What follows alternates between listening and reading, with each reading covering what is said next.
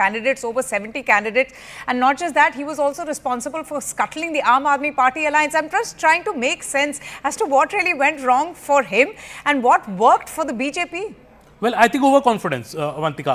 Bhupinder Singh Hooda was, I think, overconfident. And this, you mind, this is the third election loss for Hooda when he was the presumed CF minister face. So I think there will be questions in the Congress that can Mr. Hooda really win as a chief ministerial face any longer? Do they need to look for a younger leadership in Kumari Selja or somebody else? I think that is very clear. And also what has worked, also for the BJP, I think, Avantika, what has worked silently on the ground is the RSS support also. This is an election where many now say the RSS footprint on the ground was very much there after that Kerala BJP RSS Samanvaya meeting. This is the first election which happened. RSS was effectively on the ground in this election, helping the BJP. And I think that is something along with Nayab Singh Saini as the face, Mr. Khattar no longer there. I think all that has worked beautifully for the BJP. And issues like I would say the farmer protest, the Agniveer protest, the wrestler issue seem to have been non-issues as far as the people's mandate is concerned. This is the unity that Mohan Bhagwat was also talking about, isn't it, Aman? I want to talk about the RSS contribution in the performance of the BJP in the state of Haryana.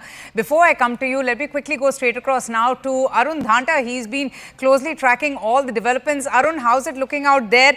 Could this be Bhupinder Singh Hooda's farewell election? He was so confident, he was exuding confidence of winning these elections. All throughout, he said that the Congress High Command will decide as to who's going to be the Chief Minister. But I'm sure he was harboring those, those aspirations of being the next Chief Minister. But just look at these shocking, stunning election results that have come in.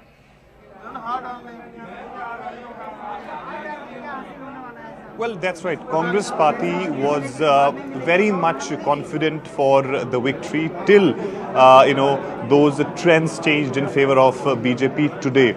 Otherwise, in last couple of days, we have seen that Congress party was very much saying this, that they are forming the government in Haryana. There is nothing which can stop them. On the other hand, of course, BJP was showing the brave face even when there was a protest for Agniveer, farmers protest, wrestlers protest.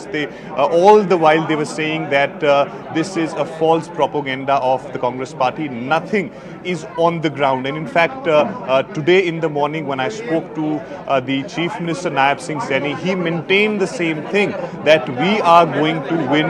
Wait for the final result to come.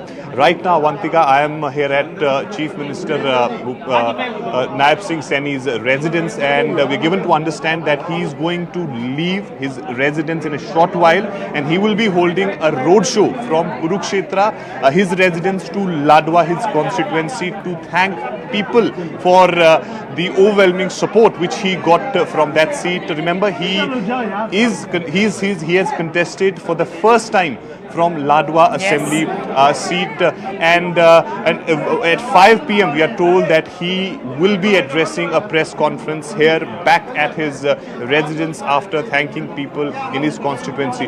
2 or 3 factors which I can actually sense on the ground which worked in favor of BJP last 2-3 weeks. One, of course, the narrative which they built around Selja's statement, the way BJP in fact used it, saying that the Congress party is anti-Dalit, and also, of course, combining with Rahul Gandhi's statement on reservation.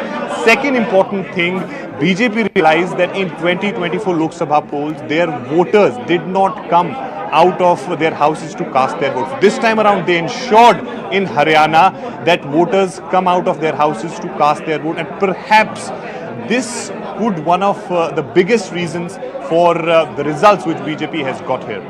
Back to you. Oh, absolutely. And Aman, on that part, I wanted to talk about Nayab Saini. He was extremely confident that the BJP is going to do really well.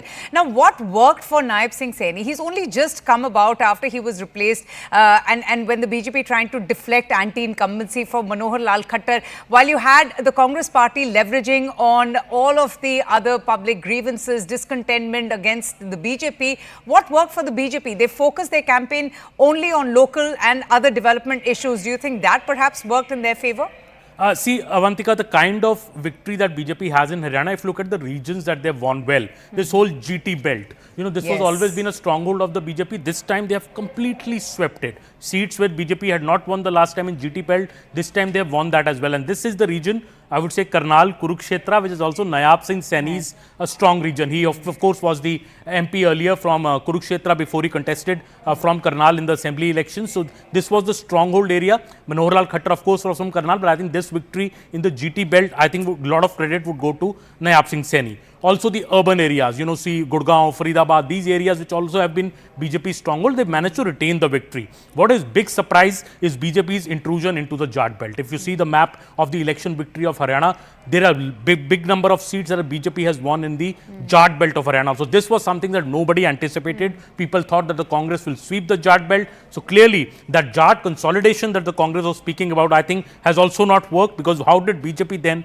win these large areas in the Jat belt, even near Sirsa, which seems that Dalit voters have also converged towards the BJP in Haryana, and that is I think a phenomenal story, fantastic story for the BJP. They have the Chhattis Biradari of Haryana that we speak about. I think the Congress had been speaking about getting the support from the Chhattis Biradari, but I think this seems that the BJP in fact has managed to get the communities together and vote for it. So do you think that, Haryana becoming this rapidly urbanized society has a role to play, and do you also feel that Jats have also voted for the BJP despite all that everyone had been talking about? Do you think that they perhaps have learned that lesson, what happened in the Lok Sabha polls when we didn't see that kind of response from the Jat community towards the BJP? In some measure they may have, we can only presuppose this, but I think some measure they may have. Of course, urban areas, the infrastructure that the BJP government, both the central and the state have got, is a big factor, and that helps the BJP win in the urban areas big. But I think the Jat voters in some measure may have voted for the BJP also, because otherwise how would they win this particular area, in the west of Haryana, where Congress has a stronghold. So I think BJP has managed to do that in this election. And going ahead, I think BJP would now be trying to focus to build upon this, because also this factor was there, that 5 seats when it was lost from Haryana, maybe that sympathy factor for the BJP also worked, because could be. Haryana was one state where BJP faced the reverse, a North Indian state, and I think the people maybe did not feel so good about it, that Modi's, BJP getting 240 and Haryana contributing 5 seats less from the last time. I think that sympathy factor may have also worked for the BJP. Yeah, that's a very important point, Aman, that you raised. We have Randeep Surjewala's reaction that has come in. Remember, his own son Aditya Surjewala had been leading, then trailing. It has been going, I don't know what's the last bit. What about Aditya Surjewala? Do we know what's the update? All right, so he has won from the Kethel seat, and that's a big one for the Surjewala family. Remember, Mr. Surjewala was also very upset with the kind of clout that Hudas was enjoying. Let's listen into what he says after the performance of the Congress party and the winning of his own son from Kethel.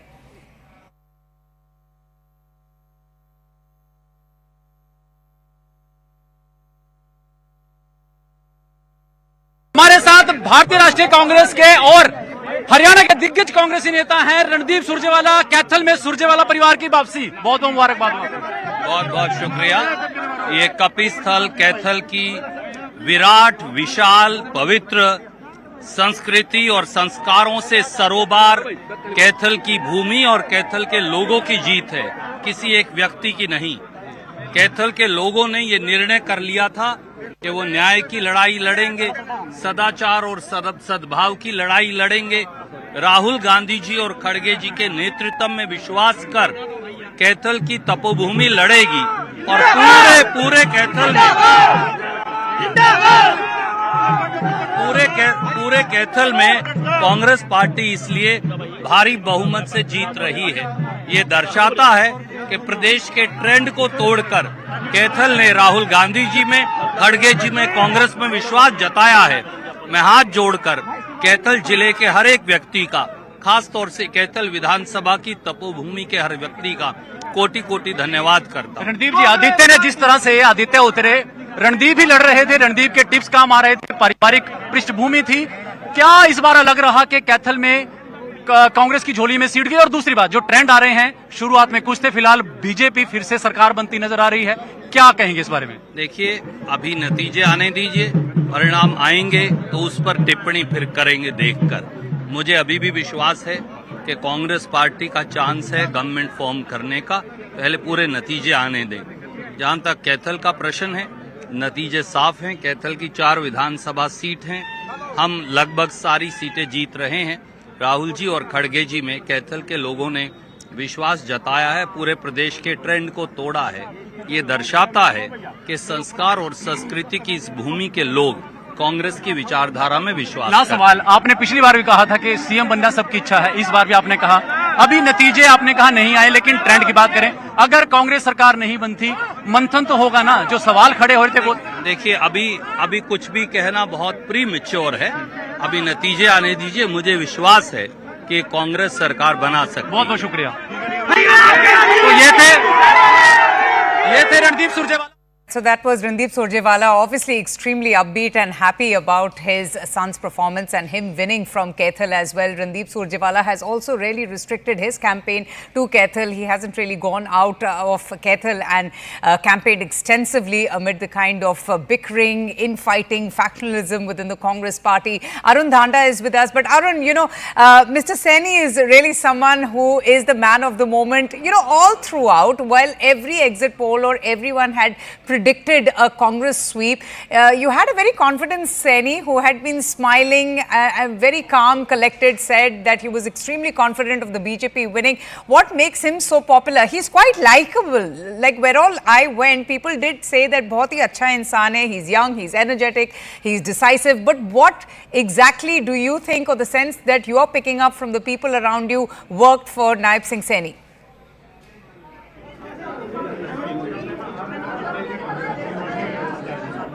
Well, see, he's somebody who's come from the OBC category, and 40% of the population comes from the OBC. So that was the master stroke which BJP played in the month of March this year itself, when they replaced Manohar Lal Khattar as a chief minister of Haryana.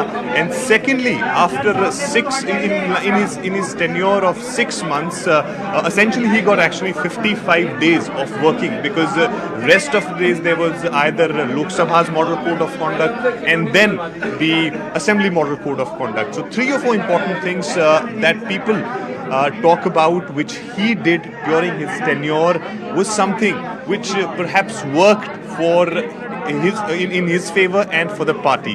One, of course, the MSP on 24 crops, which he gave during his tenure, and secondly, increasing that creamy layer reservation from 6 lakh to 8 lakhs, and the jobs which he gave, the bharti which happened during his tenure was something which was, as BJP said, not like in the period of Bhupender Singh Hooda, Kharchi Parchi. There was, of course, a clean image that he holds in Haryana, and I think it's a combination of all these things. And people perhaps wanted to give him, more chance, because he only got 6 months, and that perhaps somehow the sentiment was amongst the people that he did not get his time to deliver on the ground. If he can do these things in 6 months, then perhaps if he is given more time, he would, give some beneficial things for Haryana. So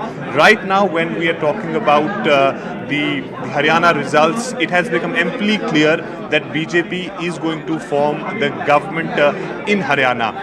The losses which they faced in the Lok Sabha polls, when BJP won 5 seats in Haryana in the Lok Sabha polls, that was the time when they had to really pull, everybody together and to sit and actually discuss and strategize how to go about the assembly elections in Haryana, because the difference was not that much as far as the time of assembly and the Lok Sabha was concerned. So I think they have done their homework, they've strategized it well, and that is the reason why in this two-way contest between Congress and the BJP, as it has become, BJP has emerged victorious.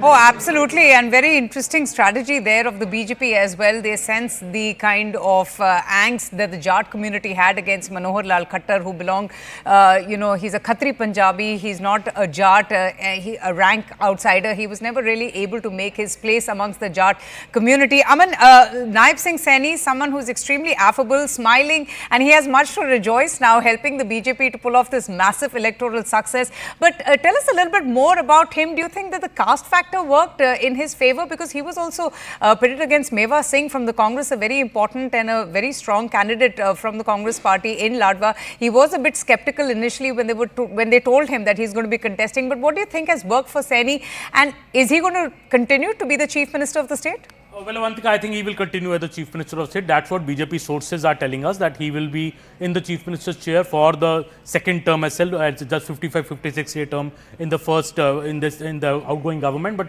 also I think Nayab Singh Saini, since he's an OBC face, as Arun Dhanta was just telling us, I think he also is a very unassuming character. You know, he's not something party discipline has stopped for him. You know, when he was made the Chief Minister, also many questions were raised by Anil Vij that he is the senior most. But Nayab Singh Saini never even spoke against Anil Vij.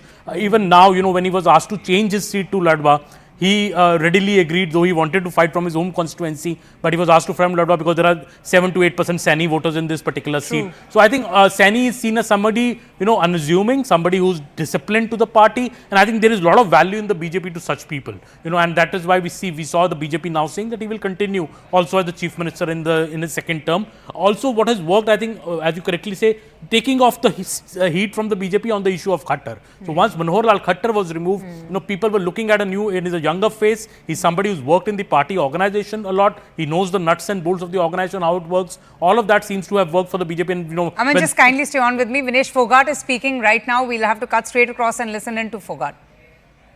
संघर्ष की जीत हुई है, सच्चाई की जीत हुई है, और मैं चाहती हूँ कि हमारे लोगों ने जो प्यार प्रेम दिया है, जो इस देश ने मेरे को प्यार प्रेम दिया है, उसको मैं हमेशा बना के रखूँ, उनके विश्वास को हमेशा बना के रखूँ। आपकी पार्टी आपकी पिछड़ गई है, सरकार नहीं बन पा रही, इसको लेकर क्या कहेंगे? देखिए, अभी वेट कीजिए थोड़ा सा, अभी सारे रिजल्ट नहीं निकल के आए हैं, एक सीट निकल के आ रही है। पहले हमारा भी पीछे चल रहा था, लेकिन हम भी लीड में आए हैं, तो अभी रिजल्ट चल रहे हैं, अभी क्लियर नहीं हुआ। जब सर्टिफिकेट हाथ में आएगा तो कांग्रेस पार्टी की सरकार बनेगी। राजनीति में कंटिन्यू रखेंगे या खेल की तरफ भी देख सकते हैं? राजनीति में अगर आ गए तो कंटिन्यू इधर ही रखेंगे। लोगों ने प्यार प्रेम दिया है, उनके लिए काम भी करना पड़ेगा फील्ड में रह के। ऐसा तो है नहीं कि हम दोनों चीजें कर सकते हैं। कांग्रेस नेता इलेक्शन कमीशन पर आरोप लगा रहे हैं। विनेश, कांग्रेस नेता इलेक्शन कमीशन पर आरोप लगा रहे हैं। किसी को पूछने दो एक बार। शहर के लिए क्या क्या करेंगे? शहर की अकेले की बात नहीं है, पूरे जुलाना विधानसभा के लोगों ने जो मेरे को प्यार प्रेम दिया है, जितनी उम्मीद से मुझे वोट किया, हर एक वोट को मैं चाहती हूँ कि हर एक वो वोटर खुश होना चाहिए जिन्होंने मेरे पे उम्मीद जताई है, तो वो कोशिश रहेगी हमारी। क्या एक्सपेक्ट कर सकते हैं आपके एंड से? हाँ जी, स्पोर्ट्स के लिए क्या एक्सपेक्ट कर सकते हैं आपके एंड से? देखिए, मैं स्पोर्ट्स पर्सन हूँ, जितना हो सकता है मैं स्पोर्ट्स के लिए करूँगी, और मैं एक फील्ड में सीमित नहीं रहना चाहती। हर फील्ड के लोगों ने, हर किसान का मेरे हैं, चाहे नौजवान हैं, सभी ने मेरे को वोट दिया है, तो सभी की जो जिम्मेदारियाँ हैं वो मैं बखूबी निभाने की कोशिश करूँगी। खेल के लिए सर क्या प्रार्थना करेंगे, आप क्या चाहेंगे? सर वो आगे का सवाल है।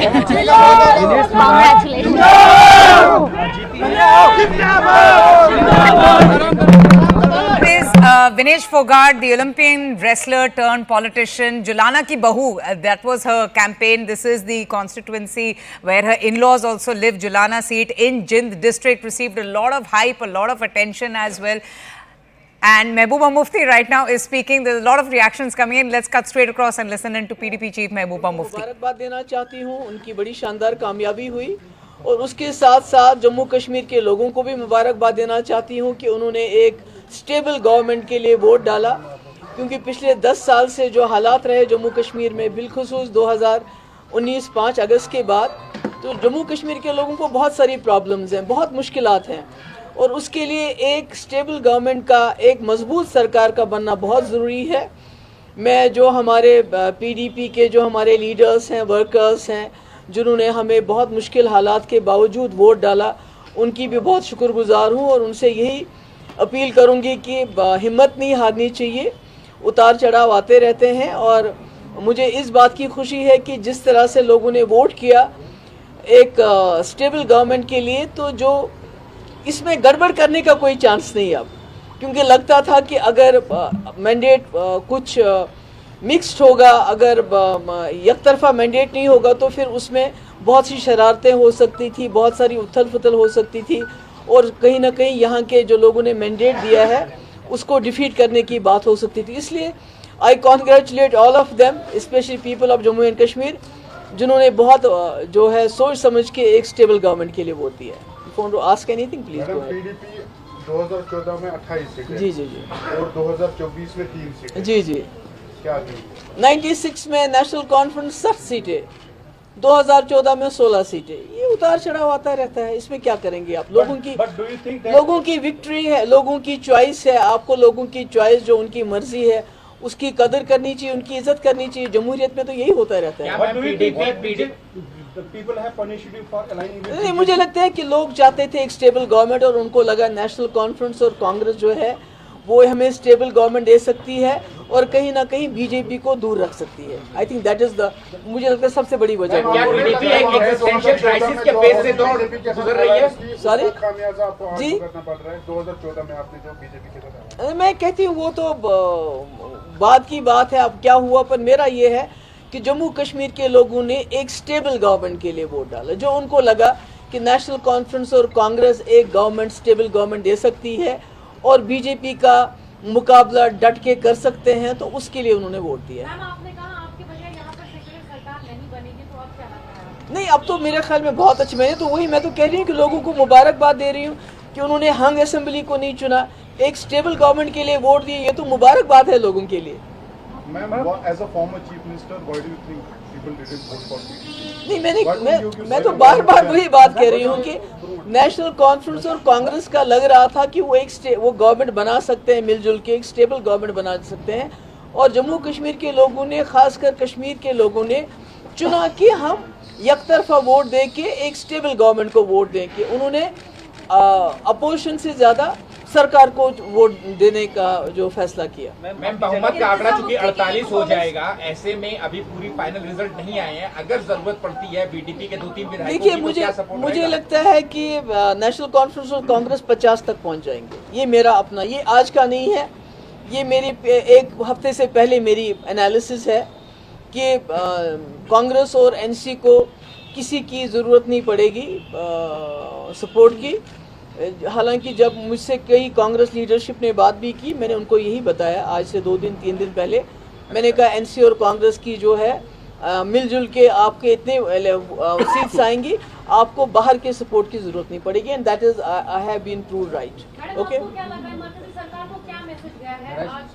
नहीं, मैसेज ये गया है कि जम्मू कश्मीर के लोग बहुत अक्लमंद हैं, बहुत वाइज हैं, और उन्होंने इलेक्शन में इसका सबूत दिया है कि वो नहीं चाहते हैं यहाँ मरकजी सरकार को कोई तोड़ फोड़ करने का मौका मिले, क्योंकि अगर यहाँ पर खुदा ना खास्ता हंग असेंबली होती तो बहुत तोड़ फोड़ हो जाती, और फिर जम्मू कश्मीर के लोगों को इतनी मुश्किल के बाद जो सरकार मिल रही है, शायद वो सरकार भी नहीं नसीब होती। तो अब my all the best wishes are for the जो गवर्नमेंट बनने वाली है कि, और लोगों की बड़ी उम्मीदें हैं, उनसे वाबस्ता हैं, बड़ी मुश्किलात हैं लोगों को, खासकर जो हमारे नौजवान बाहर के जेलों में बंद हैं उसके हवाले से, अनएम्प्लॉयमेंट के हवाले से, बिजली के हवाले से। तो मैं उम्मीद करती हूँ कि इतना बड़ा मैंडेट उनको मिला है, वो लोगों की जो उनसे जो उम्मीदें हैं उन पे पूरा उतरेंगे। Thank you so much. कौन सी वजह रही आपके हिसाब से जो जम्मू कश्मीर के लोगों से कम्युनिकेशन आप नहीं बिठा पाई? सॉरी मैम, वो ऐसी कौन सी वजह? नहीं, कोई कम्युनिकेशन नहीं है, लोगों की चॉइस है।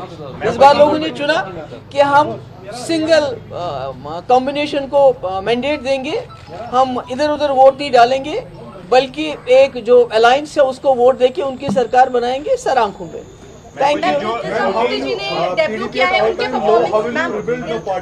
सॉरी, आपको तो कैसे लो है?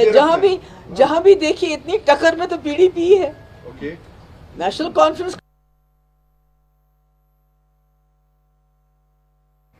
Okay, we will talk about Jammu and Kashmir. We just had a very long discussion on the status in Haryana, but we're going to get you all the latest political reactions. Lots coming right here. We have Executive Editor Aman also joining us on the broadcast, but have to slip into a short break. Stay tuned. I'll be back with lots more in just a bit.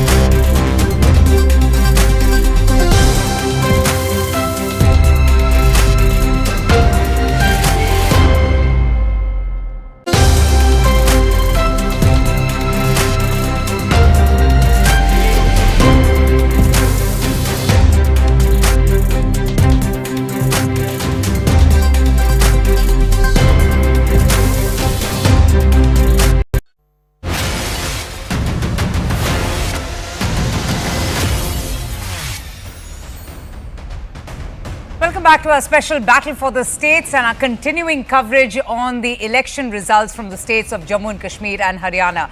And right now we're getting in breaking news. The Election Commission of India has responded to the Congress Jairam Ramesh. Before I get you that breaking news, Bhupinder Singh Hooda is giving a reaction. Let's go straight across and listen to what the two-time former Chief Minister of Haryana has to say.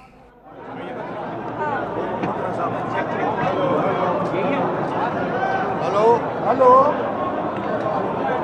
Hello भाई सभी साथियों से हाथ जोड़ के अनुरोध है Former two-time Chief Minister who was extremely confident of a big, massive win.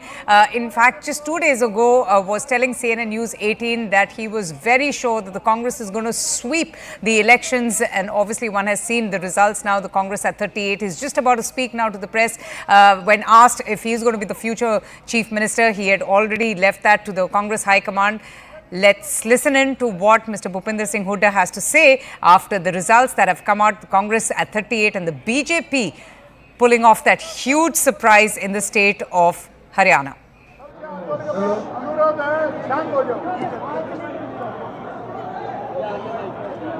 Hello सभी साथियों से अनुरोध है कि शांत हो जाओ भाई और जिधर ये मीडिया वाले हैं उनके साथ ये अपने Okay, we'll just go to this press conference in a bit because he's just trying to fix up things. But Bhupinder Singh Hooda, his first response, his first reaction, in fact, coming in after that stunning comeback by the BJP, beating anti-incumbency. So this is going to be a very important one, just to listen to what Bhuta had to say. But in the meantime, even the Election Commission has given their response on the allegations being made by the Congress Jairam Ramesh and Pawan Kheda.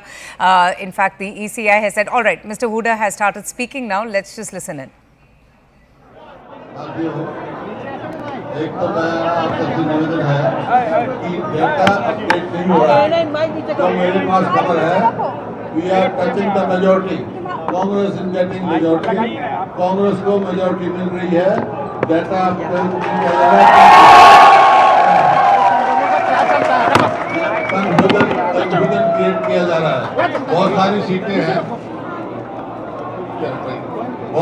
सीटें हैं जो हम जीत चुके हैं वो update नहीं की जैसे चट्टा साहब है शैली है रामकरण है अशोक अरोड़ा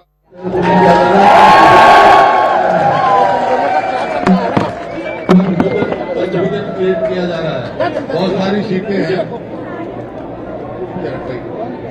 सीटें हैं जो हम जीत चुके हैं वो अपडेट नहीं की जैसे चट्टा साहब है शैली है रामकरण है अशोक अरोड़ा है ऐसे कई सीटें हैं जो हमारे खबर मिली हैं जैसे आदमपुर में भी हम लीड कर रहे हैं गज्जर में भी लीड कर रहे हैं बहुत सारी कॉन्स्टिट्यूंसी हैं जैसे रोहतक में हम लीड पे जा रहे हैं तो ये अपडेट नहीं हो रहा है डेटा इलेक्शन कमीशन में और कई जगह काउंटिंग की गई है तो मेरा एक तो सभी जो काउंटिंग एजेंट्स हमसे साथियों से निवेदन है कि आप डटे रहो मेजोरिटी आ रही है सर आप इतने सीनियर शांत रहो सर आप इतने सीनियर लीडर हैं मुख्यमंत्री रह चुके हैं 10 साल तक आज 2:30 बजे जब काउंटिंग हो रही है क्या आप पूरी जिम्मेवारी से ये बात अपने जो कार्यकर्ता है उसको बता रहे हैं हाँ मेरे पास खबर है कई जगह काउंटिंग रुकी हुई है जैसे रोहतक शहर की रुकी हुई है और कई जगह है जो कंफ्यूजन के डेटा अपडेट नहीं किया मान लो जहाँ कहीं 10 राउंड की हुई है 11 राउंड तक 12 राउंड तक हुई है 7 राउंड तक का डेटा किया है कई जगह जो जैसे थानेसर है वहाँ जीत हमारा कैंडिडेट जीत भी गया है सर्टिफिकेट भी ले आया वो भी अभी उसमें नहीं डाल रहे हैं इस प्रकार से कंफ्यूजन क्रिएट हो रहा है डाटा अपडेट कराने इलेक्शन कमीशन हुआ तो डाटा अपडेट करें और जैसे मैंने कहा ये खेल है बॉल कभी इधर कभी उधर लेकिन गोल हम मारेंगे सर इलेक्शन कमीशन भी कह रहे हैं कि बीजेपी के इलेक्शन कमीशन से मेरी रिक्वेस्ट है कि आप निगरानी रखें और कोई ऐसी बात ना होने तो अभी भी आप होपफुल है सर सरकार आ रही है आपको आपने मैंने क्या सुना आपने सुना नहीं आपको मैंने क्या कहा है कह चुका ना थैंक यू इलेक्शन कमीशन ने Singh Hooda extremely confident of securing a big win, and Aman, he's saying that goal to hum hi marenge, Congress is getting a majority. He is also alleging that there's a lot of confusion that's being created because the Congress party has also alleged manipulation and updating of the EC website. What do you make of that statement? He is putting up a very brave front despite the numbers that have given, that have already come in. 38 for the Congress, 47 for the BJP, but Hooda Saab saying that bhai jeet to hamari hi hogi end mein. Surprising, Mr. Hooda is still not conceding defeat, and he's continuing to define, saying some seats are very, very close. So yeah, few rounds are left and some seats, but overall it seems BJP at 47, one above the majority mark in fact, and among the independents also I believe one is Savitri Jindal, who's expected to go with the BJP since son is with the BJP. So I think the BJP is very confident that it's going to cross the majority mark. It will be above 46 by the end of the day. Congress is still struggling, Avantika. It's at 37. Yeah. So to make up, almost 9 seats may be very difficult for the Congress from this stage. But of course, I think defeat is hard to digest when you have already presumed a big victory. And it's a big shock, I think, and that is showing for the Congress in Haryana, because this was one state they were very confident of winning. In fact, especially so after the Lok Sabha results, when it was a 5-5 split verdict, on the 10 seats in Haryana. So BJP, I think Congress was very confident, and that is why maybe this loss will be very hard to digest by the end of the day if these numbers actually stay good till the end of the day. Absolutely. Aman, just kindly stay on with me. The NC Congress is poised to form the government. If we just pivot to Jammu and Kashmir, they have put up a great performance in the state. Omar Abdullah presently is speaking. Let's cut straight across and listen in.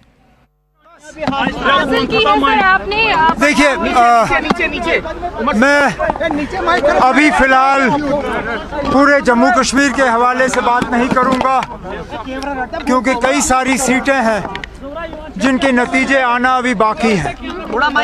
लेकिन फिलहाल बडगाम में खड़े होके मैं ज़रूर बडगाम के वोटरों का शुक्रिया करना चाहता हूं, जिन्होंने मुझे अपने कीमती वोटों से नवाजा, मुझे यहाँ से कामयाब होके भेजा और मुझे जम्मू कश्मीर के लोगों की खिदमत करने का दोबारा एक मौका जो है हासिल हुआ है। जम्मू कश्मीर नेशनल कॉन्फ्रेंस को पिछले 5 साल से ख़त्म करने की मुकम्मल कोशिश की गई थी। यहाँ बहुत सी ऐसी तंजीमें खड़ी की गई जिनका मकसद था नेशनल कॉन्फ्रेंस को ख़त्म करना, लेकिन अल्लाह का फजल है कि जो हमें ख़त्म करने के लिए आए थे मैदान में, वो खुद ही मतलब उनका कोई नामो निशान नहीं रहा। लेकिन हमारी जिम्मेदारियां बढ़ जाती हैं। अब हमारा फ़र्ज़ बनता है कि हम अपने काम के ज़रिए अपने आप को इन वोटों के काबिल और लायक समझें, जो कि अगले 5 साल के लिए हमारी मुकम्मल कोशिश रहेगी। महबूबा जी ने कांग्रेचुलेट किया है, आपको बधाई दी है जम्मू कश्मीर नेशनल कॉन्फ्रेंस और कांग्रेस को नई सरकार के लिए। अब हम उनके मुबारकबाद के पैगाम का शुक्रिया करते हैं और क्या कर सकते हैं ना। नए मुख्यमंत्री से मैं बात कर रहा हूं, उमर साहब, Jammu Kashmir.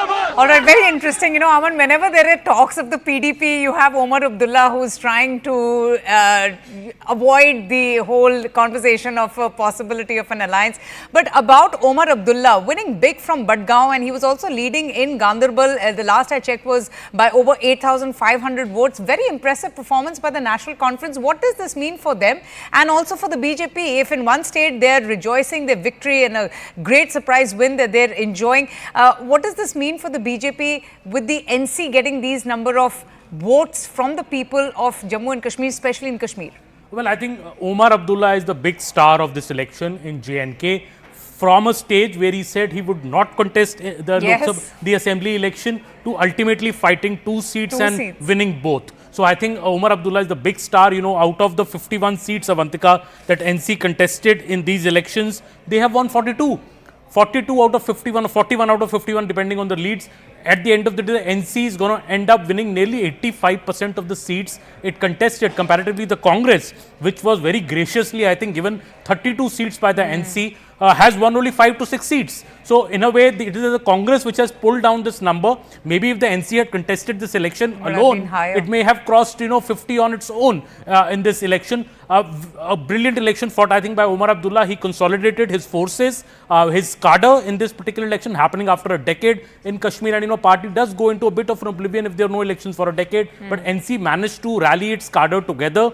So much so that all these other factors, the independents, Engineer Rashid's party, have not been able to cut the votes of the NC. I think that goes to the credit of Omar Abdullah. He warned the voters of Kashmir that voting for Engineer Rashid's party, voting for these independents, only ends up voting for the BJP. Don't vote for them. I think the Kashmir voters, the NC was able to convince them, and that is why we see the sweep of the Kashmir Valley by the National Conference. Congress has won very little.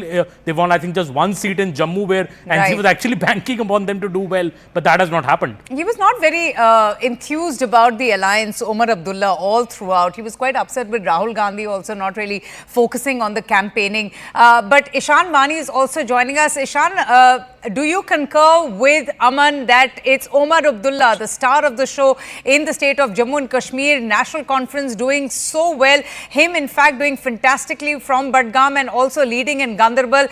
What is the sense that you're getting from the ground? The independents haven't really had such a big role to play, and there were some formidable independents who were in the electoral fray this time around.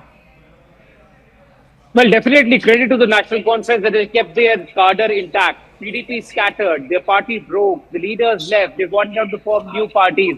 Even those new parties which came into electoral politics, have lost. Even Altaf Bukhari, which was the best bet, even the BJP, for the BJP, that if you could come after winning the few seats, that he could provide you support in Kashmir. He hasn't really clicked. There are independents that the BJP was also backing upon. They haven't clicked. There is joy behind me at the Congress headquarters, at the prophet and crowds have started to build up. They believe that this is a big victory for them, a defeat for the BJP. Now, this all will be linked to the 370. Definitely that because of the 370 abrogation, that Kashmir-based political parties have been able to successfully take it to the masses that BJP actually was behind the abrogation of Article 370, and they've snatched something away from them. But the National Conference is the big winner from the entire scene that you see today. It was very clear. National Conference wanted Congress to focus on Jammu, but National Conference felt that the Congress was actually sacrificing Jammu for Haryana. But Haryana hasn't also turned out well for them. While the focus of the Rahul Gandhi's campaign, most of the campaign happened in Kashmir. He held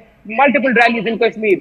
But the National Conference would have wanted is a star campaigner of the Congress to campaign in Jammu and win them a few seats. But that didn't happen. There was also, BJP was also looking at cutting the votes. Because if you see Jammu, there are clear two parties which had contest. It was either the BJP or the Congress, and few other independents who were rebel from the parties and fought as independent candidates. Other than that, there was no chance of any other party coming there or swinging victory in their favor. And within Kashmir, there was a divided vote. They felt that there will be a vote division, and the National Conference and Congress will hurt because of that division, particularly in those areas where the National Conference is dominant. Because the Indian regime was able to upset Omar Abdullah in North Kashmir, and that's where the main bastion is, apart from Central Kashmir, which comprises of Srinagar, Budgam, and Ganderbal. They felt they'll be able to segment his vote by Engineer Rashid and make their victory there and get independence out of that particular area. But that didn't happen. Now, clearly, it seems like Omar Abdullah is heading towards Ganderbal to collect his victory certificate. Then he will go to Budgam. He has contested from 2 seats, though he was nervous given the fact that he has lost Lok Sabha elections.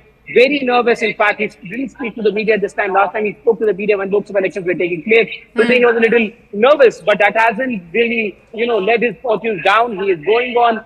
They feel that they'll be able to form the government. Even if you look at the statements that the PDP has made, just few minutes back, we saw PDP saying that they would need the support of PDP if National Congress is going to form the government. Oh, absolutely. An exuberant National Conference and Congress alliance taking a very impressive lead in the Jammu and Kashmir election. We also have a reaction now from BJP's leader, Kavinder Gupta. He, in fact, if you recall, was extremely confident that his party will emerge as the single largest party in the Union Territory. We have his reaction. Let's just play that out.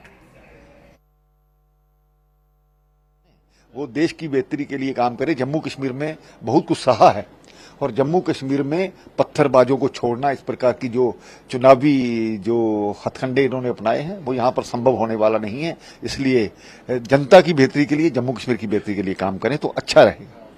मतलब BJP का मुख्यमंत्री नहीं बनेगा जैसा दावा किया। देखिए, मैंने कहा 2 घंटे इंतजार करिए, देखते हैं क्या होता है, क्या रणनीति बनती है। अभी इतनी जल्दी कुछ कहना ठीक नहीं। जिस तरह वो कह रहे हैं कि ओमर अब्दुल्ला सीएम बनेंगे? देखिए, उन्होंने अपना दावा किया है, अच्छी बात है, करना भी चाहिए, उनके पास फिलहाल तो बहुमत है। But the BJP much below the halfway mark. They were expecting 30 to 35 seats in the state of Jammu and Kashmir, and also putting up a very good performance in Jammu region. We'll talk about the politics in Jammu and Kashmir in just a bit. A quick break right here on the broadcast. Stay tuned. I'll be back.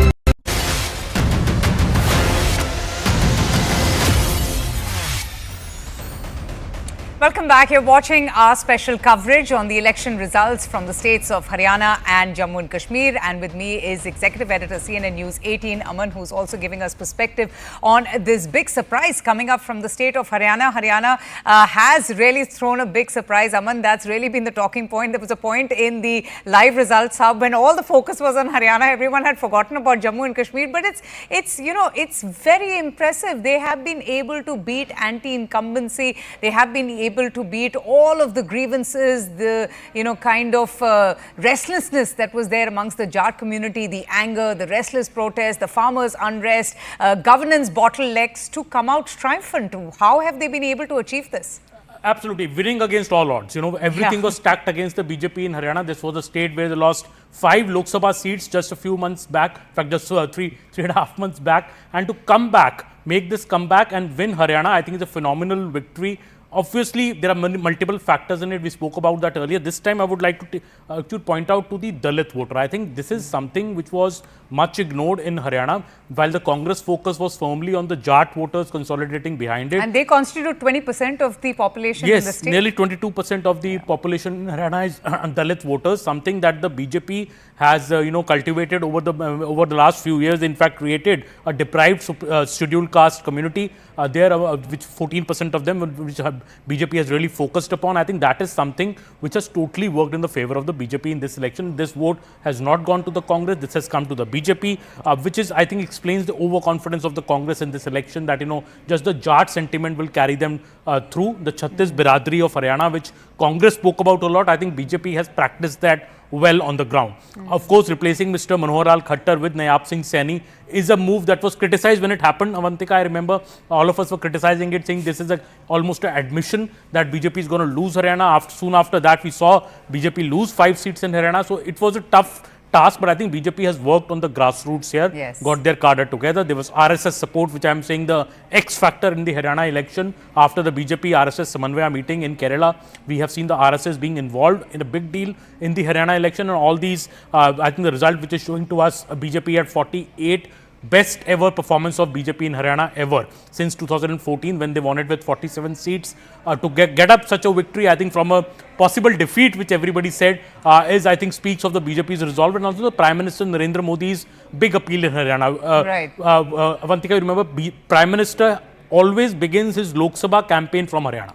Be it from Rewari or be it from some other place, he always begins his Lok Sabha election campaign from Haryana. PM Modi has a long history of, working in Haryana. He once recalled how he used to move on a bike, campaigning Haryana with Mr. Manohar Lal Khattar sitting behind him, pillion riding behind him. So Haryana is somewhere where Narendra Modi has worked as a Karyakarta, and I think that is why that deep knowledge of the state, what works there. Even the issue of Agniveer, for example, which many thought would work against the BJP, nothing has worked. Farmer protest, wrestler protest, nothing seems to have worked on the BJP. People seem to have voted for development and this cohesive caste politics that BJP has practiced in Haryana. And something that perhaps has backfired for the Congress party was, reports of factionalism, and it was out in the open, the very obvious infighting in the Congress party between a very prominent Dalit face, Selja Kumari, who herself enjoys a very respectable position in the Congress unit, and you had Bhupinder Singh Hooda. In fact, we have an exclusive interview with Selja Kumari. She spoke to CNN's reporters. Let's just play that out.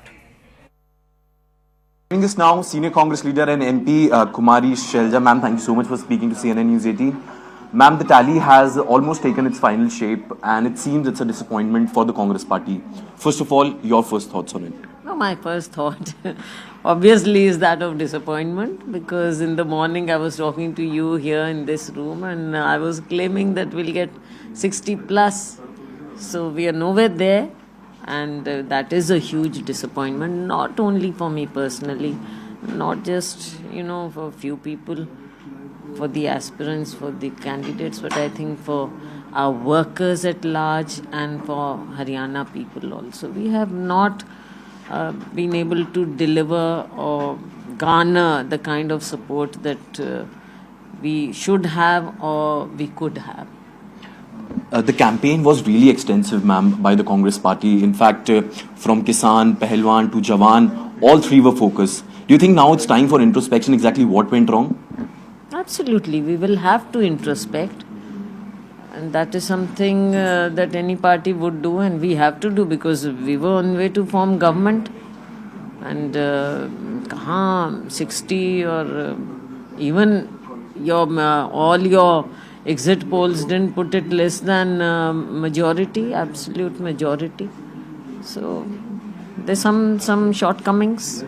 Ma'am, your initial thoughts, what went wrong? Well, the BJP is still currently leading in votes in Haryana Assembly elections, clearly overturning all those early trends. And of course, the exit poll predictions, you also just heard Kumari Selja taking a swipe at all of these exit poll predictions. But the BJP clearly is the story as far as the state of Haryana is concerned. We're going to be talking about Haryana and Jammu and Kashmir in detail. Have to slip into a very short break. Stay tuned. The news and updates continue.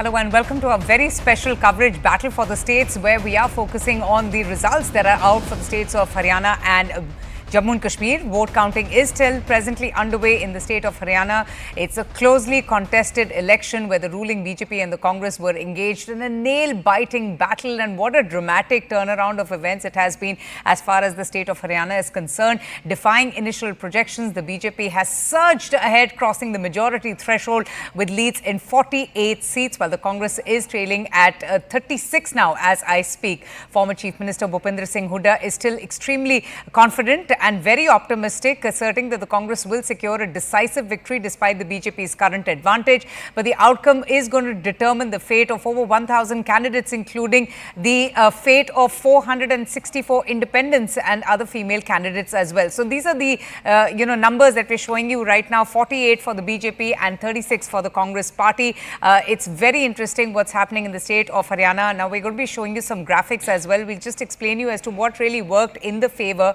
for the BJP, because that's very important. Was it the consolidation of the Jats or was it something else? The caste vote, as my colleague Aman has been talking about, has also worked in the favor for the BJP. But let me go straight across now to Sharon. Sharon is joining us. Sharon, early in the morning, celebrations were seen at the party headquarters when the early trends were trickling in. And obviously, all of that has changed, though Bhupinder Singh Hooda has still put up a very defined, very confident note. He's saying that he's very confident कि आखिर में वो ही जीतेंगे and they are only going to be scoring that final goal. But what are you seeing around you? How's the mahal at the BJP office, at the Congress office in Rohtak, Hooda's home ground, his traditional bastion, and also his party office in Rohtak?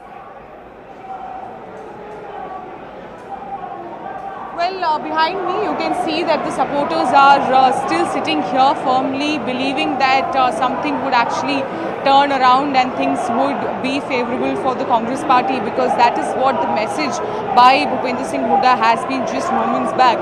He came to the party office, the campaign party office, and in fact told his supporters that he in fact is going to the counting centres, and there are about 10 such seats where there is in fact a tight match that is going on. It is a neck and neck situation, and he believes that all these 10 seats are in favour of the Congress party, and that will increase the tally of the Congress party as far as the results are concerned. But of course the results that are coming in is in fact disappointing for the supporters, cadres who have gathered here, of course for the Congress leadership as well. But there is a sense of confidence that is still being put across by Bhupinder Singh Hooda. He still believes that it is the Election Commission that is doing some sort of a miscalculation, and they are not updating the Election Commission website with the numbers. There are about 10 seats where the counting has stopped, is the big allegation that is coming in from Bhupinder Singh Hooda. And same sentiments are being echoed by the leaders in Delhi as well. We have seen Jairam Ramesh and Pawan Khera also in fact saying that there is some sort of a delay in counting, and that is why the numbers are not getting updated. So right now the supporters who have gathered here, all of them believes that there is still expectation. They still believe that something would actually work out in their favour. And as far as Bhupinder Singh Hooda, the Congress president in Haryana, Uday Bhan and Deependra Hooda are concerned, they are going from one counting centre to another counting centre, making sure wherever there is a close match between the candidates, there is proper counting that is done.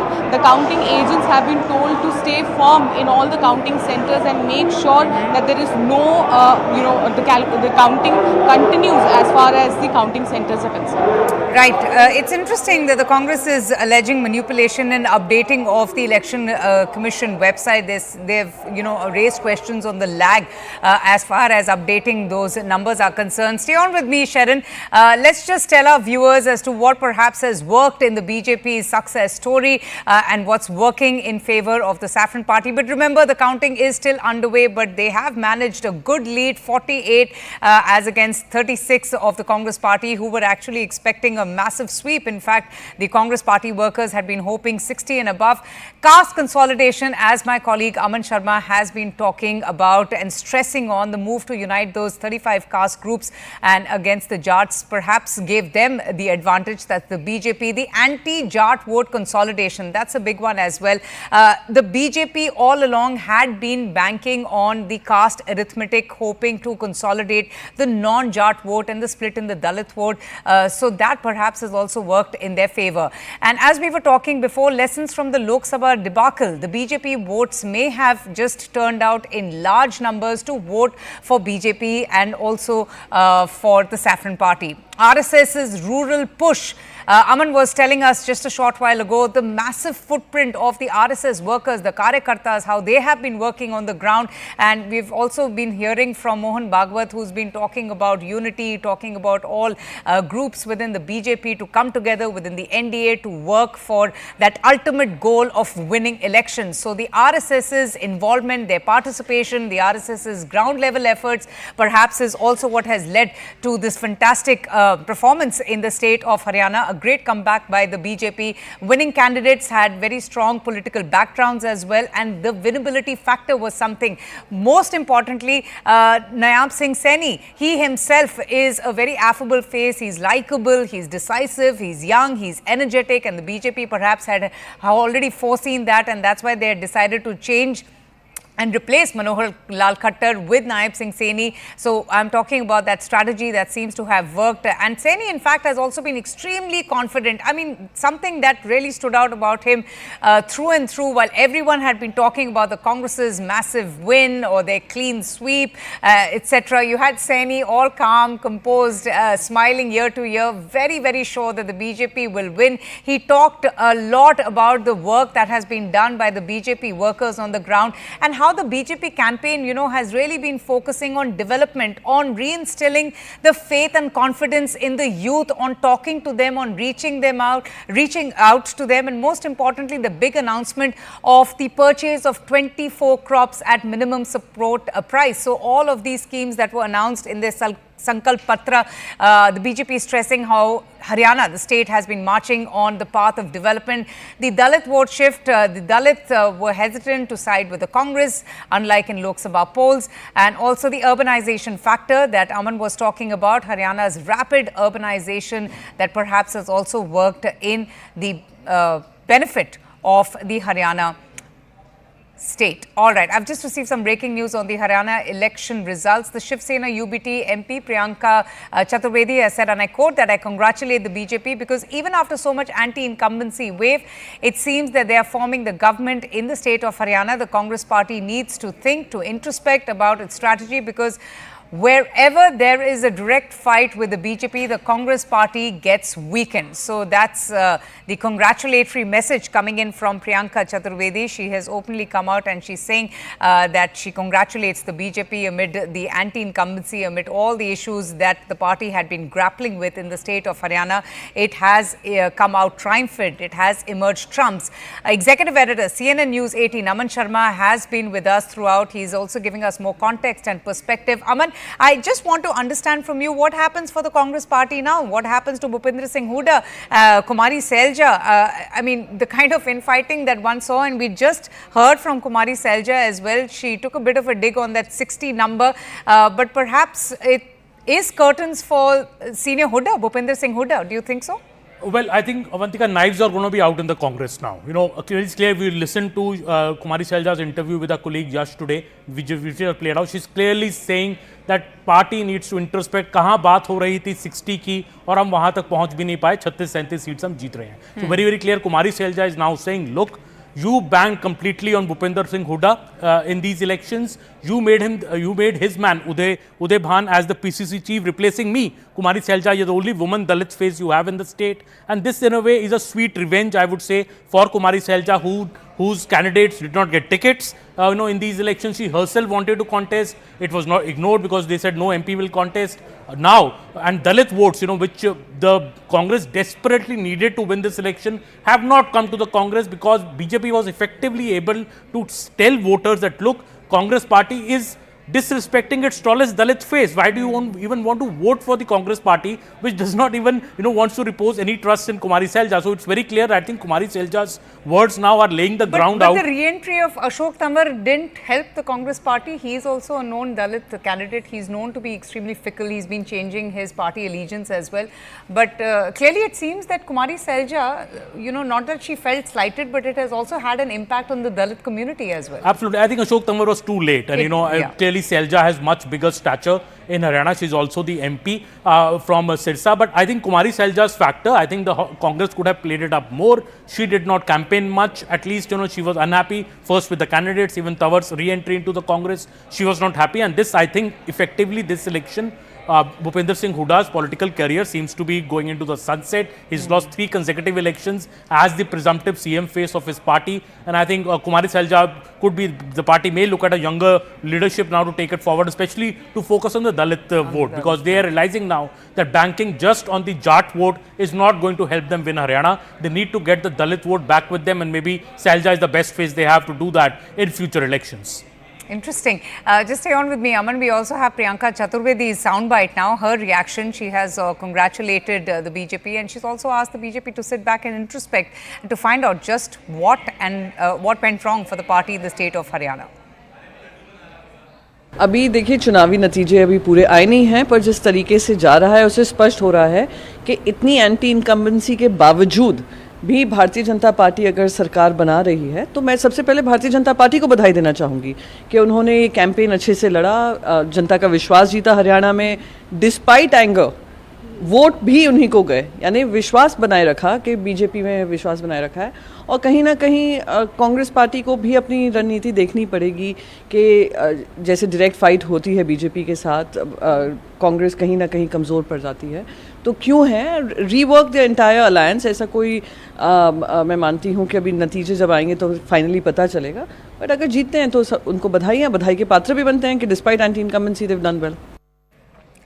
I'm going to get in a quick word now from CNN News 18's Pallavi Ghosh. Pallavi, how is the mood in the Congress camp? We just heard from Bhupinder Singh Huda. He's still extremely confident of pulling off a massive win. He's saying ki aakhir to goal hum hi marenge. And he's also alleged that there's a lot of confusion that's being created. Well, I mean, at 4 o'clock is going to be the first official press conference of the Congress party, which is from Jairam Ramesh. But already, voices coming in from the Congress seems to be suggesting that they're accepting the mandate. And of course, there will be a stock taking at some point of time on what possibly could have gone wrong. And that perhaps is a lesson they would want to learn. But I would be more worried if I was a Congress party by the comments of Priyanka Chaturvedi, because that's the next big election, which is in Maharashtra. Priyanka Chaturvedi belongs to the Uddhav Thackeray Shiv Sena faction, clearly the ally of the Congress. And the allies have been unhappy. They feel that whenever they are straight fights, the Congress party gets its strategy wrong. Whether it was Omar Abdullah being upset with the Congress for not campaigning enough in Jammu, or whether it's now Priyanka Chaturvedi who must be wondering whether there would be a repeat of the Congress's lack of enthusiasm of good strategy when the elections begin in Maharashtra. These are worrying signs for the Congress. This is also something which I think at some point of time the AAP may raise, that so much for not aligning with us, saying that you don't need us in Haryana, but you lost. You haven't got that mandate. So why did you reject us? So these are certainly going to be those niggling questions aimed at the Congress. So what's next for Kumari Selja, for Bhupinder Singh Huda? What do you think went wrong for the Congress party? They're at 37 as we speak. BJP is still at 47. The counting is still going on. But in your perspective, in your understanding of the situation, what backfired for the Congress party given the... do you think it was the slugfest between Kumari Selja, Bhupinder Singh Huda, the internal drifts, the controversies, or was it just overconfidence and arrogance that it's going to be a clean sweep for the Congress party in Haryana? Well, in the last 10 to 15 days, the BJP kind of made up for the lost ground. I think the Congress failed to sense that. They didn't realize that the Congress party was actually fighting with their back to the wall, and they know how to hit back. And that's precisely what they did, going on the ground and hitting back consistently. But the second and the more important thing is, I think, is that infighting, which certainly seems to have hurt them. Kumari Selja was underestimated. Look at her statement just a day before polling. She said, I am not someone who can be ignored. I don't think she made it an off the cuff. She was clearly upset with getting in Ashok Tamar last minute. And the fact is that it's only post 26 that she began to campaign, that too in and around the Hisar and the Sirsa area. The campaign was largely by the Huttas, of the Huttas, and somewhere she wanted perhaps to teach the party also a lesson, despite making the right noises that I am a loyalist. She remains in the Congress party, but she also tried to send out this message to the top leadership. The elections cannot be as far as a monopoly by only one particular family is concerned. Right, Pallavi, thank you so much. Aman, I wanted to understand from you, usually the political and the electoral inclination of Dalits in Haryana, or for that matter in any state, is subject to various factors such as the charisma of a political leader or the caste character of the candidate as well. Do you think that that's where the Congress lost out on? Because you're right, Kumari Selja has been pretty much in the national capital. She hasn't really campaigned for the party. She's been giving interviews to most of our reporters at CNN News 18. Do you think that is one big point that they lost out on? I think multitude of factors, Avantika. Number one, of course, is the Kumari Selja factor. She being ignored by the Congress was milked very, very effectively by the BJP during this campaign, especially in the last few days, as Pallavi was mentioning. Also, I think one thing that the BJP leaders told me, this Rahul Gandhi's comment in the US, when he mentioned something about reservation, later he said that, it was misconstrued. He never said that reservation will go away. The damage was done. That particular remark also the BJP actively circulated amongst its channels in Haryana to say that, Congress is against reservation and this effectively may have also secured the Dalit vote for the BJP. Of course, the third point is obviously because Congress over depends on Jat voters. If your face is a Jat, Chief Minister presumptive face is a Jat, and all the time the BJP's Congress is talking about promoting him over other leaders who are Dalit faces or Randeep Surjewala or somebody else. Obviously BJP was able to milk that in their favor, and that I think all of that combined into seeing what we are seeing in the Haryana result right now. Well, someone who's going to be smiling today is Nayab Singh Saini, the Chief Minister of Haryana. He who has just come into the picture after Manohar Lal Khattar was replaced. And we have Arun Dhanta, who's joining us from his constituency. Arun, in fact, has been keeping a very close track of all the developments. Arun, what is it that you are hearing from the ground, the factors that have led to this fantastic performance by the BJP in the state of Haryana? And can we expect to hear from the Chief Minister? Will he be addressing a press conference?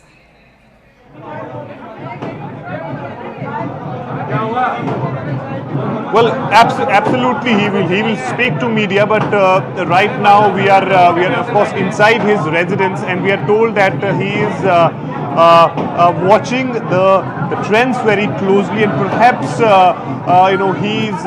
he's little cautious at this moment. Therefore he's not coming out or making any statement to media. He wants to have some sort of assurance as far as the trends goes.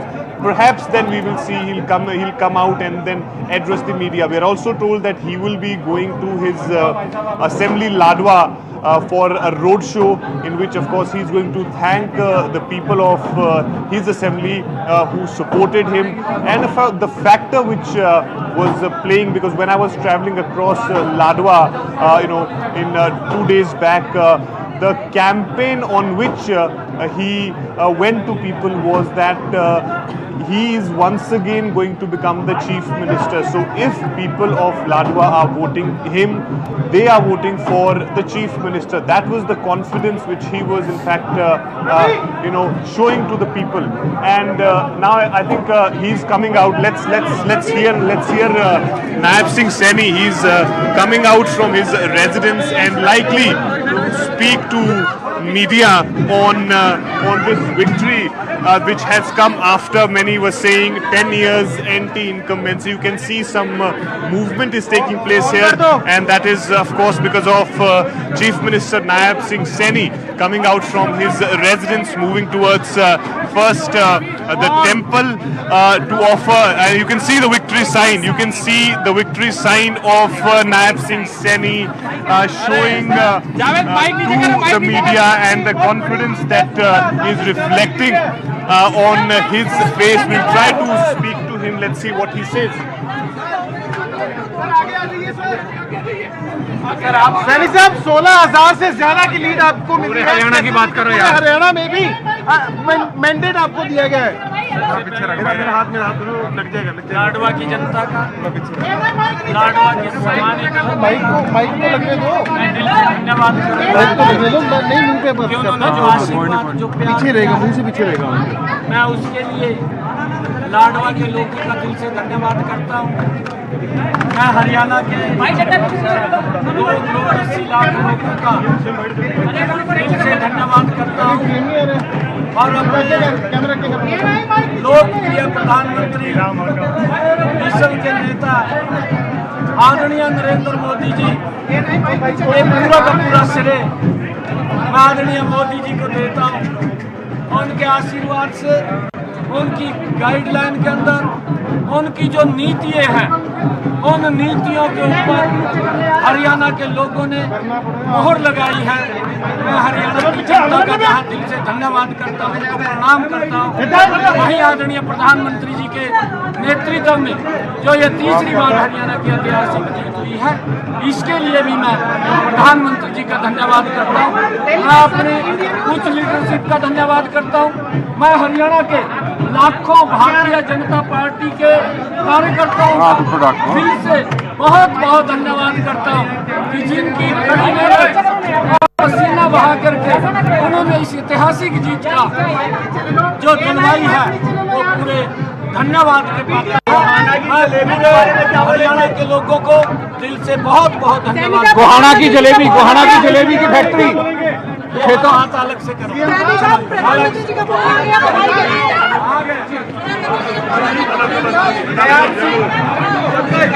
जाने दो। Madam Pankaj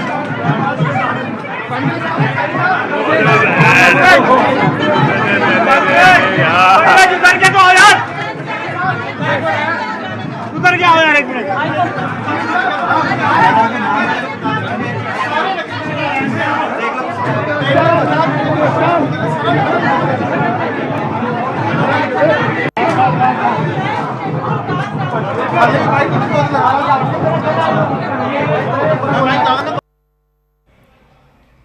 Okay, that's the Chief Minister, Nayab Singh Saini, the man of the moment after he has put up that spectacular win, and I can't really declare it because the counting is still going on, but Saini has already put up that victory sign. He thanked the Prime Minister, he thanked the people of Haryana. He's still speaking. Let's just cut straight across and listen in.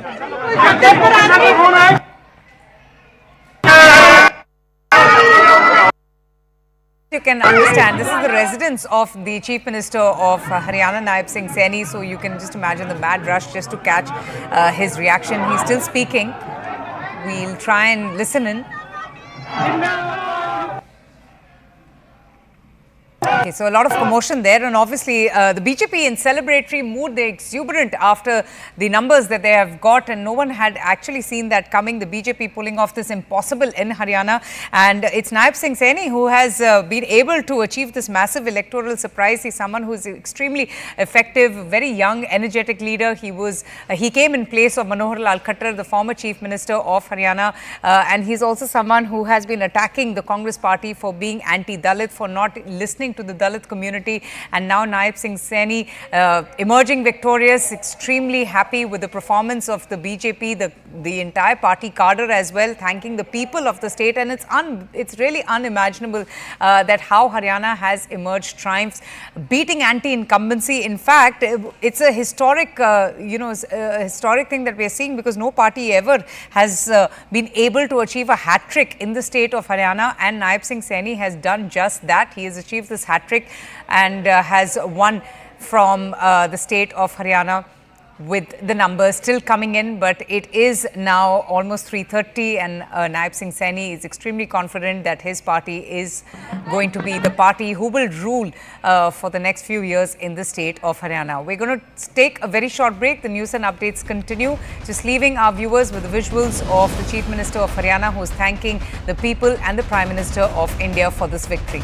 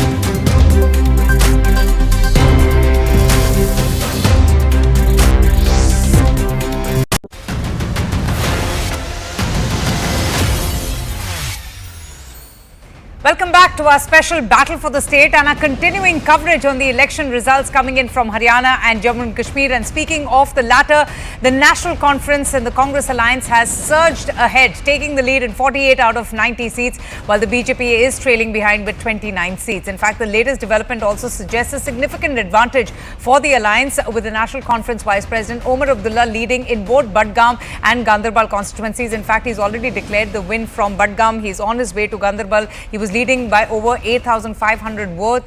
And Farooq Abdullah has declared that National Conference leader Omar Abdullah is going to be becoming the next Chief Minister of Jammu and Kashmir, as his party is racing ahead in winning the assembly elections. In fact, after conceding defeat in the Brij Bihara constituency, Mehbooba's daughter Iltija Mufti has said that she concedes defeat. She respects the people of the people's verdict, but she also said that she's not going to break down, and she looked forward to a more exciting phase in her political career. So all these reactions coming in, it's going to be very interesting as the counting is still going on. The alliance's momentum just may pave the way for a potential victory for the National Conference and the conference. Now let's just take you through the big Jammu and Kashmir takeaways. Well, PDP has lost its stronghold in South Kashmir, but we heard from Mehbooba Mufti and she is extremely happy with the outcome. She is very pleased that it's not in hung assembly. She in fact has been speaking in favor of the National Conference. She's saying कि तोड़ मड़ोड़ अब होने का कोई उम्मीद नहीं है. She did not really speak of any alliance with the National Conference.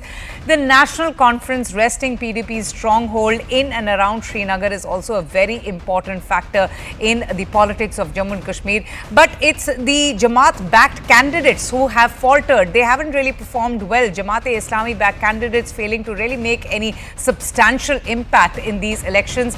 And despite negative sentiments, the BJP is also maintaining its dominance in Jammu. They still haven't really gotten the number of seats that they had wanted. They were expecting about 33 to 35, but they've only managed to get about 29. Independents have also, like the Jamaat-backed candidates, unable to make any significant mark in the valley. And PDP's alliance, their past alliance with the BJP in 2014, perhaps is being viewed as a betrayal of sorts. Let me go straight across now to Ishan Vani. Ishan, it's so fascinating what has happened in Jammu and Kashmir, and it's Omar Abdullah who is the man of the moment. He's someone who's going to be now the Chief Minister of the state. This has been a long wait for Omar Abdullah as well. And before I come to you, Ishan, we're getting lots of updates. The Prime Minister, Narendra Modi, has congratulated the Chief Minister of Haryana, Nayab Singh Saini. Saini, in fact, was speaking to our reporters just a short while ago, where he himself had thanked the Prime Minister and the people of Haryana. In fact, Saini said that this is historic, that the party has won this hat-trick. It has secured a third consecutive win, and that's why he has expressed his gratitude and thanks to the people of Haryana. Imagine this is the same party that has been in power for a decade, for 10 long years. It has beaten anti-incumbency. It has beaten the kind of disgruntlement amongst the farmers, the Agniveers, the wrestlers to win these elections. And those are the numbers: BJP at 51, the Congress at 34. The Congress party, in fact, is alleging manipulation in updating trends on the Election Commission of India's website. They're extremely shocked because they were expecting a sweep. The Congress had put up numbers of 60, but there's going to be a lot of introspection. Payal joins us now for the very latest. Payal, what a fantastic performance by the BJP. It's a massive electoral surprise and something that has been secured by Nayab Singh Saini, someone who has just come into the picture and securing this big win for his party in the state of Haryana. Well, not many would have given, a chance to Nayab Singh Saini because he just came in to become the Chief Minister. His asset test was just in a few months to actually prove the detractors wrong, that he was capable of, staging such a victory for his party. But he surprised one and all, including few leaders from his party also would have been extremely surprised with the volume with which the BJP is looking at, getting this victory in place. So Prime Minister Narendra Modi, the captain of the ship, has in fact called up Nayab Singh Saini, congratulated him and spoken to him about, the victory, and said that this is what was expected for a leader like him, and that's the reason the Prime Minister is said to have believed in younger leadership and newer leadership, and that's something which of course is a reflection. And Nayab Singh Saini is extremely overwhelmed with the response that he's got, from the party president, the Prime Minister, to the Home Minister will be calling up and congratulating him for this big win. So remember, these are not easy shoes to fill in. You were looking at massive anti-incumbency with Manonlal Khatta's rule of 10 years. And then something, of course, was the duty of Nayab Singh Saini to deliver the goods. and he's delivered the goods and how, Avantika. Absolutely. What do you think worked for the BJP? Do you think Congress's over-dependence on Jat or the counter-consolidation that worked in favor of the BJP? It's going to be too early to say about this right now because the BJP is also trying to just calculate what really worked for them. But one thing when we spoke to the BJP floor manager and the BJP, forces on the ground, they said the key to this election would have been the localization of the issues, making sure the local candidates, irrespective of whatever the combination was being able to give us a seat, and they wanted to actually prove this thing wrong that, there are other parties, Chhattis, Biradari, something which everybody speaks about as far as Haryana is concerned. So that entire logic, the way BJP was hoping will work, has worked for them because apart from just the Jat, there are many other OBCs and, people from the Dalit background who, of course, would have voted for the BJP, and a big setback came to the BJP on the very last day of the campaigning when Ashok Tawar, a Dalit leader, had joined ranks back to the Congress party. So many thought probably it's doomsday as far as the BJP is really concerned. The BJP had faith in their leadership, especially the local leadership. And those people who work on ground say that this strategy wouldn't have been possible had it not been the involvement of somebody who's like Amit Shah, who's got his ears to the ground, meets Karyakartas every now and then, takes feedback from ground, and effectively devises a strategy. So, of course, an effective team of Ganderbal has already worked with Amit Shah multiple times in the past. And, of course, Surendra Singh Nagar, who's a new entrant to the party, being able to deliver the goods. As far as the party is concerned, of course, Biplab Dev has been in charge of the party for a long time now. And without a doubt, Prime Minister Modi's charisma works undoubtedly. And, of course, the hard work also of JP Nadda. Very interesting, Payal. Thank you so much for joining us. And now let's shift our focus to Jammu and Kashmir. Coming to you now, Ishan. My apologies to have cut you in earlier on. But Omar Abdullah, the man of the moment, he's going to be the next chief minister. He has also secured a thumping victory from Budgam. The Congress has gone past the halfway mark. So what happens next? And I'm amazed, the Jamaat candidates, 10 candidates who were in this electoral process have also really disappointed. They have faltered. They haven't really impressed as well. What's the latest that you're getting in from the ground? All attention will be on the national conference. Well, absolutely right. It's up to the national conference now that numbers to get them together, to keep their leaders together. It's all noisy out here at the JKPCC headquarters. The president who recently appointed Tariq has won. The center is chanting, and that's why you see young and old dancing together. There's music, there is DJ, and Tariq has just come here, and you see there's a celebration. Those Congress has performed poorly, not to the liking of their alliance partners. National conference, they would have believed that they could perform better. They would do well in these polls. They would make sure that their winning margins are high and they're able to win. That really did not happen. Wanted them to take this in Jammu region. That's why you're seeing. Right, Ishan, we're just having a bit of an issue with your audio, but we can see the celebrations out there. All the National Conference workers and the Congress Party workers celebrating the win for the National Conference. Manohar Lal Khattar presently is speaking, the former Chief Minister of Haryana. We're going to cut straight across and listen in. लगातार एक झूठ बोलने का, भ्रम फैलाने का काम कर रहे थे। जनता ने कांग्रेस की बात को नकारा, भारतीय जनता पार्टी की बात को उन्होंने सराहा, स्वीकार किया, और मैं समझता हूं कि एक जनता ने एक ऐसा संदेश दिया है कि मोदी जी के जो सरकार की नीतियां हैं, मोदी जी की जो उपलब्धियां हैं, जो हमारा काम करने का तरीका है, कार्यपद्धति का, वो जनता के ऊपर असर कर रहा था, और जनता ने उसका प्रत्युत्तर में भारतीय जनता पार्टी की हरियाणा में तीसरी बार सरकार बनाई है। और ये अपने आप में एक रिकॉर्ड बना है कि हरियाणा में आज तक किसी भी पार्टी की लगातार तीसरी बार सरकार नहीं बनी थी। पहली बार भारतीय जनता पार्टी ने हरियाणा में लगातार तीसरी बार सरकार बनाई। कांग्रेस पार्टी ने एक मुद्दा बनाया था, पहलवान, किसान और जवान, ये मुद्दा बना करके कांग्रेस पार्टी इस बार चुनाव में उतरी थी। आप क्या लगता है ये मुद्दा उनका चला नहीं? मुद्दा तो यही था। मुद्दा ये था कि हमने जितना हरियाणा के किसान के लिए, हरियाणा के जवान के लिए, हरियाणा के पहलवान के लिए किया है, कांग्रेस तो कर ही नहीं सकती है। और ये चीज़ लोगों को पता है। वो लोग किसी प्रकार की कोई बात करेंगे, वो जनता को जो सही बात है वही पसंद आएगी, जो गलत बात वो पसंद नहीं आएगी। हमने किसानों के लिए भरपूर किया, बहुत काम किया है। इसलिए मैं तो आज इस समय इतना ही संक्षेप में कहना चाहूँगा कि जो चीज़ जनता ने महसूस की, कांग्रेस के भ्रम में नहीं आई है। यहाँ का लोकतंत्र, हरियाणा का लोकतंत्र बहुत ही परिपक्व है। जनता बड़ी परिपक्व है और जनता ने एक हमारे कामों पर, मोदी जी की नीतियों पर एक मुहर लगाई है और मैं इसका श्रेय जनता को देता हूं, भारतीय जनता पार्टी के कार्यकर्ताओं को देता हूं। सर, सारे चुनाव पूर्वानुमानों को धत्ता बताते हुए ये बड़ी जीत हुई है, क्या कहेंगे? पूर्वानुमान जो लगाते हैं ये उनको इंट्रोस्पेक्शन करना है कि किस आधार पर कैसे पूर्वानुमान करते हैं। पूर्व अनुमान जो हैं वो जनता अपने मन की बात सबको बताती भी नहीं है और जिस प्रकार के पूर्व अनुमान हैं बहुत बार पहले भी फेल हुए हैं, इस बार भी फेल हुए हैं और थोड़ा सा गहराई में आप लोगों को जो भी करते हैं पूर्व अनुमान उनको करना चाहिए। क्या लगता है कांग्रेस कहाँ फेल हो गई? ये तो कांग्रेस वालों से पूछना पड़ेगा। कांग्रेस पार्टी ने इस बीच आरोप लगाया है कि स्लो काउंटिंग किया जा रहा है, कई चुनाव आयोग नतीजों को रोक रहा है, नतीजों को लेकर। ये तो कभी कभी हमको भी लगता है कि कांग्रेस वाले जब हार देख रहे थे तो कहीं ना कहीं इस चीज़ में कैसे कोई बोला जाए कुछ, क्योंकि हमारे मुख्यमंत्री जी ने पहले जैसे कहा कि दिन आएगा जब जनता देगी उनको जवाब और ये एक ही बात कहेंगे कि ये ईवीएम खराब। सर, आपने जब वोटिंग के दिन हमसे बात करी थी तब बिरादरी उनके साथ है, क्या 36 बिरादरी ने कांग्रेस का साथ नहीं? मैं अपनी बात कह सकता हूँ, मेरे से कांग्रेस की बात क्यों पूछे, आप उनसे पूछिए। मुझे पता है कि हमने हरियाणा में जब 2014 में चुनाव लड़ा था, मैंने स्वयं से एक नारा दिया था, हरियाणा एक, हरियाणवी एक। तो इसलिए हरियाणा के सब लोगों को मैं अपना परिवार मान करके चलता रहा हूँ। आज भी हमारे मुख्यमंत्री जो हैं वो उसी प्रकार से और हरियाणा की जनता के साथ एक तालमेल बैठा करके एक बड़े विनम्रता के भाव से जनता के काम हमेशा करते रहे। सर, करनाल में जब वोटिंग के दिन आपने बात करी थी तो आपने दो बातें कही थी। एक तो पूर्वानुमान आपने भी लगाया था कि 45 से ज्यादा सीटें भारतीय जनता पार्टी जीत रही, अपने दम पर सरकार बना रही। कहा था। और दूसरी बात आपने कही थी नायब सिंह सैनी ही हमारे मुख्यमंत्री रहेंगे।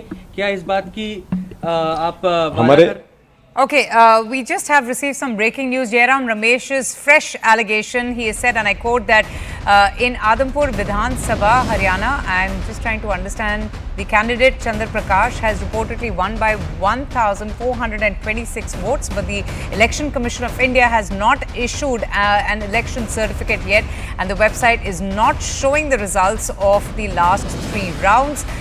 What explains this delay? This is what Jairam Ramesh has said. So basically, what the Congress is alleging manipulation in updating the ECI website. In fact, it's not just Congress's Jairam Ramesh, even Pawan Kheda has questioned this lag, the delay in updating the ECI website. In fresh trends on the website, they have decided to lodge a complaint as well. Pallavi is joining us now for the latest. Pallavi, over to you. Are they planning to lodge a complaint? They are putting out these tweets again and again. They're alleging all sorts of manipulation and a deliberate attempt of delaying to update the ECI website. Have we got a reaction from the Election Commission of India on these allegations?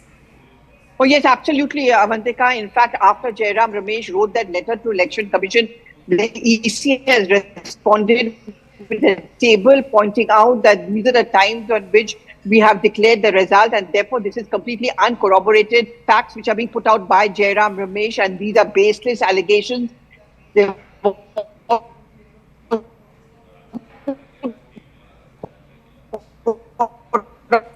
All right, Pallavi, we're having an issue with their audio. So the Congress claiming discrepancies in the Election Commission's reporting of the counted rounds. That's what they're alleging, that there seems to be some discrepancies. In fact, another Congress leader has alleged manipulation in updating the ECI website. The ECI has come back very strongly. They have said that there is no truth in all of these claims, but the Congress party is saying that there is an attempt and there is a lag in updating the Election Commission of India updates. So that's the latest coming in. But I'm just also going to get an executive editor of CNN News 18, Aman, on the remarks and statement being made by the erstwhile Chief Minister, Manohar Lal Khattar.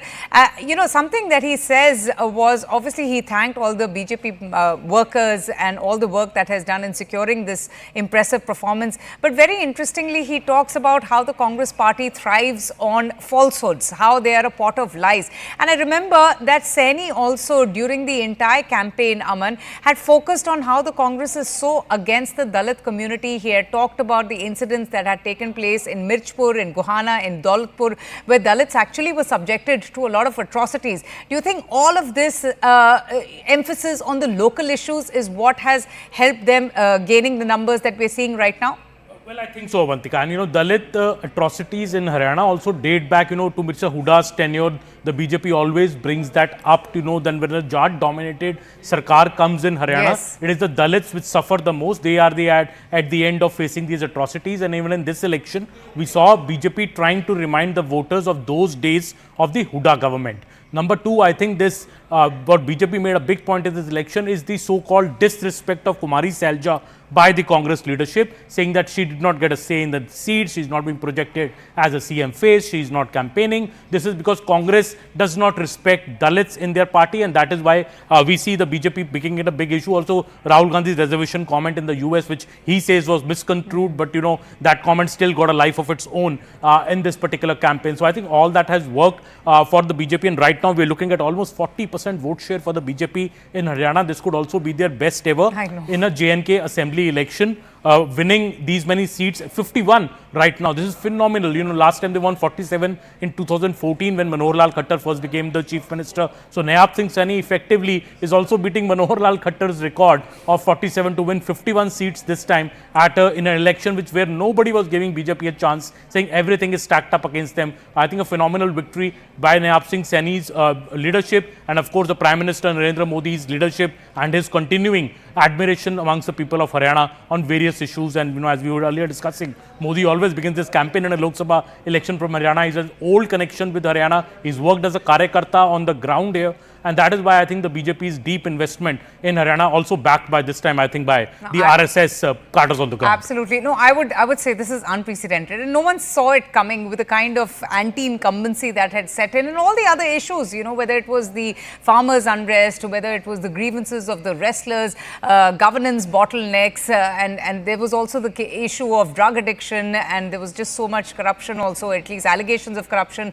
And they have beaten all of that to come to power. For them to secure this hat-trick is historic. Aman, you have been talking about the RSS factor, and I really want you to kind of give us more information on that and tell us how important has their work, their contribution been for the performance of the BJP in the state of Haryana, and is this going to follow in the by-polls in Uttar Pradesh assembly elections as well?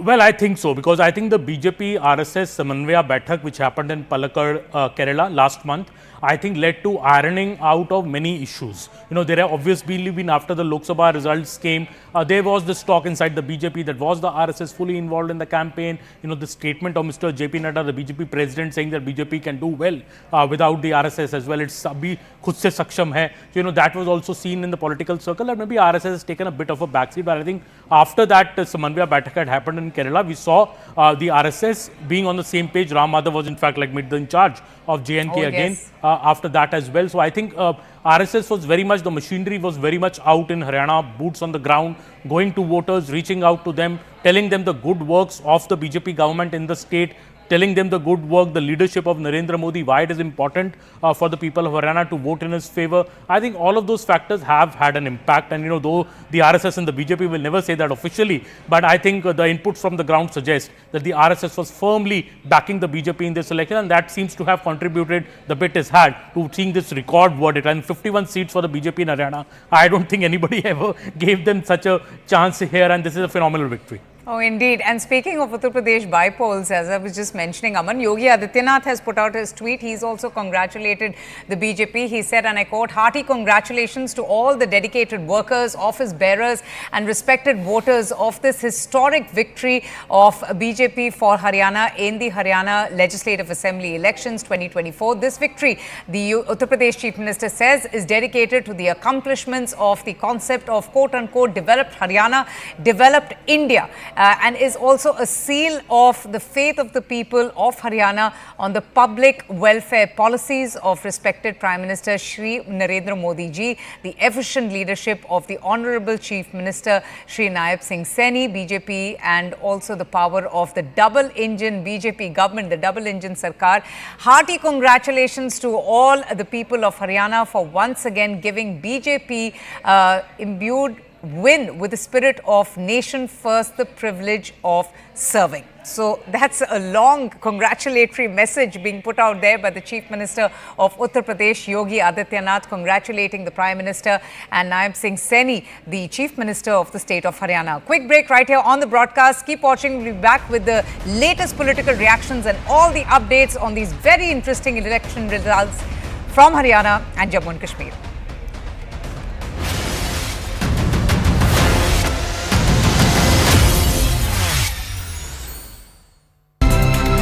Let me go across to Kumari Selja. Thank you, ma'am, for joining us.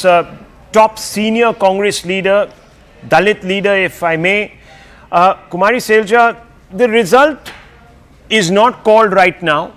We are around the 8th or 9th round of counting. Some EC constituencies are showing that, look, it's the 13th or 14th round. But this trend that we are seeing at the bottom of our screens has been holding firm for the last 1.5 hours. If you were to go by this trend line, it's not an outcome that perhaps the Congress would be very flattered by. No, absolutely not. But I don't see this as the final word. I would say that what you have seen since morning trend was something else, and then it changed after some time. I'm sure it will change again, and Congress will romp home to victory. But Ms. Selja, even if you look at the vote shares, which don't tend to change as the tally does, the vote share suggests that there's a very marginal difference between the BJP and the Congress.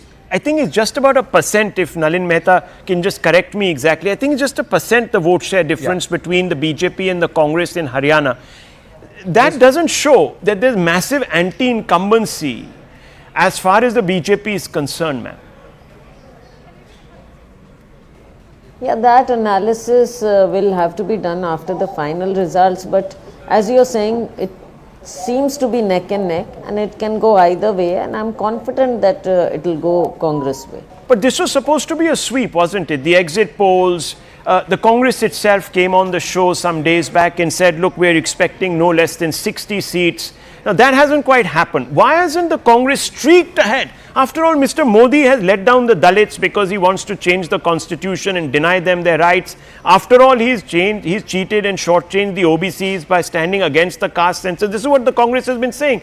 Yet the OBCs, yet the Dalits, and even the Jats for that matter, seem to be still pretty loyal to the Congress party, to the BJP. Why is this the case, ma'am? Again, please don't be hasty in your judgment and final analysis. We are running neck and neck, and when the final results come, then we'll see, and all this analysis can...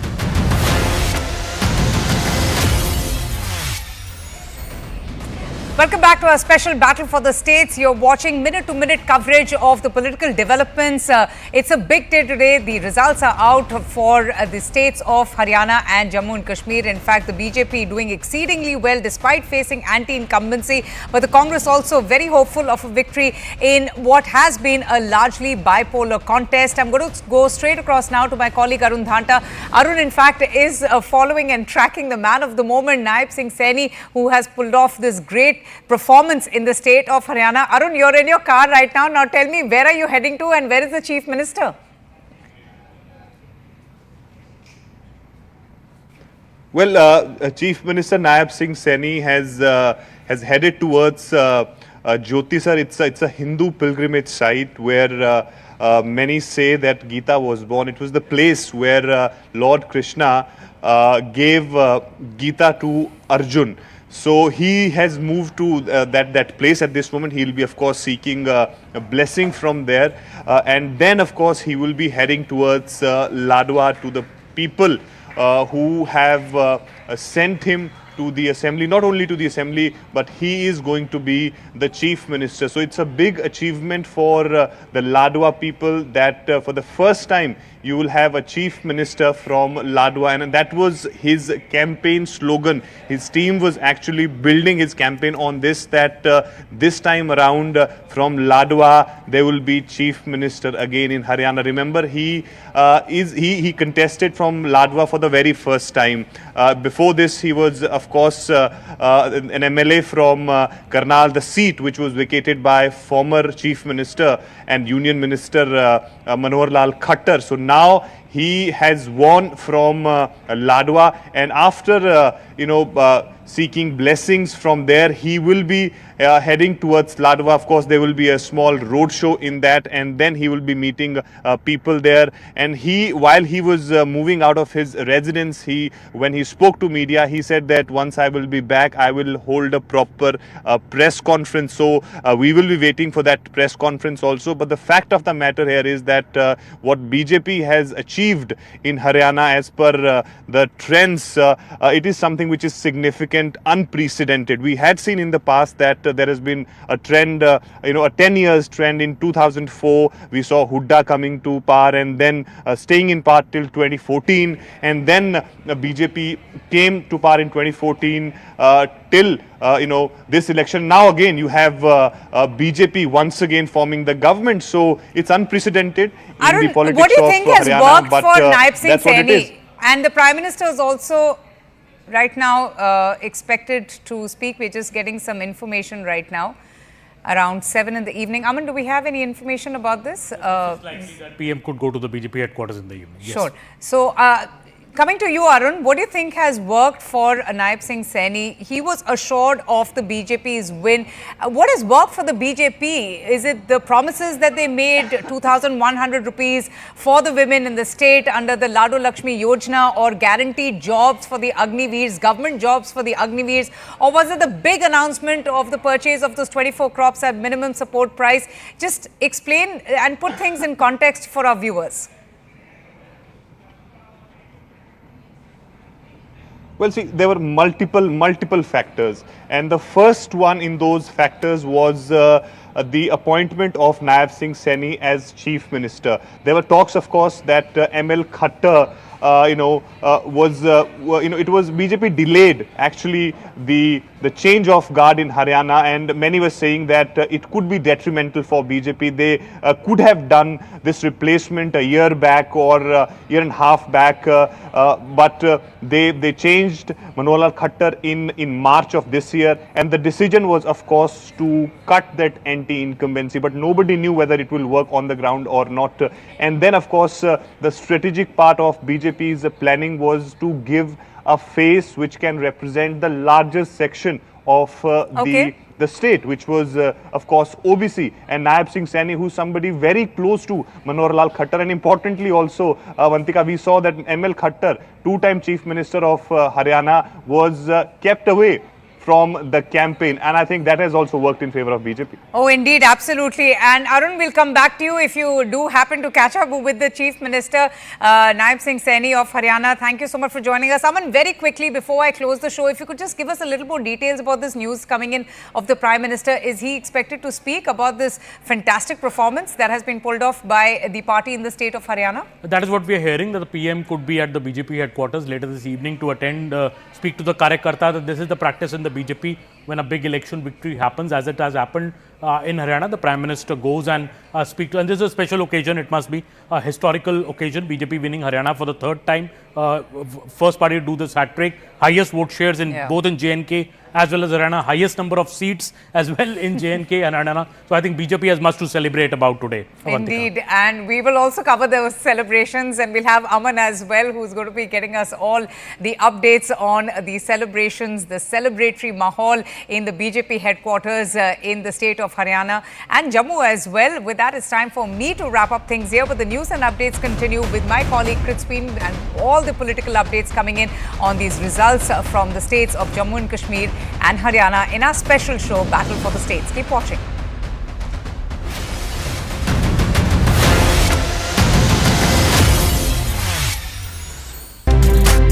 Let me go across to Kumari Selja.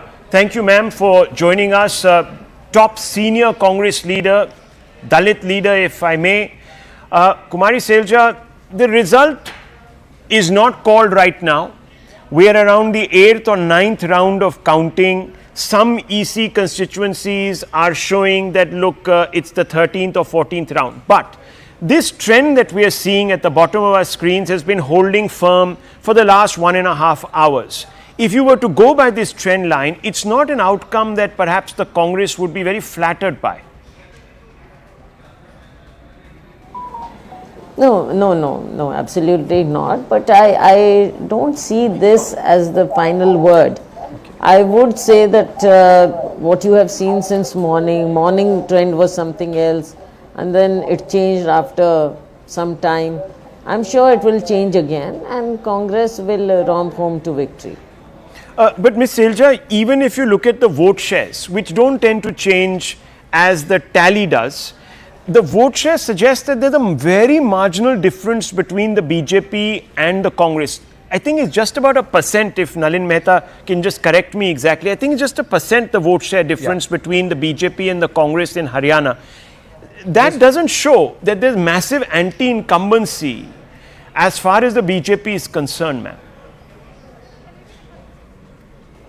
Yeah, that analysis will have to be done after the final results, but as you're saying, it seems to be neck and neck, and it can go either way, and I'm confident that it will go Congress way. But this was supposed to be a sweep, wasn't it? The exit polls, the Congress itself came on the show some days back and said, look, we're expecting no less than 60 seats.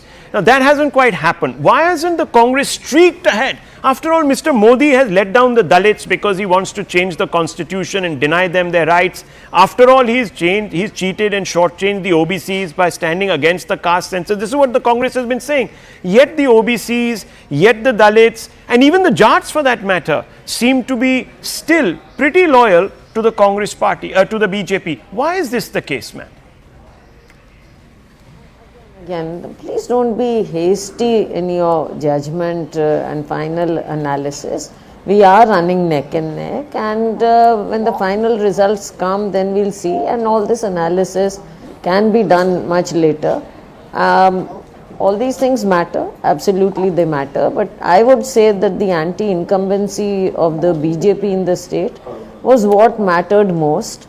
That was the major factor, the primary factor was that, and I would say that still holds true.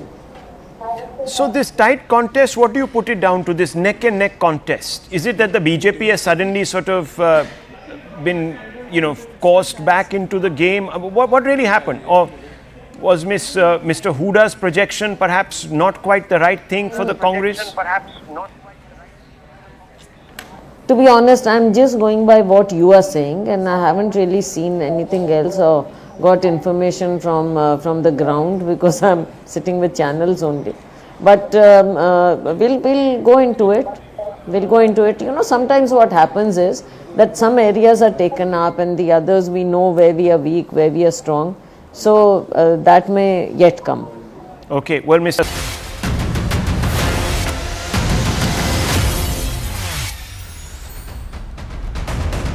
Hello and a very good evening. Thanks for tuning in to CNN News 18. I'm Kritsween Walia. And while this day has been nothing short of twists and turns, viewers, it indeed has been a Super Tuesday verdict. Let's start with Haryana first.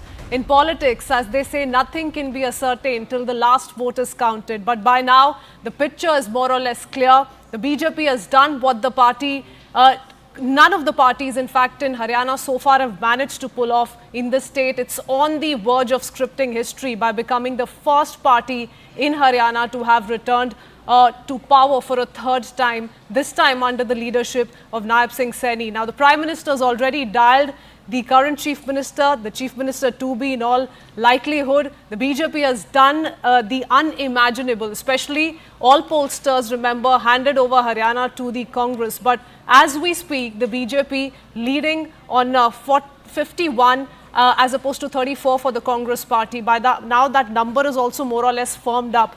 Earlier today, in fact, we saw the Congress raise a few complaints with the Election Commission of India while alleging a delay on part of the EC in updating numbers on their website, calling it baseless and malicious. The Election Commission, of course, hit back, rejected all of those charges.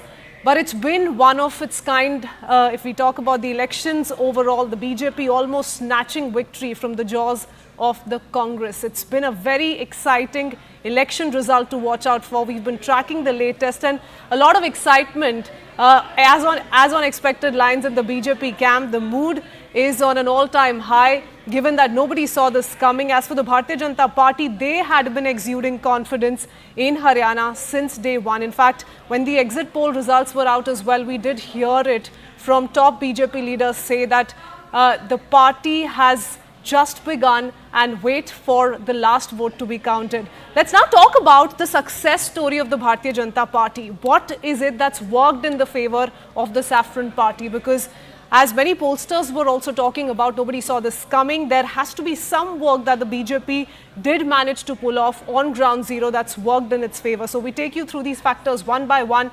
First and foremost, caste consolidation. The move to unite 35 caste groups against Jats most certainly has been advantage Bharatiya Janata Party, and that's something that the BJP perhaps was not entirely confident of whether or not it will work in its favor, but that's the strategy that the Bharatiya Janata Party decided to go ahead with.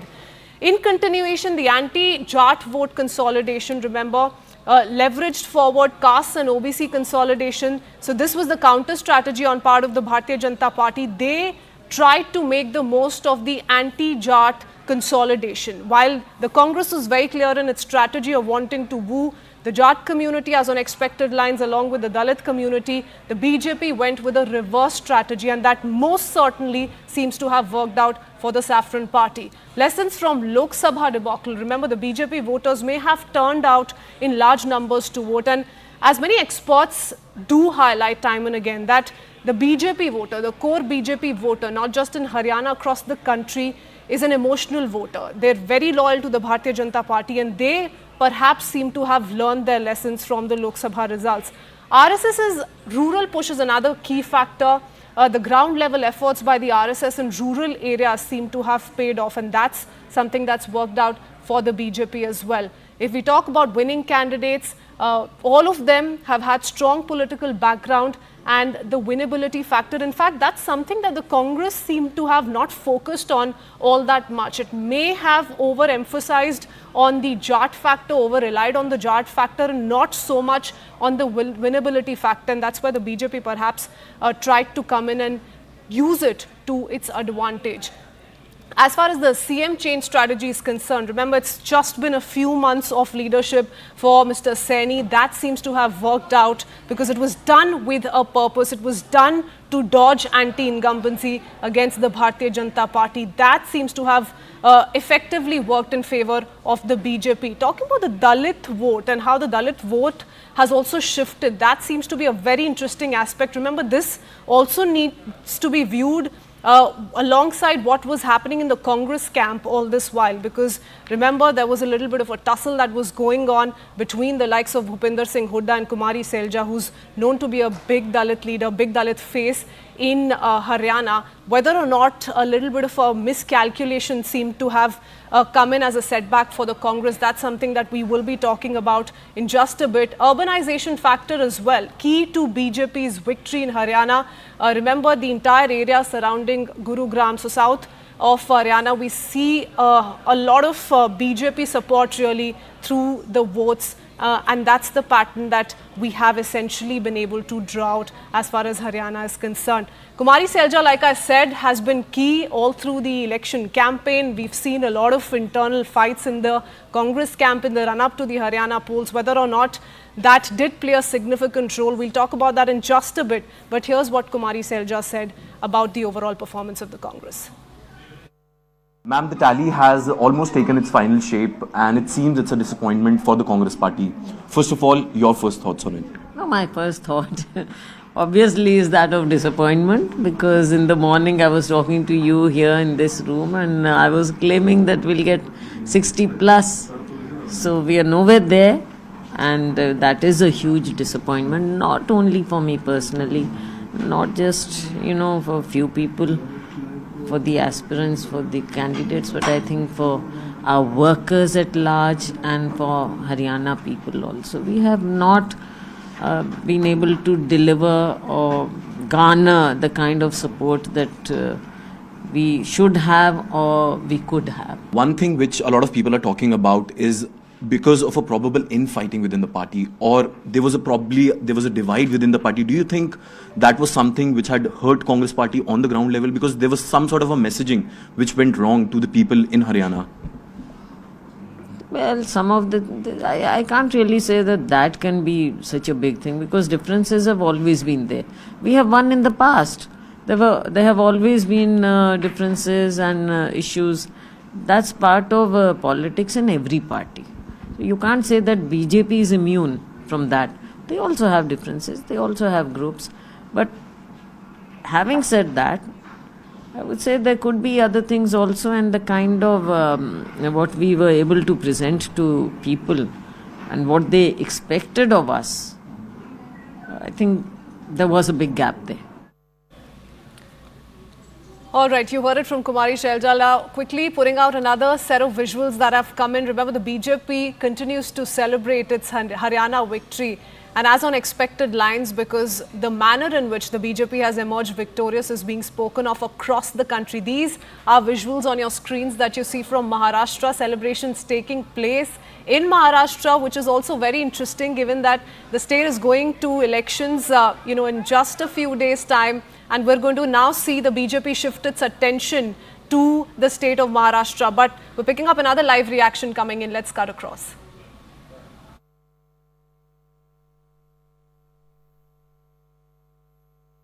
Okay, all right. We'll keep cutting across to live reactions coming in. Remember, the Prime Minister has dialed Mr. Saini already. So congratulatory messages coming in for him. It's been a great short run for him, and perhaps he's going to continue as the Chief Minister. I'm going to ask that to Aman in just a bit. What do we make of this win and what lies ahead of for the BJP in Haryana? But before that, taking a word from Ananya Bhatnagar, joining us from the BJP headquarters in the national capital.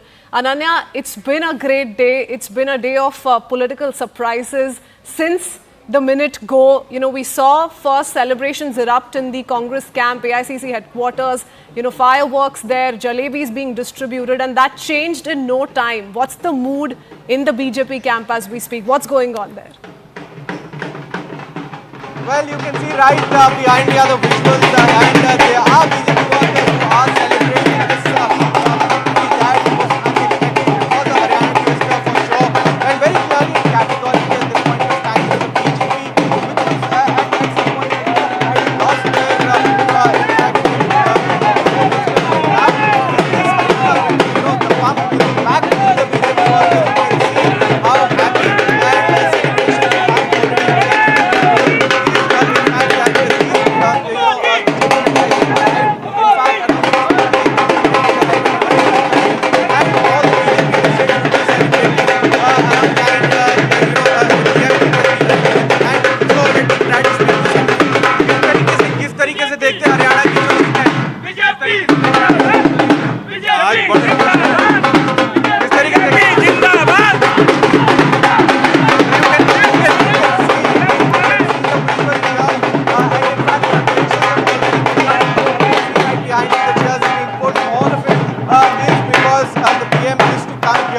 at around 7:30. It is very clearly at this point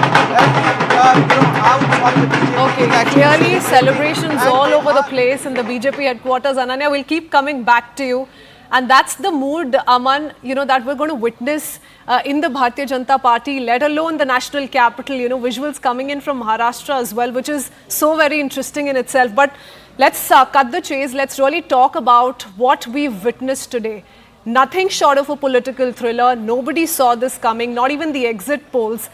This has been a huge victory for the Bharatiya Janata Party, going into elections in states like Maharashtra, Jharkhand, and subsequently the national capital as well. We've laid out for our viewers some of the factors that may have worked for the Bharatiya Janata Party. Which is the biggest takeaway for you, though? I think, Krishveen, the biggest takeaway is that BJP's best ever performance both in J&K and Haryana. If BJP is sticking to this 49 seats at the end of the day when the final results come, this is BJP's best performance in Haryana in an assembly election. They had won 47 seats when they won the state for the first time in 2014. They were down to 40 seats in the last assembly elections. But now 49 seats or 50 seats, if BJP wins in this election, this is the biggest ever win. And this is coming against all odds. When everybody had written them off in Haryana, BJP in fact is at 40% vote share in Haryana, which is also their best performance in an assembly election. So I think the Haryana victory will be extremely special, because this also comes, after the Congress was, I think, overconfident. Congress had presumed that already won the election. There was talk of who will be the chief minister in the Congress camp. Bhupinder Singh Hooda was laying his claim. Kumari Selja, Randeep Surjewala was laying his claim. The Council of Ministers was being spoken about. And here we see BJP pull off such an astounding victory against all odds. Farmer protest, wrestler protest, Agniveer issue. Everything that could go wrong, maybe for the BJP, could have gone wrong in this election. But I think it is the leadership's thinking. It is the move to remove Manohar Lal Khattar as the chief minister 3 months ago, because BJP thought that maybe it was better to cut that anti-incumbency, which was maybe against more the CM and less against the party, bringing in a younger face, an OBC face in Nayab Singh Saini, consolidating the Dalit vote. I think 22.5% Dalit vote in Haryana. It was the BJP which focused on it. Congress maybe was not so much focused on it. And BJP ran a very effective campaign saying that, look, Congress is disrespecting its senior most Dalit leader in Kumari Selja by not heeding to her requests for candidates in the party list, or her claim or her ambition to be the chief minister. So I think all this has worked beautifully for the BJP in this election, combining the 35 as a 36 biradari ka state kaha jata hai Haryana, and BJP has managed to do that caste, I think, combination caste politics very, very well in Haryana, and that is what explains this. No other party, Kritzwin, has won the state the third time after running 2 full governments. That is also a historic occasion. So I think BJP has much to celebrate in Haryana, but I think even in JNK, because in JNK, though BJP has won 29 seats and is not forming the government, this is again the best ever performance of the BJP in JNK. Last time they had won 25 seats, this time they won 29 seats. Their vote share is also up to almost 26% from 23% last time. This is BJP's best performance in JNK as well. And though there will be some introspection on if BJP could have done some other things, to ensure that it also did better in JNK. But I think Haryana, as we can see, and Nayab Singh Saini's visual, these on the screen, and he's visiting this Hindu pilgrimage site where he is going. And I think Nayab Singh Saini Kritzwin is also a big success story. A very unassuming man, a man who does not speak so much flamboyantly, a disciplined Karyakarta of the party who was picked to become the chief minister. He was an MP, and the party still chose him to become the chief minister. He was not even an MLA. He contested an MLA seat and won in a bypoll. In this particular election, he has contested from a seat, Ladwa, which he had never contested before. Yeah. And he has won with good margin from there as well. So I think party has recognized and party has appreciated the discipline of Nayab Singh Saini. He will also be the next chief minister that we are hearing from the BJP. There will be continuity, and he will continue as the chief minister of Haryana. So I think he's collecting his certificate as well from the election commission. And that, Aman, in fact, could be another contributing factor, don't you think? The fact that the party from the word go was very clear about his leadership, about the role he's going to be playing all through campaigning. We did not see any other name come up, through the course of the campaigning, be it on part of the Prime Minister, Amit Shah, anyone from the Bharatiya Janata Party, as opposed to a Congress wherein there were several aspirants who were being spoken of. In fact, like you and I have been discussing, over-reliance on Bhupinder Singh Hooda did not go down well with many. And all of those factors seem to have played a role clearly. But clearly, the BJP is a far more disciplined party than the Congress. There are no two doubts about that. And when Nayab Singh Saini was made the chief minister, though the senior most leader of the BJP in the party was Anil Vij, who also voiced his discontent over that particular move, the party did not budge. The party reposed its faith in Nayab Singh Saini, an OBC leader, and now we have seen the results of reposing their faith in a leader, who even changed his seat to contest, from whichever seat the party gave him. He has contested from that seat, delivered this big victory, and I think a lot of credit to Nayab Singh Saini as well as Prime Minister Narendra Modi's, big appeal in the state of Haryana. Haryana is a state which is very, very dear to the Prime Minister. In fact, Prime Minister Modi always begins his Lok Sabha campaign in every election from Haryana, from Rewari or from some other seat in Haryana. And he has worked as a Karyakarta in Haryana. So I think Narendra Modi has a very deep understanding of how Haryana works. And I think that has been a big guiding force for Nayab Singh Saini as the chief minister.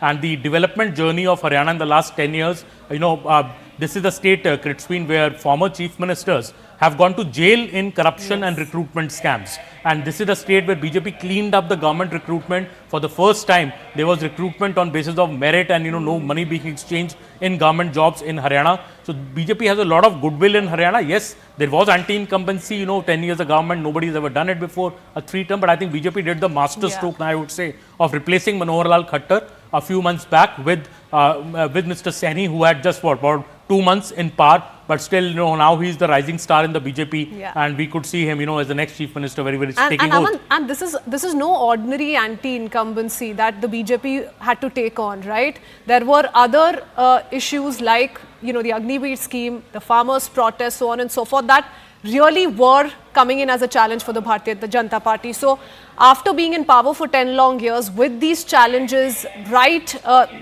staring right at the Bharatiya Janata Party, having tackled all of that with this kind of a number is so very big in itself. But since we're talking about Mr. Nayab Singh Saini, he's offering prayers there in Kurukshetra. I want to go across to my colleague Arun Dhanta as well, joining us on the broadcast. Arun, what's going on there? I believe his family members are also standing right next to him. We must focus on his political career so far. Elected as an MLA first in 2014, a young leader, and long way to go really.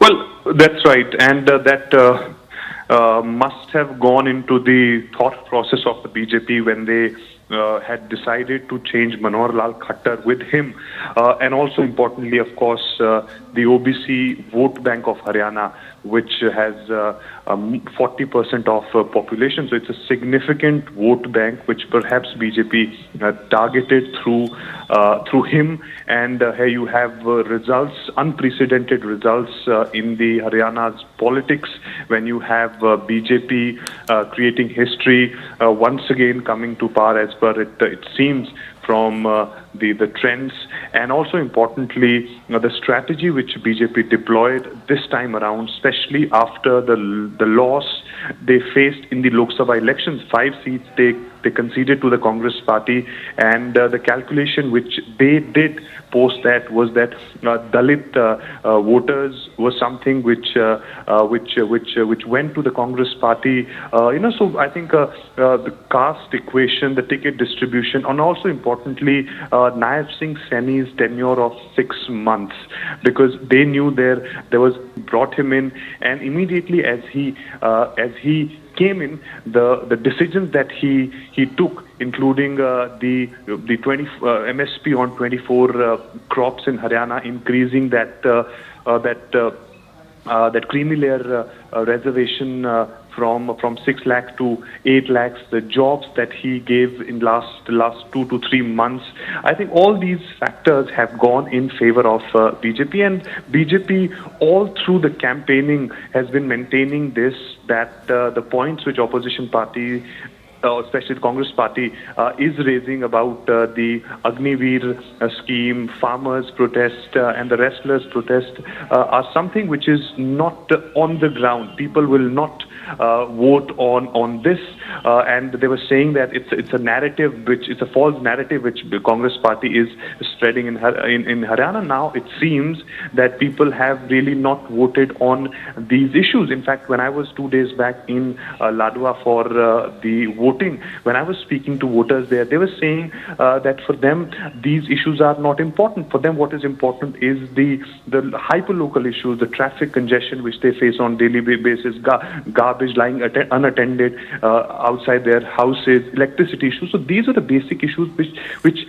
these people were talking about. But nobody knew on that day that it would react in this way, that BJP will once again form the government in Haryana. Remember, last time around they were not in full majority. It was the support of JJP which helped them to form the government. And this time around, when people were talking about the anti-incumbency, 10 years anti-incumbency against the BJP, they came out in flying colors. Oh yes, absolutely. You spoke of JJP. In fact, the decision to part ways with the JJP in a way, and Aman, you may correct me if I'm wrong, perhaps has worked out for the Bharatiya Janata Party too, isn't it? Because, you know, when we talk about the vote that didn't really go to the Bharatiya Janata Party, the BJP has ended up cutting the vote that was supposed to go towards the Congress, and that's what's happened in the BJP going solo and not in an alliance with either of these parties. So independents most certainly have played a big role. Absolutely. I think JJP was a drag on the BJP for quite some time now in this government, and that is why we saw that alliance breaking off soon after Manohar Lal Khattar was removed as the chief minister. We saw the JJP also parting ways, and if we see clearly, JJP had won 10 seats in the last elections. Many of those seats have been won now by the BJP. So clearly the vote transfer of the JJPs, people who voted for the JJP seem to have transferred their vote to the BJP this time. So the BJP has been a gainer. It's up from 40 seats last time to 49 seats. Many of those seats are those which the JJP had won the last time. So clearly, I think breaking alliance with the JJP was a good decision by the BJP. It came alongside the other good decision, I would say, of replacing Manohar Lal with Nayab Singh Saini, and both these things seem to have worked very well for the party on the ground. Okay. I want to quickly go across to Ananya as well if he's through too. Arun, stay on with us.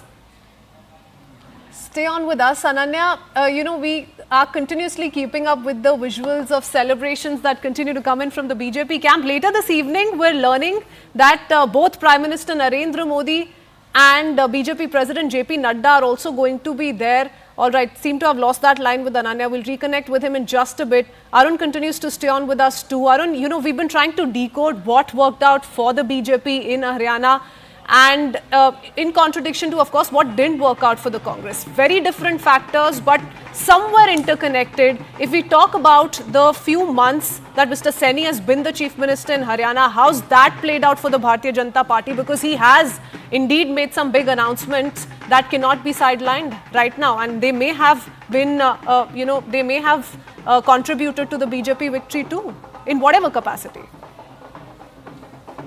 Well, that's right, and we all know that when BJP formed the government in Haryana in 2014, so they set a new trend, the non-Jat politics in Haryana, by making Manohar Lal Khattar the chief minister, and they continued with this, and it is auguring good result for them.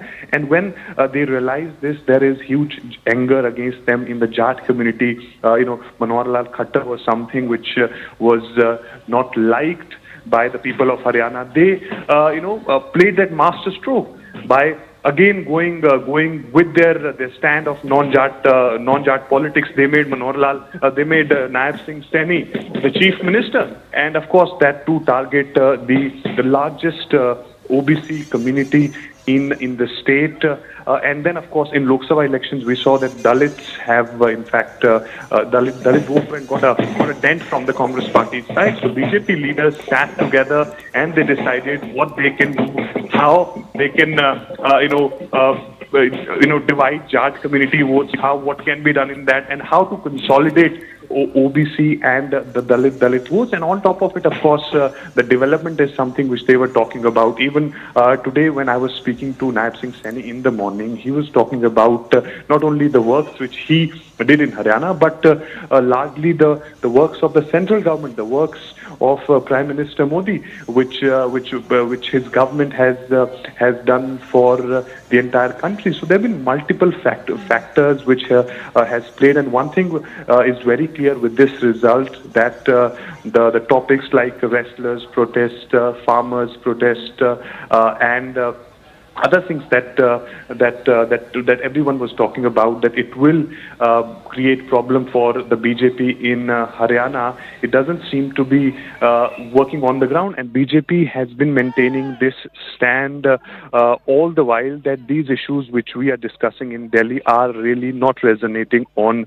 the ground. So with this result, we can say that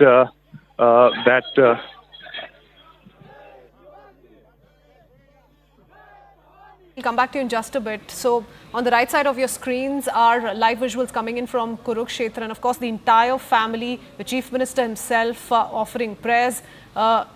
really the mood in the BJP camp is elated at the moment, and the left side of your screens are visuals from Maharashtra, and you do see Deputy Chief Minister Devendra Fadnavis as well. In fact, I do want to touch upon what this means for elections going forward in Maharashtra, Jharkhand, subsequently in the national capital as well. But before that, let's quickly listen into the other reactions that have come in. Randeep Surjewala, a very interesting player who also wanted to fight elections this time around in Haryana, but the party leadership was not in agreement. Here's what he said and what he makes of the setback coming in for the Congress. Listen in.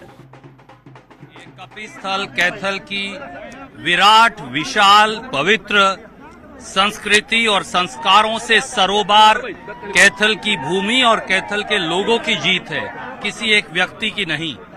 Kaithal के लोगों ने ये निर्णय कर लिया था कि वो न्याय की लड़ाई लड़ेंगे, सदाचार और सद्भाव की लड़ाई लड़ेंगे। राहुल गांधी जी और खड़गे जी के नेतृत्व में विश्वास कर कैथल की तपोभूमि लड़ेगी और पूरे कैथल में पूरे कैथल में कांग्रेस पार्टी इसलिए भारी बहुमत से जीत रही है। ये दर्शाता है कि प्रदेश के ट्रेंड को तोड़कर कैथल ने राहुल गांधी जी में, खड़गे जी में, कांग्रेस में विश्वास जताया है। मैं हाथ जोड़कर कैथल जिले के हर एक व्यक्ति का, खास तौर से कैथल विधानसभा की तपोभूमि के हर व्यक्ति का कोटि कोटि धन्यवाद करता हूं। रणदीप जी, आदित्य ने जिस तरह से आदित्य उतरे, रणदीप ही लड़ रहे थे, रणदीप के टिप्स काम आ रहे थे, पारिवारिक पृष्ठभूमि थी। क्या इस बार लग रहा कि कैथल में कांग्रेस की झोली में सीट गई? और दूसरी बात, जो ट्रेंड आ रहे हैं, शुरुआत में कुछ थे, फिलहाल बीजेपी फिर से सरकार बनती नजर आ रही है, क्या कहेंगे इस बारे में? देखिए, अभी नतीजे आने दीजिए, परिणाम आएंगे तो उस पर टिप्पणी फिर करेंगे देखकर।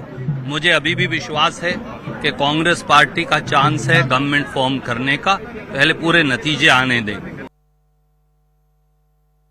Okay, he's of course wanting to comment on Aditya Surjewala's performance in Kaithal. He's emerged victorious there. And Aman, it's not surprising, he really doesn't want to talk about the overall setback for the Congress party. All right, Nayab Singh Saini speaking live. Let's cut across. मैं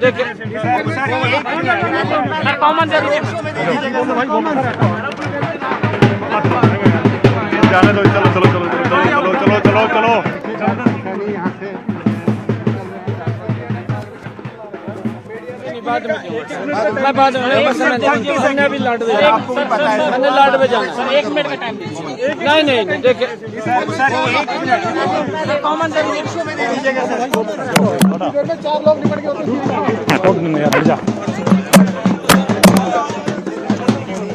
Okay, that's the man of the moment, as is Omar Abdullah in Jammu and Kashmir. Aman, you know what, I was meaning to ask you what this means for the BJP going into the subsequent assembly elections. And I wouldn't be wrong in saying that the BJP is deadliest when they're perhaps anticipating a loss already, isn't it? And doesn't that hold true for a state as crucial as Haryana? Given this big boost for the Bharatiya Janata Party in Haryana, what does this mean for assembly elections going forward? Because the BJP most certainly is going to be all charged up. The Josh across the Bharatiya Janata Party is going to be at an all-time high. How do we see this moving the next few days? See, I think Kritzwin, what the BJP will try to hard to say here now is that in direct contest with the Congress cannot defeat the BJP. Yeah. We saw this in the 3 state elections last December, Chhattisgarh, Madhya Pradesh and Rajasthan, where the BJP won in direct contest against the Congress party. And now in Haryana, where there was a direct contest between the BJP and the Congress, we see the BJP winning big in Haryana as well. Next 2 state elections which are coming up are Jharkhand and Maharashtra, where again there is a sort of a direct contest in Jharkhand, but also in Haryana, in Maharashtra, we will see the alliances square up against each other. I think this is a big boost to BJP's chances, both in Jharkhand as well as Maharashtra. Maharashtra is another, both Maharashtra and Jharkhand are 2 states where the Pandit said it's tough for the BJP, but Pandit said it's tough for Haryana as well. So the BJP will now tell these people that, look, we have much more chances. Okay, Aman, let's cut across live. I think he's speaking now. Manipulation हो सकता है, कैसे उसको नहीं, देखिए, मैंने कल ही कहा था परसों प्रेस के अंदर भी ये लोग जनता जवाब देगी और ये ईवीएम को खराब बताएंगे, ये ईवीएम को कोसेंगे। इनकी आदत है, ऐसा ही होने वाला है। नहीं, देखिए, जब मैं बड़े विश्वास के साथ, देखिए, मैं ये विश्वास के साथ कह रहा था कि हम जीत रहे हैं। मेरा कहीं भी आपको स्टेटमेंट, क्योंकि मैं ग्राउंड की रिपोर्ट ले रहा था, मेरे पास जीरो ग्राउंड की रिपोर्ट थी। लोगों का जो प्यार, जो उत्साह, जो स्नेह, जो आशीर्वाद हरियाणा के लोगों का मिल रहा था, गरीब का मिल रहा था, पिछड़े का मिल रहा था और हरियाणा के 36 बरादरी का आशीर्वाद मिल रहा था। मैं उस आधार के ऊपर कह रहा था कि हम जीत रहे हैं और बड़े मैंडेट के साथ जीत रहे हैं। ये मैंने स्पष्ट रूप से कहा था। ये आदरणीय मोदी जी की नीतियों का परिणाम है, क्योंकि मोदी जी और डबल इंजन सरकार ने जो ज्वाइंट मिलकर के काम किया है, ये उसका परिणाम है। और अब हम आदरणीय मोदी जी के ही दिशा निर्देश के अंदर हरियाणा में तीव्र गति से 36 बरादरी का वोट है हमारे पास। अपनी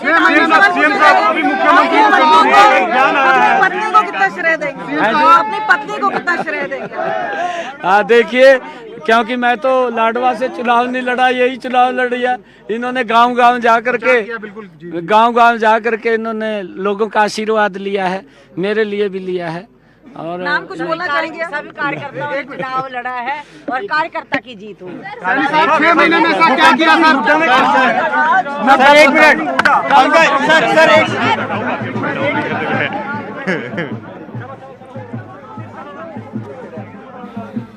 All right, once again talking about the victory of double engine Sarkar in Haryana, that was Nayab Singh Saini talking about the good work of the Bharatiya Janata Party and how it will continue for the next 5 years. With that, it's time for us to head into a very short break. We'll be right back. Keep watching.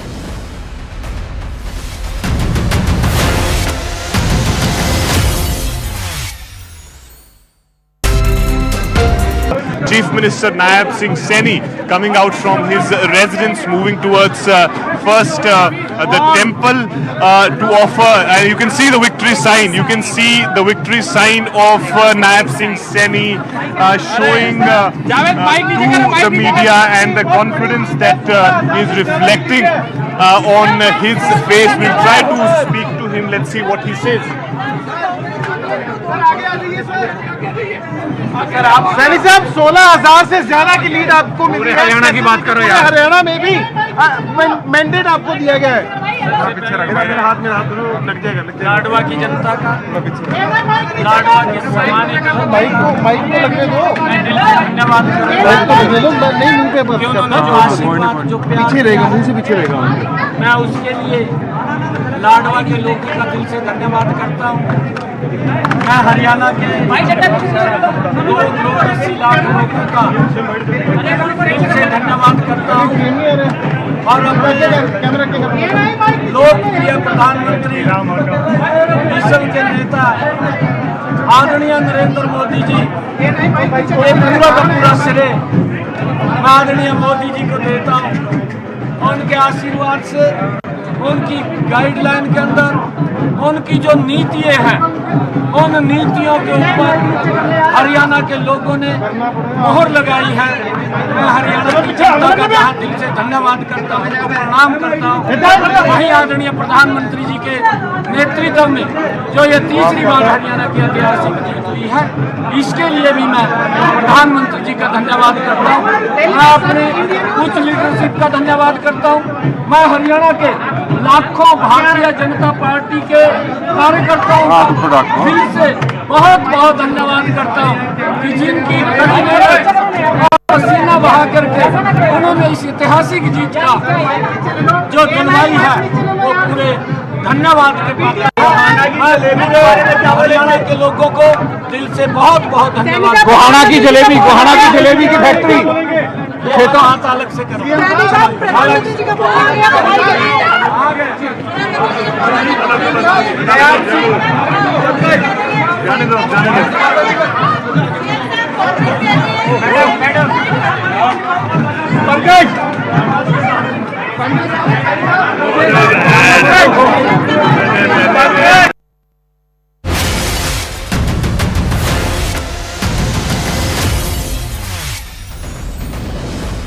Welcome back. We keep our sharp focus on BJP's victory in Haryana. Safe to say the same, given that We're now in the eventual hours of counting of votes, and we see those big figures on the bottom of your screens, viewers. 50 for the Bharatiya Janata Party in Haryana, which in itself is historic because this paves the way for a comeback for the BJP for a third consecutive time. No other party in the state has managed this achievement so far. So it's lots that BJP has pulled off in Haryana, and it most certainly is going to have positive consequences, if I may say, for the BJP going into subsequent assembly elections in different states in the country. But Aman, to quickly bring you into the conversation once again, the future of the BJP, the position BJP finds itself right now in is also very interesting. BJP, remember, is looking for a party president after JP Nadda. All right, we need to cut across to Kumari Selja, who's speaking live.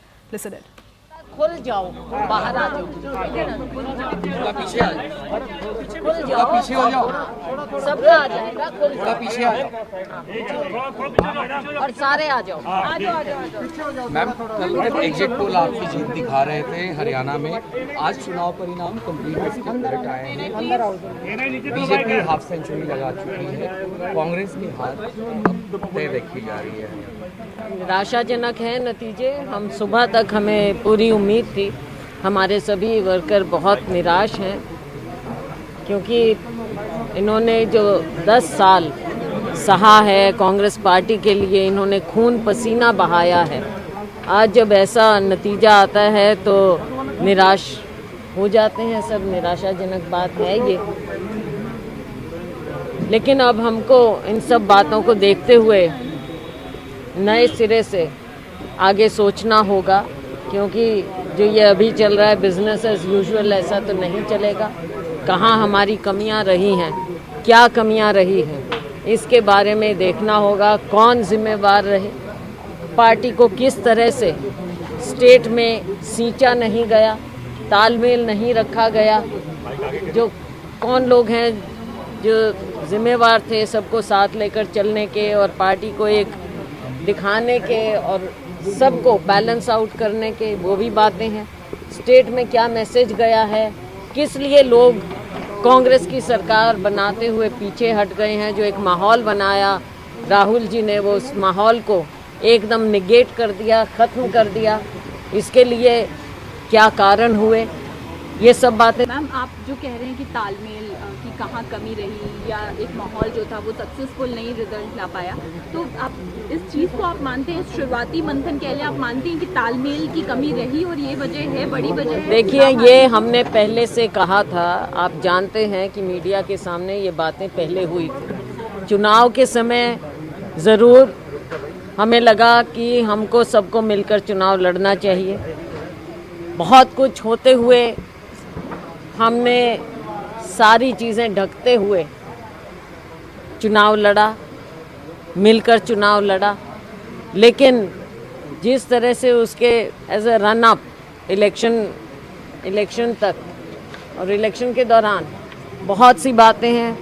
आज कहना अच्छा नहीं लगेगा, ऐसे लगेगा कि हम poor loser हैं, तो इस चीज़ को छोड़ें, लेकिन आगे के लिए पार्टी को कैसे हम मजबूत करें और हमारे वर्कर जो इतनी मेहनत कर कर के 10 साल बाद आज उम्मीद लगाए हुए थे कि हमारी सरकार होगी, हमारी पूछ होगी और ऐसी सरकार से निजात मिलेगा, आज उनकी सारी उम्मीदों पर जो पानी फिरा है उसके लिए बहुत दुख होता है, निराशा होती है। पर हमारा वर्कर निराश हुआ है, हताश नहीं हुआ। आगे के लिए हम सब मिलकर कांग्रेस पार्टी को फिर से फिक्स करने की बात की, और क्या लगता है कि ये हाई कमांड अब देखेगा, क्योंकि हाई कमांड को ये देखना चाहिए कि क्या हुआ, और आई एम श्योर कि हाई कमांड हर पहलू में जाकर देखेंगे कि क्या हुआ है, किसकी कहाँ क्या कमी रही और क्यों ऐसा नतीजा आया। कांग्रेस में जो खेमेबाजी हुई वो हार का कारण हुई? Okay, a very aggressive response coming in from Kumari Selja. All through campaigning for the Congress party, we've seen the kind of infighting that's come to the fore. A repeated message also that the party high command was in fact trying to send out, which is that of unity. But that seems to have fallen flat, Aman. Very clearly, Kumari Selja gunning for the party high command, blaming the party high command for perhaps solely giving the entire responsibility to Bhupinder Singh Hooda. And this tells us that this wasn't a wise decision. Putting all the eggs in Bhupinder Singh Hooda's basket has led to the consequence we see today for the Congress. Well, knives are out in the Congress, clearly, Kritsween. If you listen to, read between the lines of what Kumari Selja is saying, knives are out. She's saying, let the High Command now fix accountability for who is responsible for this loss. She also saying, talmel nahi rakha gaya, balance nahi rakha gaya. There were events before the election campaign started. She's referring to the ticket distribution. She's also referring to how the election campaign was run, where Selja was absent. I think in most of the times, I think she is now clearly saying that you reposed your faith totally in Bhupinder Singh Hooda. This was the third time that he was, presumably your CM candidate, but he has lost. So why this whole reposition of faith in Bhupinder Singh Hooda while ignoring other leaders like Kumari Selja, who's the woman leader, a Dalit leader of the party in the state, was that fair? And if we see the election results, Kritsween, it's very, very clear that the Dalit voter in Haryana, which is 22%, seems to have voted in favor of the BJP. BJP made the humiliation of Kumari Selja by the Congress as a major point in this election campaign. Also, Rahul Gandhi's purported comment in the US about reservation, which he said was misconstrued, but still the BJP used it. I think Selja is trying to say here that, look, you need to move ahead. And she's also said that नई सिरे से नई start लेनी चाहिए. She's effectively saying that move ahead from the Bhupinder Singh Hooda regime. Give me a chance, maybe give the Dalit leader a chance in Haryana, because it is now very clear, Kritsween, that with Jat support alone, Congress cannot win Haryana. It's been the third time that they've lost. They need the Dalit support, which is 22%. If they don't get that Dalit support, Congress will not be able to win Haryana. And also makes us wonder, this reaction from Kumari Selja, whether or not the party high command paid more heed to the loyalty factor than the winnability factor, which instead has led to a BJP victory. Many thanks, Aman, for that. We'll come back to you in just a bit. A quick commercial break. With that, we'll be right back.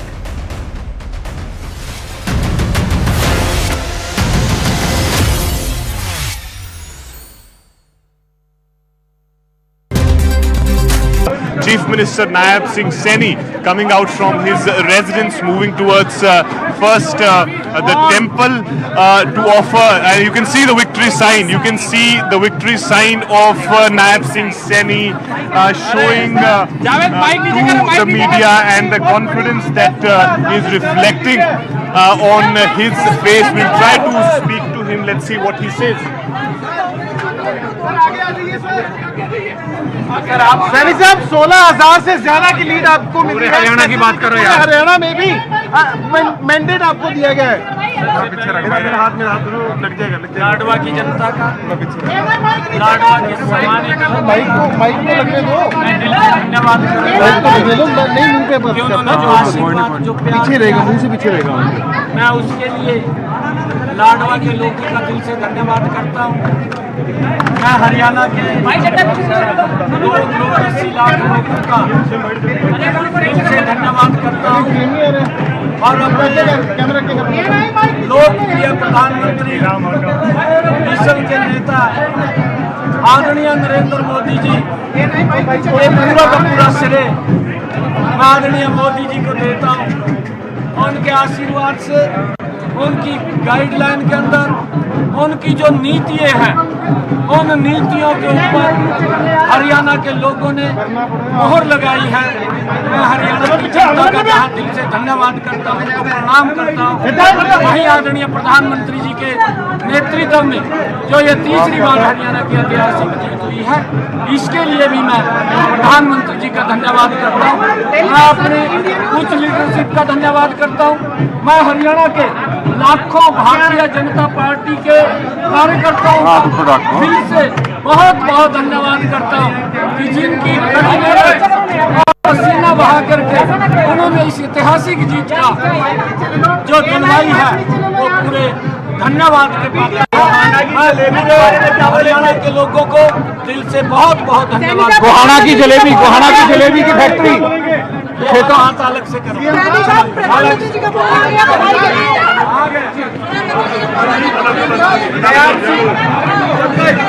जाने दो। Madam Pankaj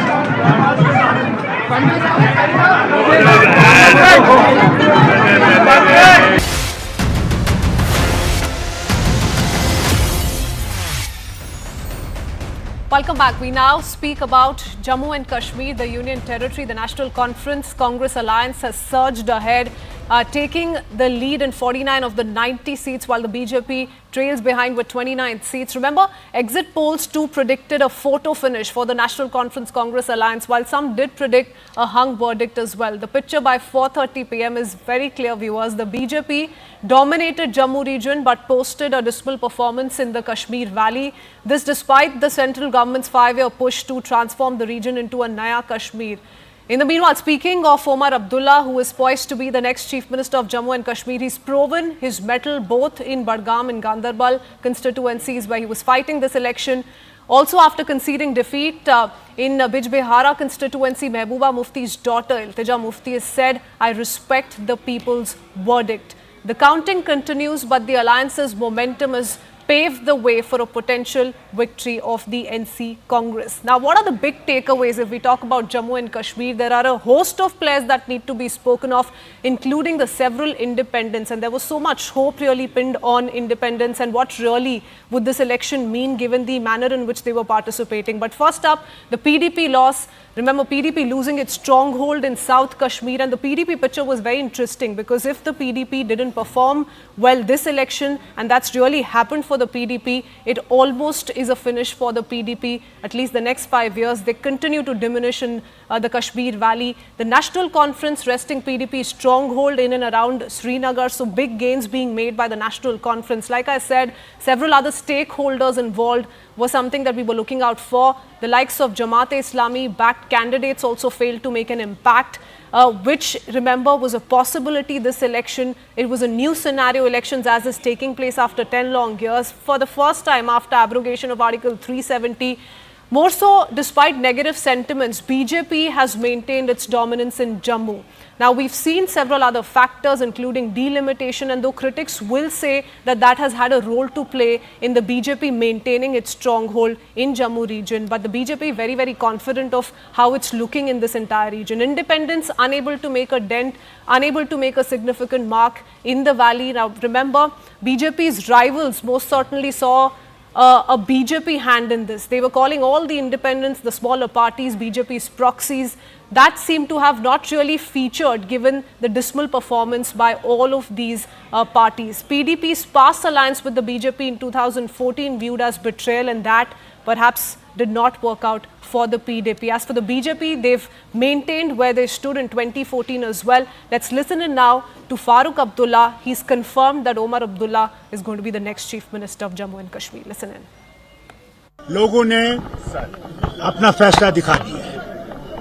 लोगों ने यह साबित कर दिया है कि जो इन्होंने इक़दामात 5 अगस्त को किए थे वो लोगों को मंजूर नहीं है और अल्लाह का शुक्र है नतीजे आपके सामने हैं। I'm going to go across to my colleague and executive editor Aman Sharma, who continues to stay on with us in the studio. Aman, a very interesting comment has come in from Amit Malviya, and let's try and deep dive into the same. He's talking about the 29 seats won by the BJP. He says the party has secured a vote share of more than 50%. In 8, he says it has a vote share between 40 to 50%. So he's talking about an increase for the BJP as far as its statistical performance is concerned. How would you view the BJP's performance overall, and what is the plan in place for the BJP given that the NC Congress combined have been able to sweep this election? See, Kritswin, this is BJP's best performance in Jammu and Kashmir. They have secured nearly 29 seats, which is the best ever performance in J&K. Their vote share is also up from 23% in 2014 to about 25.6% this time. So the vote share is up. Last time the BJP in Kashmir had won 25 seats. This time it is looking at 29 seats. So obviously BJP has put up a very good show, its own best performance.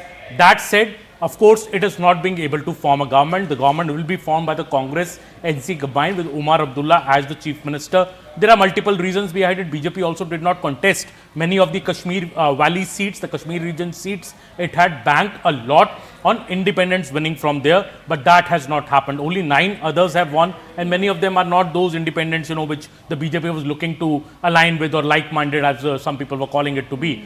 Engineer Rashid's party has completely collapsed. I think they have been only able to win 1 seat. BJP was hoping that these parties, Engineer Rashid's party, other small parties, independents, will be able to cut the votes of the National Conference But I think in the Kashmir Valley, the voters have consolidated behind the National Conference. Even PDP has only been able to win 3 seats. So there has been no division of votes as such in the Kashmir Valley, which the BJP was hoping for. BJP has obviously performed well in the Jammu region, and that's what explains its 29-seat tally. But I feel even then, BJP needed to sweep the Jammu region to have a chance to form the government in Jammu and Kashmir. There were 43 seats in the Jammu region.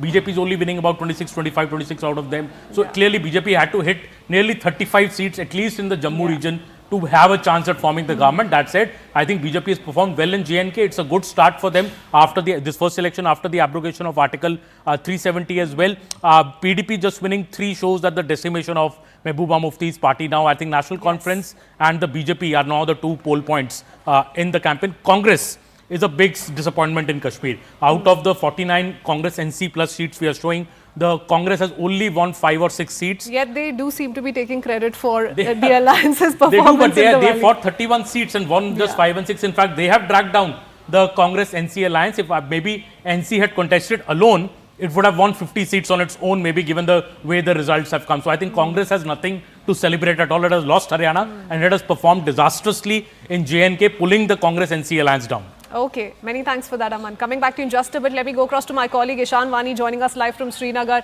Ishan, we've been talking about the BJP performance. As far as Jammu region is concerned, it may not have bettered its performance from last time around, but most certainly has maintained its performance. That's one big takeaway. But there are those in the BJP who continue to highlight what the BJP is able to pull off in Kashmir Valley as well. For example, BJP losing Gurez in Baramulla by about 1,000 odd votes. So the BJP says, look, we're very close to now making inroads in Kashmir next.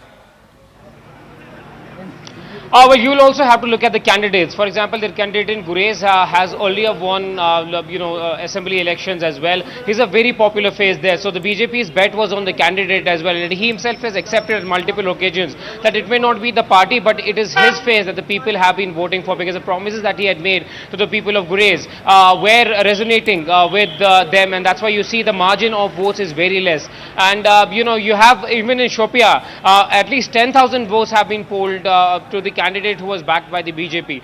So you would say that that BJP has been somehow able to create inroads, make inroads in terms of getting those indirect candidates or direct candidates having good number of votes. But at the same time, much hasn't changed in Kashmir in terms of taking away regional dominance from the National Conference or any other regional political parties that BJP might have wished, because they've been talking about disseminating and completely destroying these regional political parties. But now you have Ram Madhav coming out and congratulating National Conference for dominating Kashmir Valley, while saying that the Congress has again stood at zero and has got nothing for an alliance. Remember, we have been reporting from the day one, and specifically I was telling from the day one that it is the Congress riding on the National Conference's back in this particular alliance, because it was a compulsion for them to get together, because they are part of a larger India alliance and India bloc. So that's why it was a compulsion for the National Conference to take Congress forward.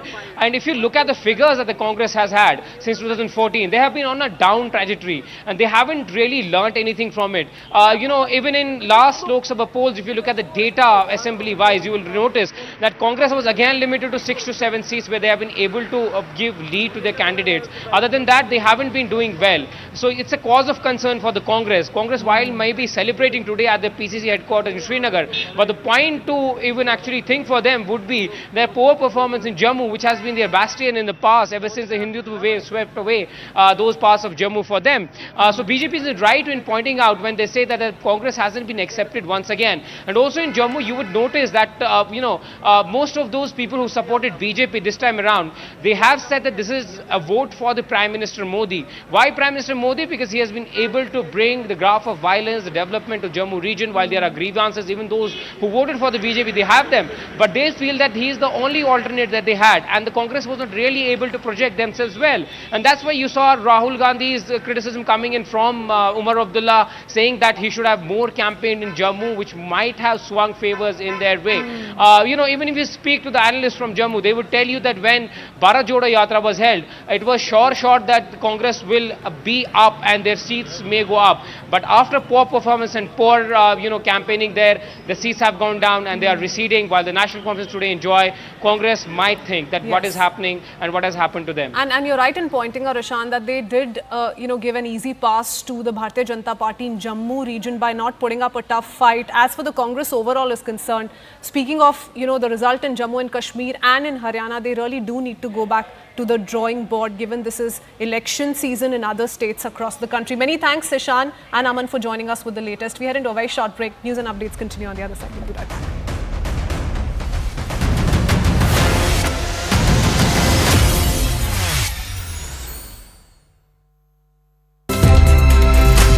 Chief Minister Nayab Singh Saini coming out from his residence, moving towards first the temple to offer. You can see the victory sign. You can see the victory sign of Nayab Singh Saini showing to the media and the confidence that is reflecting on his face. We'll try to speak to him. Let's see what he says. Saini साहब 16,000 से ज्यादा की lead आपको मिली है। हरियाणा की बात करो यार। हरियाणा में भी मैंडेट आपको दिया गया है। हाथ में हाथ लग जाएगा। लाडवा की जनता का, लाडवा के सामान्य माइक को लगने दो, धन्यवाद नहीं मुंह पे पीछे रहेगा, मुंह से पीछे रहेगा। मैं उसके लिए लाडवा के लोगों का दिल से धन्यवाद करता हूँ। मैं हरियाणा के 280 लाख लोगों का दिल से धन्यवाद करता हूँ और अपने लोकप्रिय प्रधानमंत्री विश्व के नेता आदरणीय नरेंद्र मोदी जी ये पूरा का पूरा श्रेय मैं आदरणीय मोदी जी को देता हूँ। उनके आशीर्वाद से, उनकी गाइडलाइन के अंदर उनकी जो नीतियाँ हैं, उन नीतियों के ऊपर हरियाणा के लोगों ने मोहर लगाई है। मैं हरियाणा की जनता का यहाँ दिल से धन्यवाद करता हूँ, उनको प्रणाम करता हूँ। वहीं आदरणीय प्रधानमंत्री जी के नेतृत्व में जो ये तीसरी बार हरियाणा की ऐतिहासिक जीत हुई है, इसके लिए भी मैं प्रधानमंत्री जी का धन्यवाद करता हूँ। मैं अपनी उच्च लीडरशिप का धन्यवाद करता हूँ।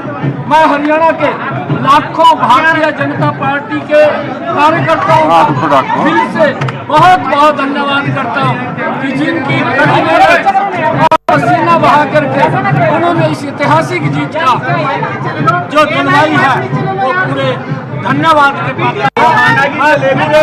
हरियाणा के लोगों को दिल से बहुत बहुत धन्यवाद। गोहाना की जलेबी की फैक्ट्री खेतों हाथ अलग से करो।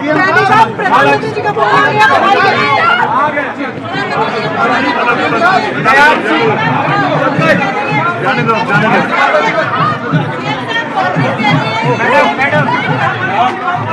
Pankaj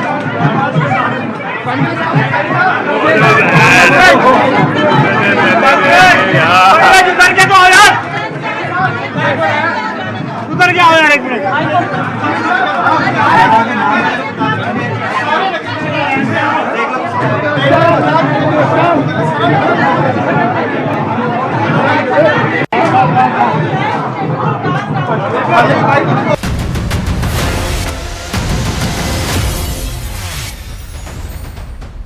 Welcome back. Let's talk about Jammu and Kashmir in more detail.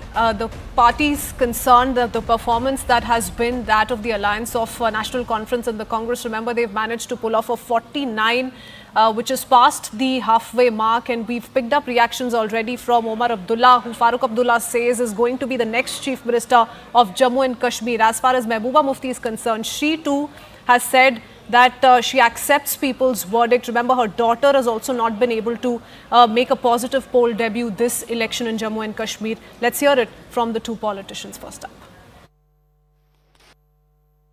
Budgam के वोटरों का शुक्रिया करना चाहता हूं जिन्होंने मुझे अपने कीमती वोटों से नवाजा, मुझे यहां से कामयाब होकर भेजा और मुझे जम्मू कश्मीर के लोगों की खिदमत करने का दोबारा एक मौका जो है हासिल हुआ है।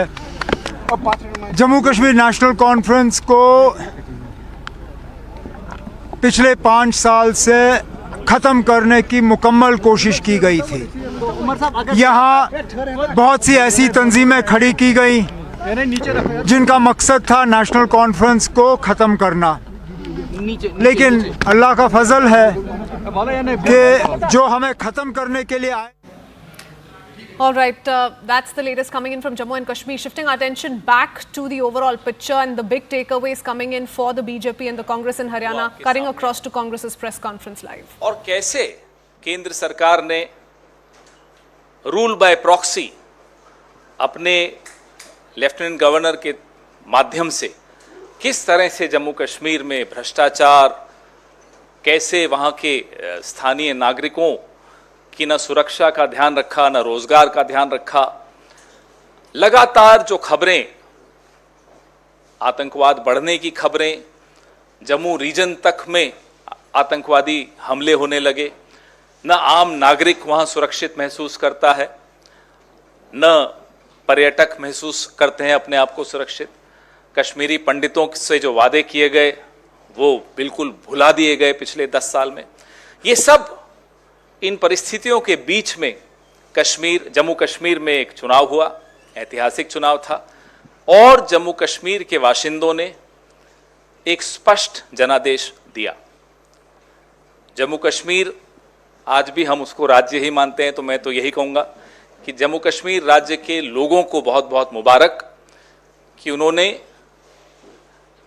इस चुनाव में बढ़ चढ़कर हिस्सा लिया और करारा जवाब दिया उन लोगों को जिन्होंने जम्मू कश्मीर को की इज्जत को रौंदने में कोई कसर नहीं छोड़ी थी।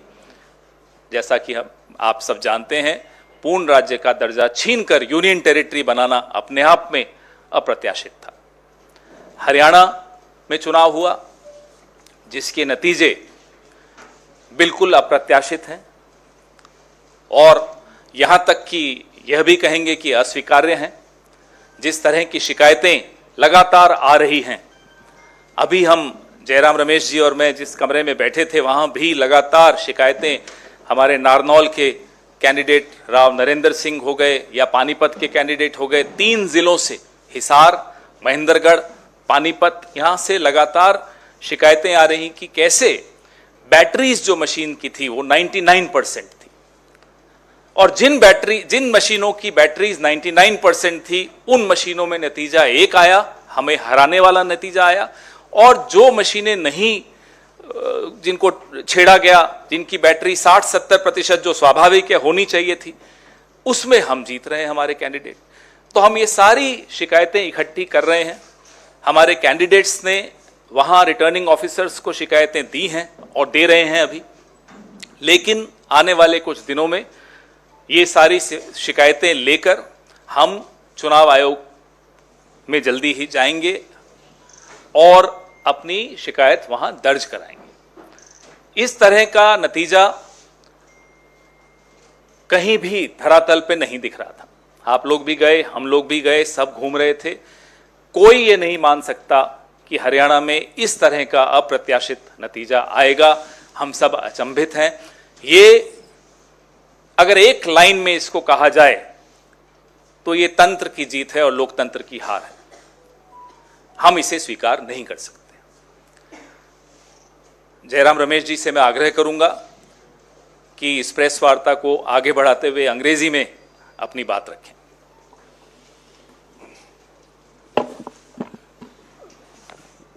मैं सिर्फ ये बात कहूँगा कि जम्मू और कश्मीर के जनता ने स्पष्ट जनादेश दिया है नेशनल कॉन्फ्रेंस और इंडियन नेशनल कांग्रेस के गठबंधन को।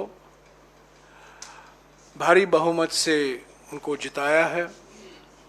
सरकार बनेगी, साझा कार्यक्रम होगा और पूरा प्रयास किया जाएगा। हम पीछे नहीं हटेंगे। इस गठबंधन सरकार की प्राथमिकता यूटी को फिर से पूरे राज्य का दर्जा मिलना ज़रूरी है और यही प्राथमिकता होगी। और भी मुद्दे हैं, विकास से जुड़े हुए मुद्दे हैं। साझा कार्यक्रम, दोनों पार्टियों के मैनिफेस्टो भी है, साझा कार्यक्रम भी तैयार किया जाएगा और एक पारदर्शिता से जवाबदेही और संवेदनशील सरकार ये गठबंधन जम्मू और कश्मीर की जनता को देगी। हरियाणा के संदर्भ में हमने चुनाव आयोग से आज दोपहर से लगातार शिकायत कर रहे हैं। उनसे जवाब भी आया है, उस जवाब का जवाब भी मैं दे रहा हूं, और उसके बाद भी 3 या 4 जिलों से बड़े गंभीर शिकायत आए हैं। वो सब कल या परसों हम चुनाव आयोग के सामने पेश करेंगे। पर मैं फिर से दोहराना चाहता हूं, हरियाणा के चुनाव के नतीजे अप्रत्याशित हैं, आश्चर्यजनक हैं, और इसको हम स्वीकार नहीं कर सकते, क्योंकि ये लोकतंत्र की हार हुई है और तंत्र की जीत हुई है। इसके ऊपर मैं आज कुछ नहीं कहूँगा।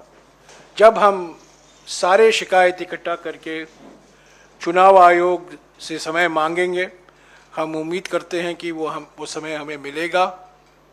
कल या परसों तक हम उम्मीद करते हैं कि हम चुनाव आयोग के सामने एक विस्तार से, जो अलग अलग ज़िलों से, अलग अलग असेंबली कंस्टिट्यूएंसी से शिकायतें आई हैं, कुछ आज हमने इलेक्शंस कमीशन के सामने रखा था, पर और भी हैं और बड़े गंभीर मुद्दे हैं ईवीएम को लेकर, और जिस तरीके से एक माहौल पैदा करने की प्रयास की गई, दबाव स्थानीय अधिकारियों पर लाया गया, और जहां जिन जिन सीटों में हमारी हारने की कोई गुंजाइश नहीं थी, वहां हम हारे। मैं समझता हूं ये नतीजा लोक भावना के खिलाफ है, जो जमीनी हकीकत है, और सभी ने ये हकीकत को महसूस किया है। ये नतीजा उसके खिलाफ जाता है। I will just repeat this in English very briefly. The people of Jammu and Kashmir have given a clear, decisive, convincing mandate to the National Conference, Indian National Congress Alliance. The priority for the alliance government will be the restoration of full statehood for the Union Territory of Jammu and Kashmir. Of course, we have our manifestos, we will have a common program, and both the National Conference and the Indian National Congress are duty-bound to give a government, an administration that is responsible, responsive, accountable, and transparent to the people of Jammu and Kashmir. I just want to say that the people of Jammu and Kashmir have defeated the mischievous designs of the BJP to engineer a majority of its own. Till yesterday, this effort was being made, but today, I think the people's verdict has come out very clearly, and the moves of the BJP and those who were managing the elections to somehow cobble up a majority has been defeated. As far as Haryana is concerned, all afternoon I have been in touch with the Election Commission. The Election Commission has replied to my complaints. I have replied to the reply. We have received very serious complaints on the process of counting, the functioning of EVMs in at least 3 districts. In at least 3 districts. There are more that are coming in. We have spoken to our senior colleagues in Haryana, and this information is being collected. We hope to present this in a consolidated form to the Election Commission tomorrow or day after. We will seek time, but I just want to reiterate that the results in Haryana are totally unexpected, completely surprising and counterintuitive. It goes against ground reality. It goes against what the people of Haryana had made their mind up for, which was for change and transformation. I think under these circumstances, it is not possible for us to accept the results that have been announced today. Serious questions have been raised by our candidates. We will bring it to the notice of the Election Commission. And what we have seen today in Haryana is, I think, a victory for manipulation, a victory for subverting the will of the people, and it's a defeat for transparent democratic processes. So I will only say this, but the chapter on Haryana is not complete. It will continue. The chapter in Jammu and Kashmir, of course, there will be a coalition government. And as I said till yesterday, various attempts were being made to ensure that the majority will not come to the INC-NC coalition, but the people of Jammu and Kashmir have given a very clear mandate for this coalition government. Thank you. Sir मेरा सवाल sir आपको नहीं लगता कि आप ये कह रहे हैं कि जम्मू कश्मीर के अंदर कोalition को मैंडेट मिला, लेकिन 38 सीटों में से कांग्रेस सिर्फ 6 जीत पाई है, 6 पे ही आगे चल रही है, आप लोगों के खाते में उतनी ही आई, वहाँ पर एज ए पार्टी आप लोगों को नुकसान हुआ है और आपके जो कोलिशन पार्टनर्स हैं शिवसेना की तरफ से जो उनकी सांसद है उन्होंने कहा जहाँ पर भी कांग्रेस की बीजेपी से सीधी लड़ाई होती है वहाँ पर कांग्रेस उनको नहीं हरा पाती, अलायंस के साथ ही हरा पाती है। और हरियाणा में आपको लगता नहीं कि इनफाइटिंग का नुकसान हुआ? 16 आपके सिटिंग विधायक जो है वो चुनाव हारे हैं, उस पर क्या कहेंगे आप? हरियाणा के बारे में जो कुछ हमें विश्लेषण करना है ज़रूर हम करेंगे, पर पहली बात हमें इलेक्शन कमीशन तक जो शिकायतें आ रही हैं अलग अलग ज़िलों से वो पहुंचाना है।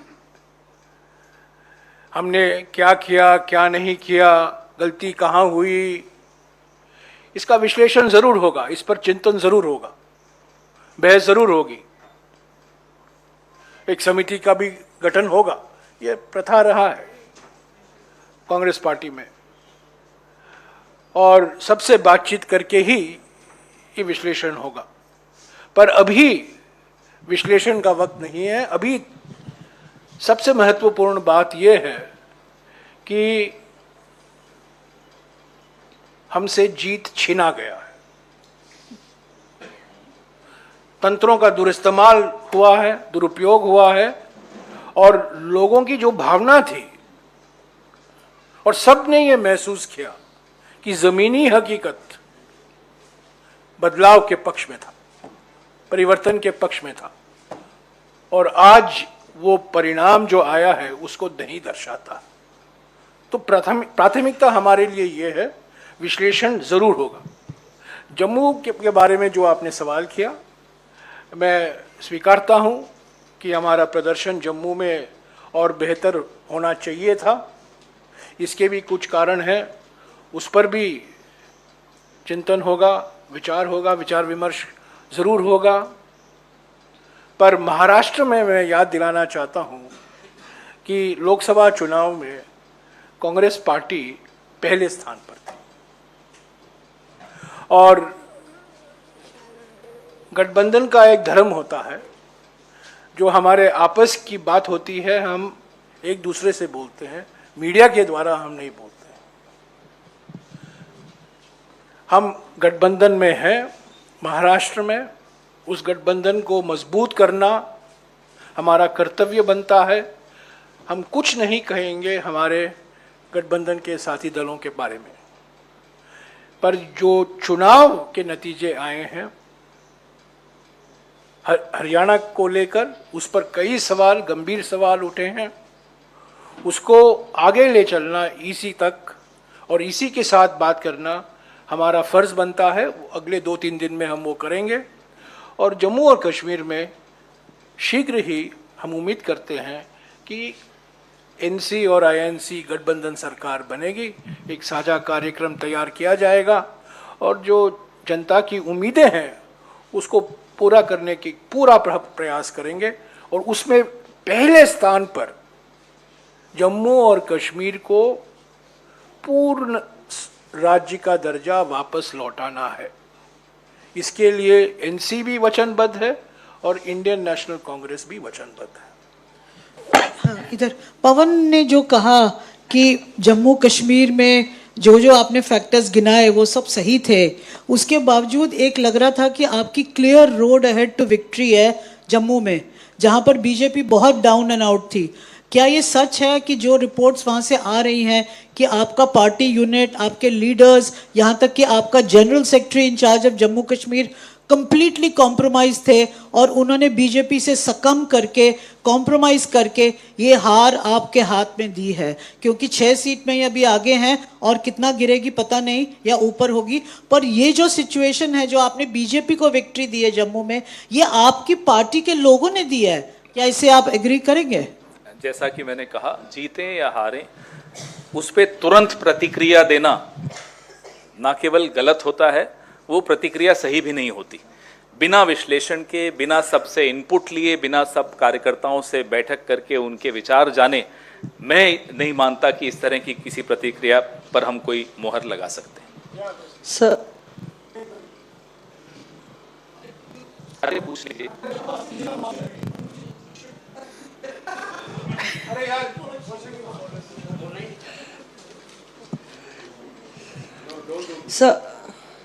सर ये जो 3 जिलों का आपने जिक्र किया, तो ये कौन से जिले हैं और कितनी सीटें इसमें प्रभावित हो रही हैं इन जिलों में, ये हम लोग जानना चाहेंगे। और थोड़ी अजीबोगरीब बात नहीं है कि एक तरफ आप जम्मू कश्मीर की जीत और आगे क्या प्रक्रिया रहेगी उसका जिक्र कर रहे हैं और दूसरी तरफ कह रहे हैं वहाँ पे जनता की जीत हुई, और दूसरी तरफ कह रहे हैं हरियाणा में अंगूर खट्टे हैं, हरियाणा में हमारी जीत छीनी गई है। तो तब जनता को क्या मैसेज? अजीबोगरीब तब होता कि जब हम कहते कि नहीं साहब सब जगह खराब है machine.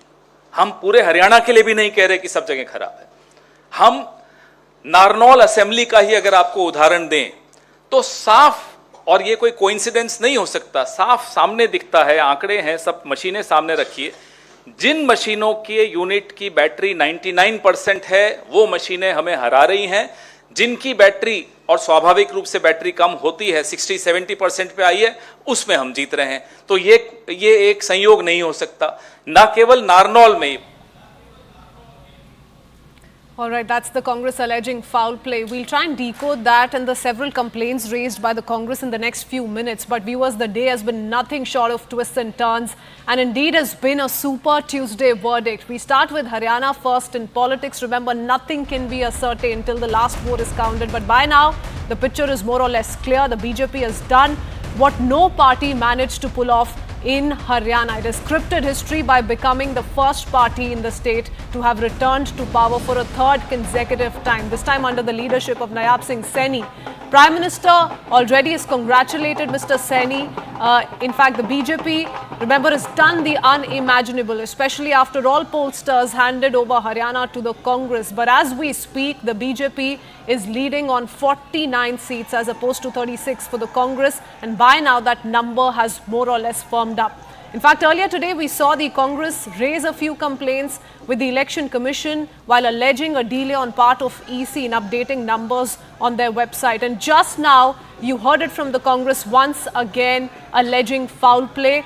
They say there were discrepancies in counting of votes and have also raised concerns over EVMs once again in at least 3 districts, and they say there are more complaints that they're yet to receive.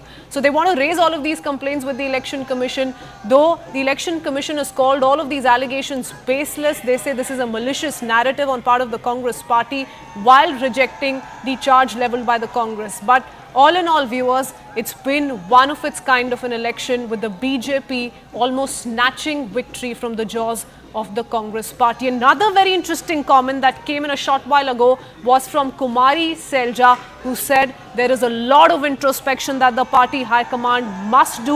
The workers are disappointed and we need to now go back to the drawing board. Listen in.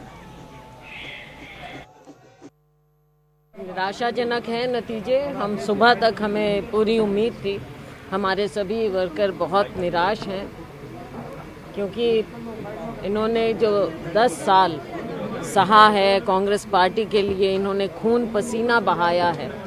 आज जब ऐसा नतीजा आता है तो निराश हो जाते हैं सब, निराशाजनक बात है ये। लेकिन अब हमको इन सब बातों को देखते हुए नए सिरे से आगे सोचना होगा, क्योंकि जो ये अभी चल रहा है बिजनेस एज यूजुअल ऐसा तो नहीं चलेगा। कहाँ हमारी कमियां रही हैं, क्या कमियां रही हैं, इसके बारे में देखना होगा, कौन जिम्मेवार रहे। मैं ये विश्वास के साथ कह रहा था कि हम जीत रहे हैं। जी बिल्कुल। मेरा कहीं भी आपको स्टेटमेंट, क्योंकि मैं ग्राउंड की रिपोर्ट ले रहा था, मेरे पास 0 ग्राउंड की रिपोर्ट थी। लोगों का जो प्यार, जो उत्साह, जो स्नेह, जो आशीर्वाद हरियाणा के लोगों का मिल रहा था, गरीब का मिल रहा था, पिछड़े का मिल रहा था और हरियाणा के 36 बरादरी का आशीर्वाद मिल रहा था। मैं उस आधार के ऊपर कह रहा था कि हम जीत रहे हैं और बड़े मैंडेट के साथ जीत रहे हैं। ये मैंने स्पष्ट रूप से कहा था। ये आदरणीय मोदी जी की नीतियों का परिणाम है। एक लंबे अरसे के बाद जम्मू कश्मीर में एक जमहूरी निज़ाम कायम होगा।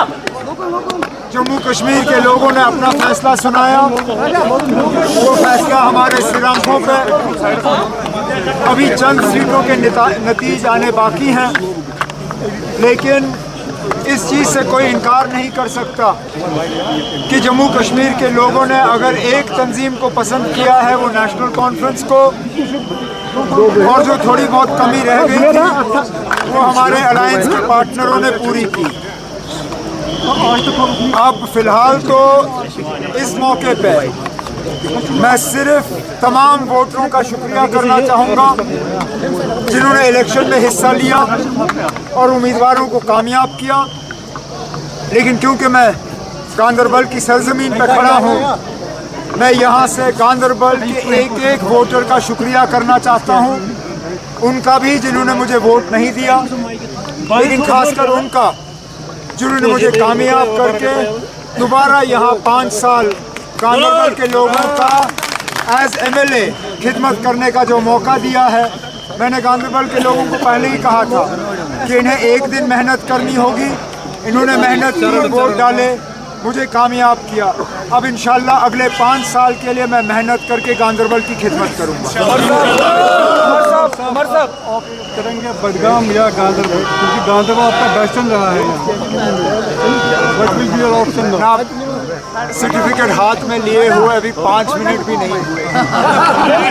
मुझे साथियों के साथ बैठ के थोड़ा सा इस जीत का मजा लेने दीजिए, उसके बाद हम ये जो सवाल हैं इनके जवाब बाद में देंगे ना। अभी फिलहाल इस चीज़ पे मैं बात नहीं करूँगा।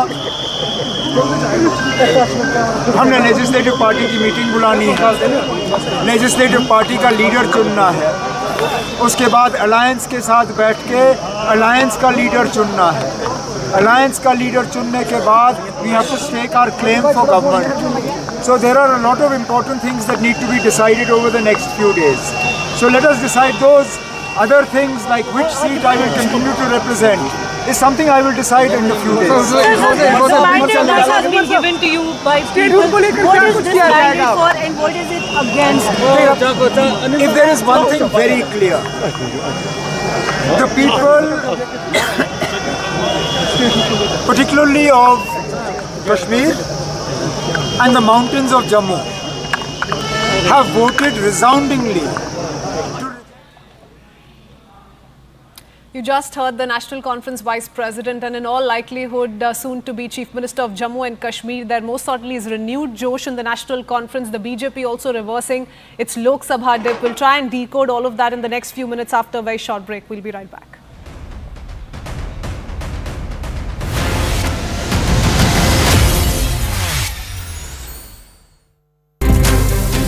Chief Minister Nayab Singh Saini coming out from his residence, moving towards first the temple to offer.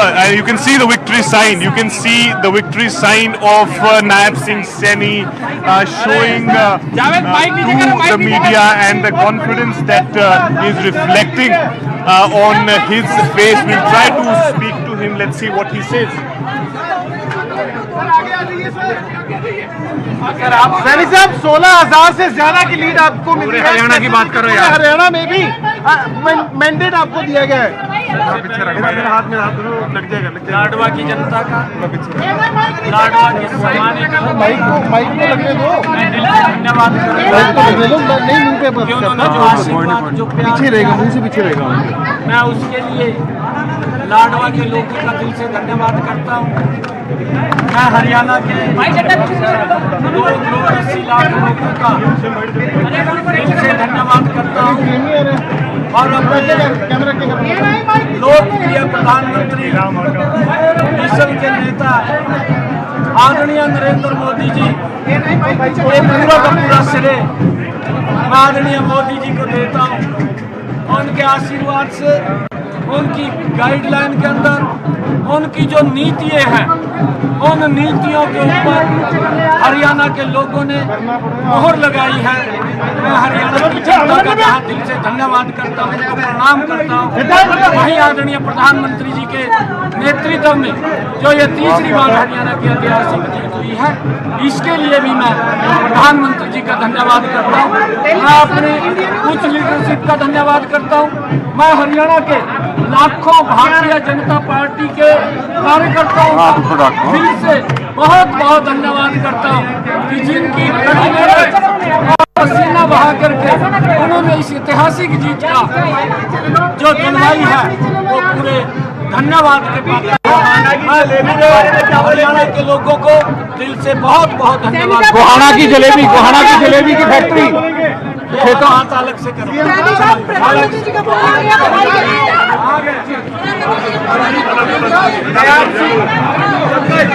जाने दो। Madam Pankaj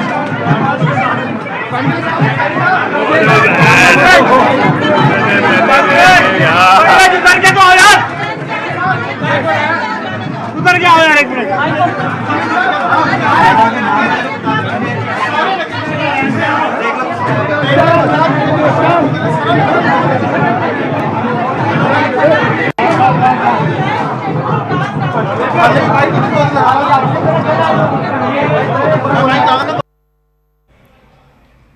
Okay, that's the Chief Minister Nayab Singh Saini, the man of the moment after he has put up that spectacular win, and I can't really declare it because the counting is still going on, but Saini has already put up that victory sign. He thanked the Prime Minister, he thanked the people of Haryana. He's still speaking. Let's just cut straight across and listen in.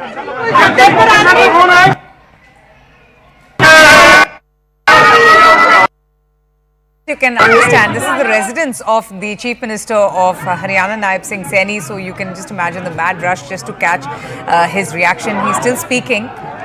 We'll try and listen in. Okay, so a lot of commotion there, and obviously the BJP in celebratory mood, they're exuberant after the numbers that they have got, and no one had actually seen that coming. The BJP pulling off this impossible in Haryana, and it's Nayab Singh Saini who has been able to achieve this massive electoral surprise. He's someone who's extremely effective, very young, energetic leader. He came in place of Manohar Lal Khattar, the former Chief Minister of Haryana, and he's also someone who has been attacking the Congress party for being anti-Dalit, for not listening to the Dalit community, and now Nayab Singh Saini emerging victorious, extremely happy with the performance of the BJP, the entire party cadre as well, thanking the people of the state, and it's really unimaginable that how Haryana has emerged triumphs, beating anti-incumbency. In fact, it's a historic, historic thing that we are seeing, because no party ever has been able to achieve a hat-trick in the state of Haryana, and Nayab Singh Saini has done just that. He has achieved this hat-trick and has won from the state of Haryana. with the numbers still coming in, but it is now almost 3:30 and Nayab Singh Saini is extremely confident that his party is going to be the party who will rule for the next few years in the state of Haryana. We're going to take a very short break. The news and updates continue. Just leaving our viewers with the visuals of the Chief Minister of Haryana. Welcome back, and well, viewers, we keep our sharp focus with the results that we're picking up both from Haryana and Jammu and Kashmir. And do remember that the Lok Sabha results reverses by many were predicted as the beginning of the decline of the Bharatiya Janata Party. But here comes a stunning comeback by the BJP in the state of Haryana, and celebrations of course taking place at the BJP headquarters as we speak. So I want to quickly go across to my colleagues Payal Mehta and Ananya Bhatnagar joining us on the broadcast. Payal, to you first. We've seen a turnaround in celebrations in the BJP and Congress offices earlier today and within hours. Tell us what's the mood like at the BJP headquarters. What are you witnessing? The mood is absolutely upbeat given the fact that the Prime Minister is expected to come here in a bit from now. My video generator. But I must correct our viewers with KK Sharma. KK, आप हरियाणा में 1 महीने तक थे. लगा था 1 महीने में कि बीजेपी का फॉर्चून बदल जाएगा. आपको लगा था कि बीजेपी ये कर पाएगी. लोगों को लगा नहीं था कि बीजेपी जीत पाएगी. आपको लगा था? हाँ, बिल्कुल. हम पहले दिन से ही बहुत विश्वास के साथ थे कि भारतीय जनता पार्टी तीसरी बार अपनी वहाँ सरकार बनाने जा रही है. देखिए, कांग्रेस का काम है इस देश में भ्रम फैलाना, भ्रांति फैलाना, झूठ बोलना, और यही भ्रम और भ्रांति उसने हरियाणा के अंदर भी पूरी तरह से फैलाने की कोशिश की थी. लेकिन हमारे जो कार्यकर्ता हैं और हमारे जो कर्मठ कार्यकर्ता हैं और हमारा जो नेतृत्व है उसने इस भ्रम को तोड़ दिया. माननीय प्रधानमंत्री श्री नरेंद्र मोदी जी की ने जो केंद्र के नीति अपनाई, जो डेवलपमेंट के काम किए और जो हरियाणा की हमारी सरकार ने काम किया, उसका परिणाम था कि हरियाणा में हरियाणा की जनता ने पूरा हमें जनमत दिया और हमारे विकास. राहुल गांधी विदेश भी जाते रहे, वहाँ पे भी जाति की बात करते रहे. यहाँ तक बीच में ये भी आ गया था कि बीजेपी पहले वो हटा देगी रिजर्वेशन. इसके बाद राहुल गांधी ने भी कुछ कहा. आपको लगता है कि होशियार थी हरियाणा की जनता और समझ गई कि इनके दावपेच क्या थे? नहीं, देखिए, राहुल गांधी की विश्वसनीयता 0 है, लेकिन वो देश में हो या विदेश में हो, भारत को बदनाम करने से कहीं नहीं चूकते. और जिस ढंग से जाके उन्होंने वहाँ विदेश में कहा कि हम आरक्षण को समाप्त कर देंगे, दलितों का आरक्षण को, इसको भी जनता ने हाथों हाथ लिया और लोगों को पता चल गया कि एक ऐसा व्यक्ति जो संविधान को लहरा के लोकसभा के चुनाव में लोगों को झूठ बोल रहा था, वास्तविक स्थिति में उसकी जो मंशा क्या है, जो उन्होंने विदेश में जाके व्यक्त की, दलितों पे अत्याचार और दलितों के हक और अधिकार को खत्म करने की बात करके राहुल गांधी ने अपनी मंशा जो जाहिर कर दी थी. आखिरी सवाल आपका रहेगा कि आप 1 महीने वहाँ पे रहे, आपने नायब सैनी को भी देखा. जिस आदमी को 6 महीने पहले लाया जाता है उसके ऊपर जिम्मेदारी दी जाती है कि आपको जिताना. अगर आप नायब सैनी है तो आपको कैसा महसूस होता है? देखिए, नायब सैनी जी बहुत जमीनी कार्यकर्ता है, बहुत जमीनी नेतृत्व है, जमीन से निकले हैं, जमीन से उठे हैं. वो आम जनता की भावनाओं को समझते हैं, आम जनता के दुख दर्द को समझते हैं. वो बहुत ही सहज सरल व्यक्ति हैं. वो लोगों से बहुत सामान्य रूप से मिलते हैं. जनता के अंदर में उनकी लोकप्रियता बहुत थी और इस कारण से जनता ने उन्हें हाथों हाथ लिया और लोगों को लगा कि ये वही नेतृत्व है जो हमारे जो है कामों को पूरा कर सकता है, हमारे आशाओं को पूरा कर सकता है, डेवलपमेंट कर सकता है, विकास कर सकता है, हमें हरियाणा को नई ऊंचाई तक ले जा सकता है. लोगों ने जमकर उनके नेतृत्व पर विश्वास किया और जमकर वोट करके इतनी बड़ी जीत दिला दी है. Well, of course, Kritsvi, that was KK Sharma with us, BJP's national spokesperson. He was appointed on part of the party to be there in Haryana for a month. He oversaw the entire preparation. As far as the situation on ground is concerned, there you see BJP General Secretary Organization BL Santosh himself taking a notice of what really is the preparation going on. He, along with Sanjay Mayuk, is of the BJP's media coordinator, is also looking at the preparation, because in a bit from now, members of the parliamentary board, Prime Minister Narendra Modi amongst the others will be arriving at the party headquarters. The celebratory mood is already there for everybody to see. There is of course a band which is in place over here. Many in the BJP are laughing and saying कि किसी और का band बज गया, पर हम तो band बजाएंगे. So that's the celebratory mood. And of course, like always, Prime Minister Narendra Modi will come at about 7:30 this evening at the party headquarters to congratulate the party workers and thank them for their contribution to make BJP was able to see this stupendous win come across in Haryana, a chance that not many. Oh yes, you know, Payal, with these results, the BJP has shown why it's not a pushover. You know, in the Hindi heartland, the results speak for themselves, but there's so much going on within the Congress, and infighting seems to be back in the picture. Before I take that across to Aman and the rest of my colleagues, Ananya also continues to join us from the BJP headquarters. Lot of energetic voices coming in from the BJP camp. Interestingly, as far as the Congress is concerned, on one hand, we just heard a host of leaders of the Congress alleged discrepancies. They were saying that there were problems in the way counting of votes took place. EVM malfunction was also spoken of by the Congress leaders. But here's a Congress leader from Haryana, Kumari Selja, who needs no introduction, who's called for greater accountability and transparency and introspection within the Congress. Listen in. निराशाजनक है नतीजे। हम सुबह तक हमें पूरी उम्मीद थी, हमारे सभी वर्कर बहुत निराश हैं क्योंकि इन्होंने जो 10 साल सहा है कांग्रेस पार्टी के लिए, इन्होंने खून पसीना बहाया है। आज जब ऐसा नतीजा आता है तो निराश हो जाते हैं सब, निराशाजनक बात है ये। लेकिन अब हमको इन सब बातों को देखते हुए नए सिरे से आगे सोचना होगा, क्योंकि जो ये अभी चल रहा है बिजनेस एज यूजुअल, ऐसा तो नहीं चलेगा। कहाँ हमारी कमियां रही हैं, क्या कमियां रही हैं, इसके बारे में देखना होगा, कौन जिम्मेवार रहे।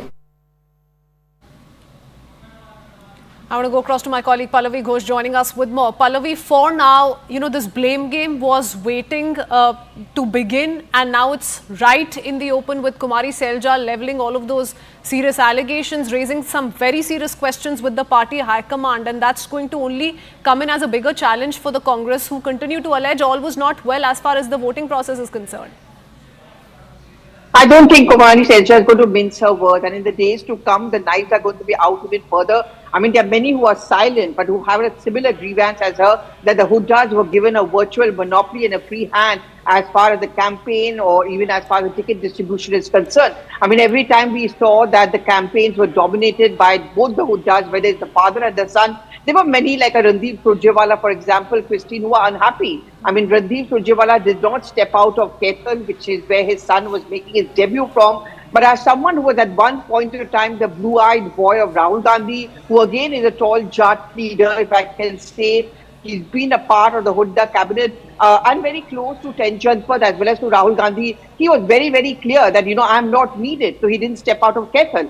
Similarly with Kumari Selja, the first time she actually stepped out was on her birthday, which is on the 26th of September. Again, sending out that message is that I'm going to take my own time in deciding when I want to campaign. I think what really upset her was a decision which was taken that last minute Ashok Tawar is going to be joining the Congress.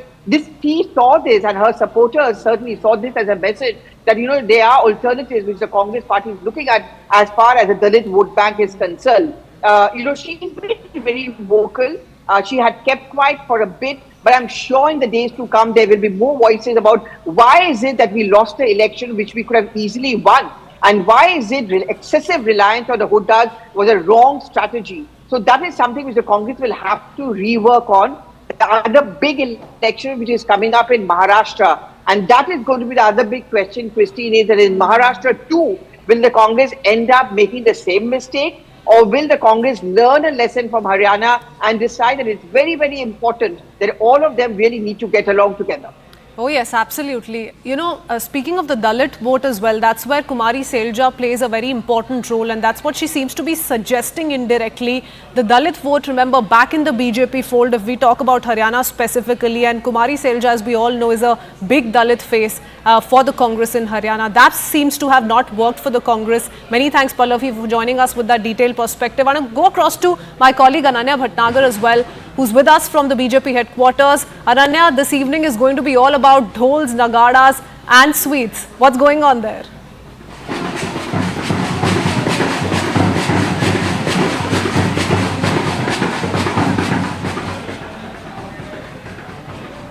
Ananya, if you can hear me, what's going on at the BJP headquarters? A lot of celebrations taking place as I see.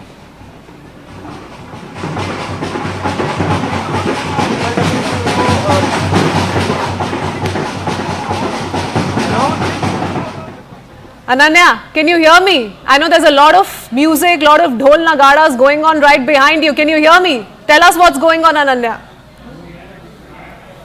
Okay, we're going to find it a little difficult to get through, Ananya, given the manner in which celebrations are taking place at the BJP headquarters. Executive Editor Aman also continues to stay on with us here in the studios. Aman, there are several factors that need to be spoken of. There were plans that the Congress was following closely, but over-reliance on Bhupinder Singh Hooda was one such factor. It's being spoken of by the likes of Kumari Selja, but there was many other factors which perhaps the Congress didn't see would turn against it, and that includes over-reliance on Jat vote, but also underestimating the non-Jat vote and the Dalit vote for that matter. Well, Kitswin, there is a history to why there is over-reliance on Hooda. If you see the last Haryana Assembly election, the Congress had won 31 seats, and that time Bhupinder Singh Hooda was given the charge of the campaign only about a month before the election in 2019, and Mr. Hooda's claim was always that if I had been given the charge much earlier, I would have won you the election.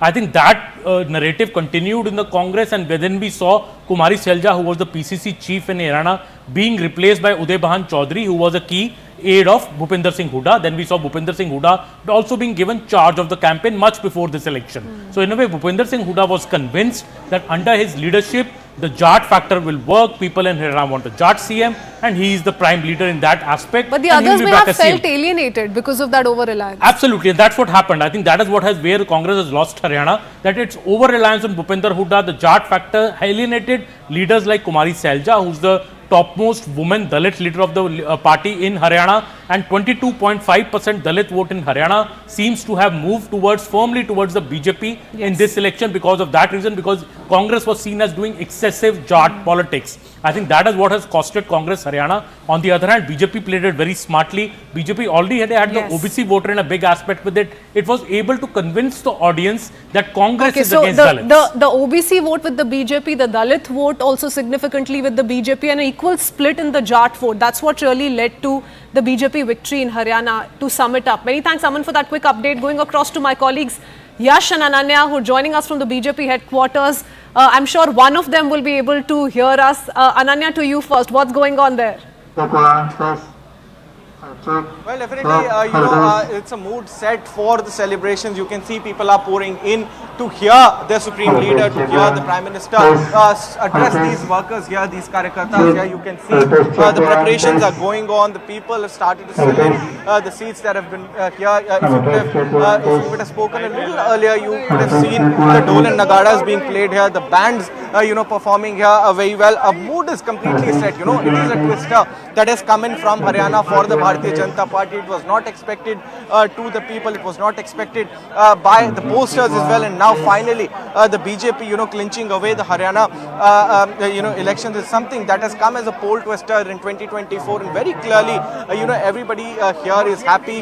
The mood for celebrations is set, and preparations are going on, and the final checks are going on, so that when the PM arrives, when in fact JP Nadda, the BJP president arrives, a warm welcome can be given to both of them, and also the celebrations can actually begin as soon as both of them arrive. But definitely the mood is all set here for in fact the big victory that the BJP has clinched in a Haryana twister.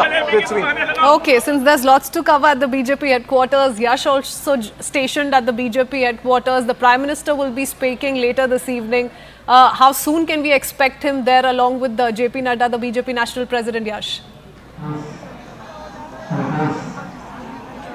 Well, Christine, what we are given to understand is that Prime Minister is expected to come at around 7 p.m. at the BJP headquarters and then address the workers and the Karyakartas over here, because this is a very big day for the Bharatiya Janata Party. In fact, JP Nadda will be also arriving very soon to take stock of the situation. In fact, a lot of leaders from the senior leadership are already here, from the state leadership to the central leadership. Leaders have started to arrive. In fact, like Ananya was also mentioning, the atmosphere over here is absolutely electrifying, because the BJP knows how to put up a show when they actually are able to clinch one of these elections like Haryana, because there was much chatter, there was much anticipation that this is going to be a tough one for the Bharatiya Janata Party. But at this juncture and at this point, one thing is clear, that BJP has been able to prove their mettle once again when we talk about Haryana. In fact, this also sets a very good tone for the Bharatiya Janata Party for the upcoming assembly elections, when we talk about be it Maharashtra, be it Jharkhand, or be it the national capital.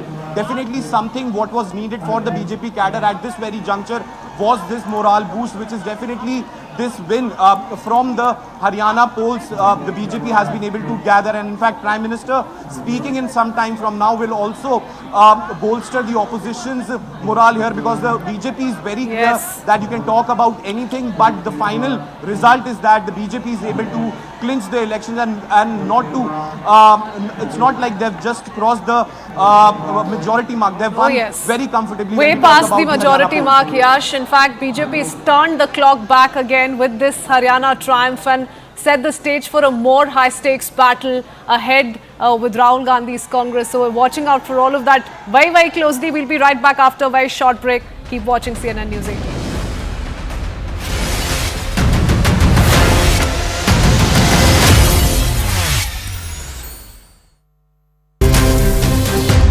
Chief Minister Nayab Singh Saini coming out from his residence, moving towards first the temple to offer, and you can see the victory sign. You can see the victory sign of Nayab Singh Saini showing to the media, and the confidence that is reflecting on his face. We'll try to speak to him. Let's see what he says.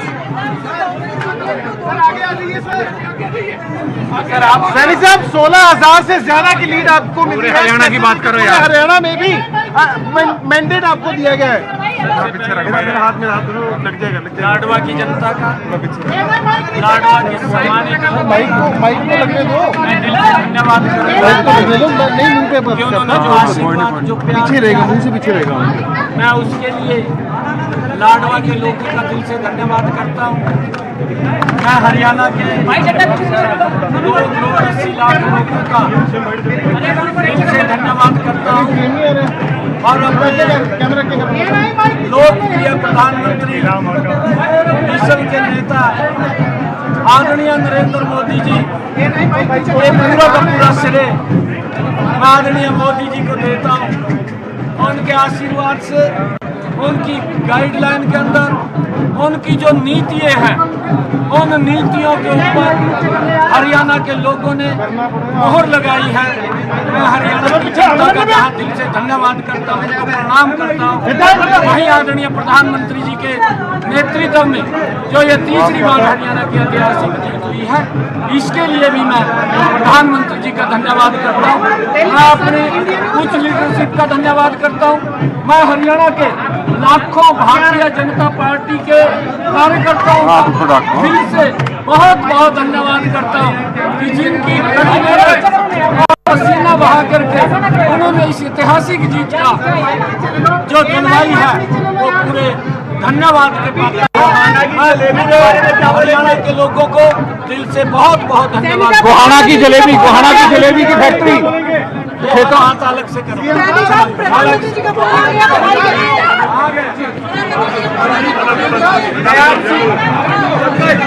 जाने दो।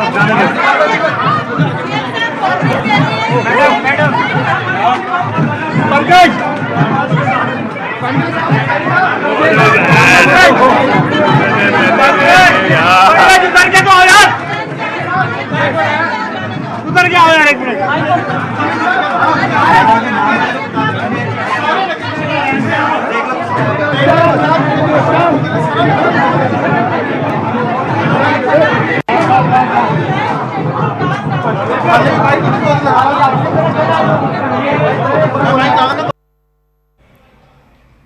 Okay, that's the Chief Minister Nayab Singh Saini, the man of the moment, after he has put up that spectacular win, and I can't really declare it because the counting is still going on, but Saini has already put up that victory sign. He thanked the Prime Minister, he thanked the people of Haryana. He's still speaking. Let's just cut straight across and listen in.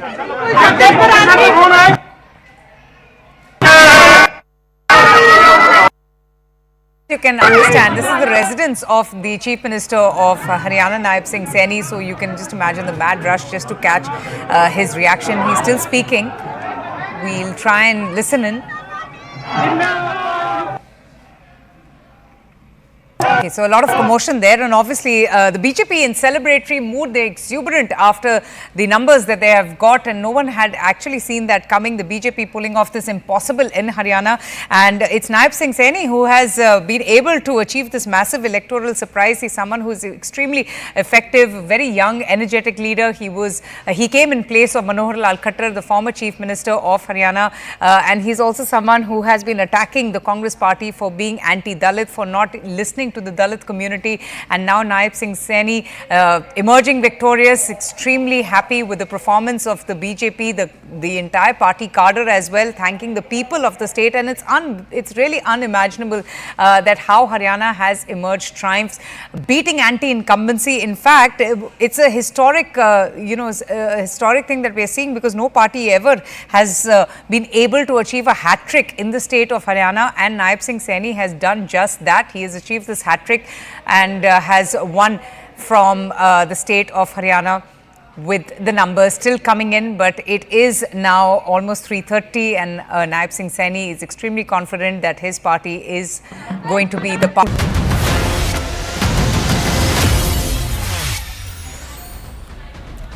Welcome back. In this edition, let's also talk about more. We're learning as far as BJP's strategy in Haryana is concerned. Remember, the RSS support has been one of the contributing factors in BJP's Haryana win, and now we're learning in the latest that RSS held 16,000 meetings in Haryana alone. 6,000 villages in the state were covered with a door-to-door campaign. I want to go across to my colleague Madhuparna Das joining us with more details. Madhuparna, we do know that there was a little bit of a revival in the saffron cadres after the Lok Sabha dip, but tell us a little bit about RSS contribution, especially in rural areas, to win back vote for the BJP. So the RSS in Haryana has been organizing large-scale outreach initiatives as part of its expansion and consolidation strategy post the general election result. And one such effort involves meetings held across 16,000 locations in the state aimed at strengthening their grassroots presence. These meetings likely to generally focus on ideological discussions. This is also about voters awareness campaign, and this is also about mobilization efforts and training for RSS members to further their influence in various sectors of society, particularly at the village level. And this 6,000 villages mentioned suggests that a significant part of this outreach is targeted especially at the rural areas, where the RSS has been focusing on building local networks and extending its reach. By engaging at the village level, they generally aim to create a stronger presence in Haryana's socio-political fabric, and they do it in every state. So this is possibly to bolster their influence in future elections and to counter other political or social narratives. And Madhuparna, it seems to have worked for the BJP, isn't it? They relied on RSS support to win back rural votes in Haryana, and the RSS, just like the BJP, has managed to deliver on the same. But many thanks for joining us with that latest update. Some in the Congress, though, are in denial about results in Haryana. Bhupinder Singh Hooda speaking live. Let's cut across and listen into what he has to say. देखिए, जो result आए हैं उनसे अचंभित हैं हम, और हम अपनी बीजेपी अचंभित है कि उनका देखा आपने क्या माहौल था। ये जैसे पूरे प्रदेश में माहौल था, उसके विपरीत ये नतीजे आए हैं। जो माहौल बना हुआ था मीडिया का भी, और जो आपके जितने भी सीनियर वो हैं एनालिस्ट हैं उनका भी ये है। तो अब लोकतंत्र है ये, और तंत्र एक अलग चीज़ होती है। तंत्र का कितना रोल है इसकी जांच करेंगे हम, क्योंकि बहुत सारी सीटें थोड़ी थोड़ी वोटर से आ रहे हैं, हम थोड़ी थोड़ी वोटर से आ रहे हैं, और कई जगह से शिकायतें भी मिली हैं।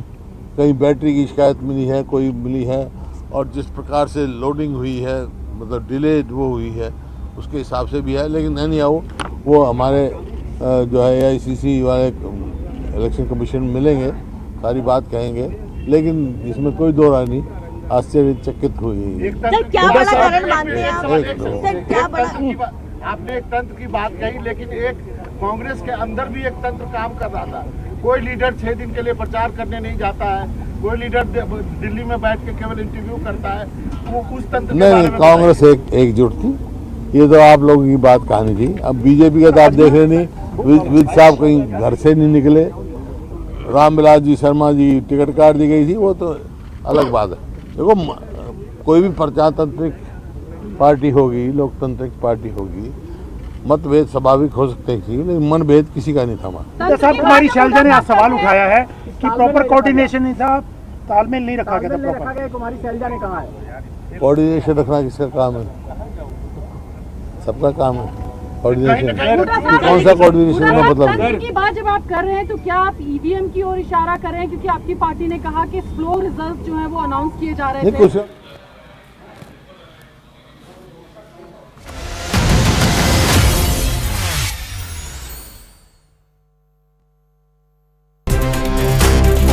Chief Minister Nayab Singh Saini coming out from his residence, moving towards first the temple to offer.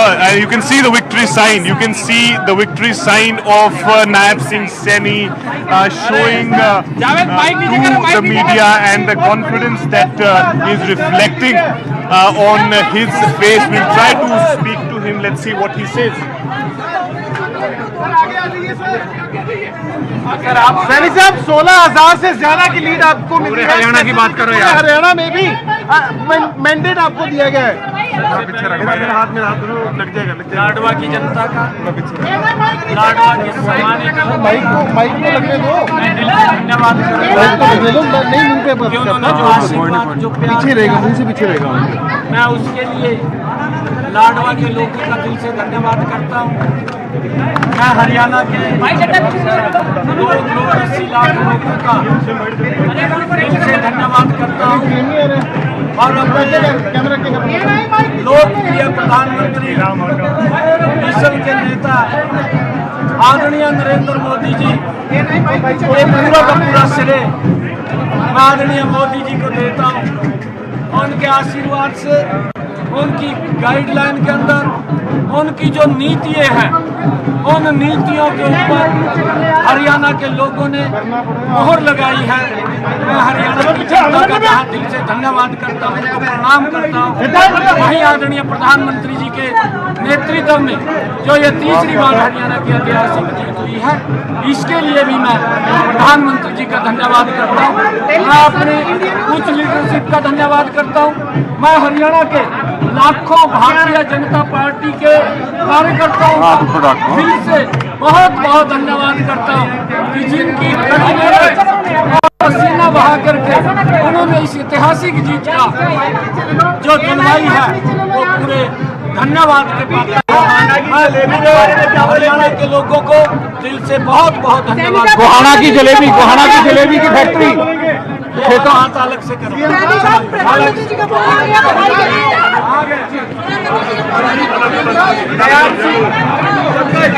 जाने दो।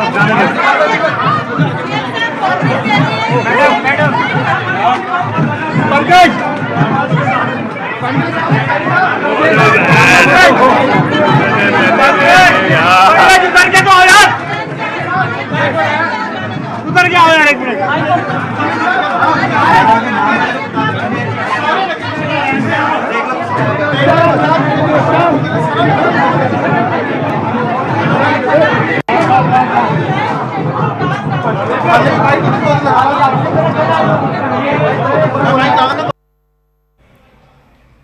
Okay, that's the Chief Minister, Nayab Singh Saini, the man of the moment after he has put up that spectacular win, and I can't really declare it because the counting is still going on, but Saini has already put up that victory sign. He thanked the Prime Minister, he thanked the people of Haryana. He's still speaking. Let's just cut straight across and listen in.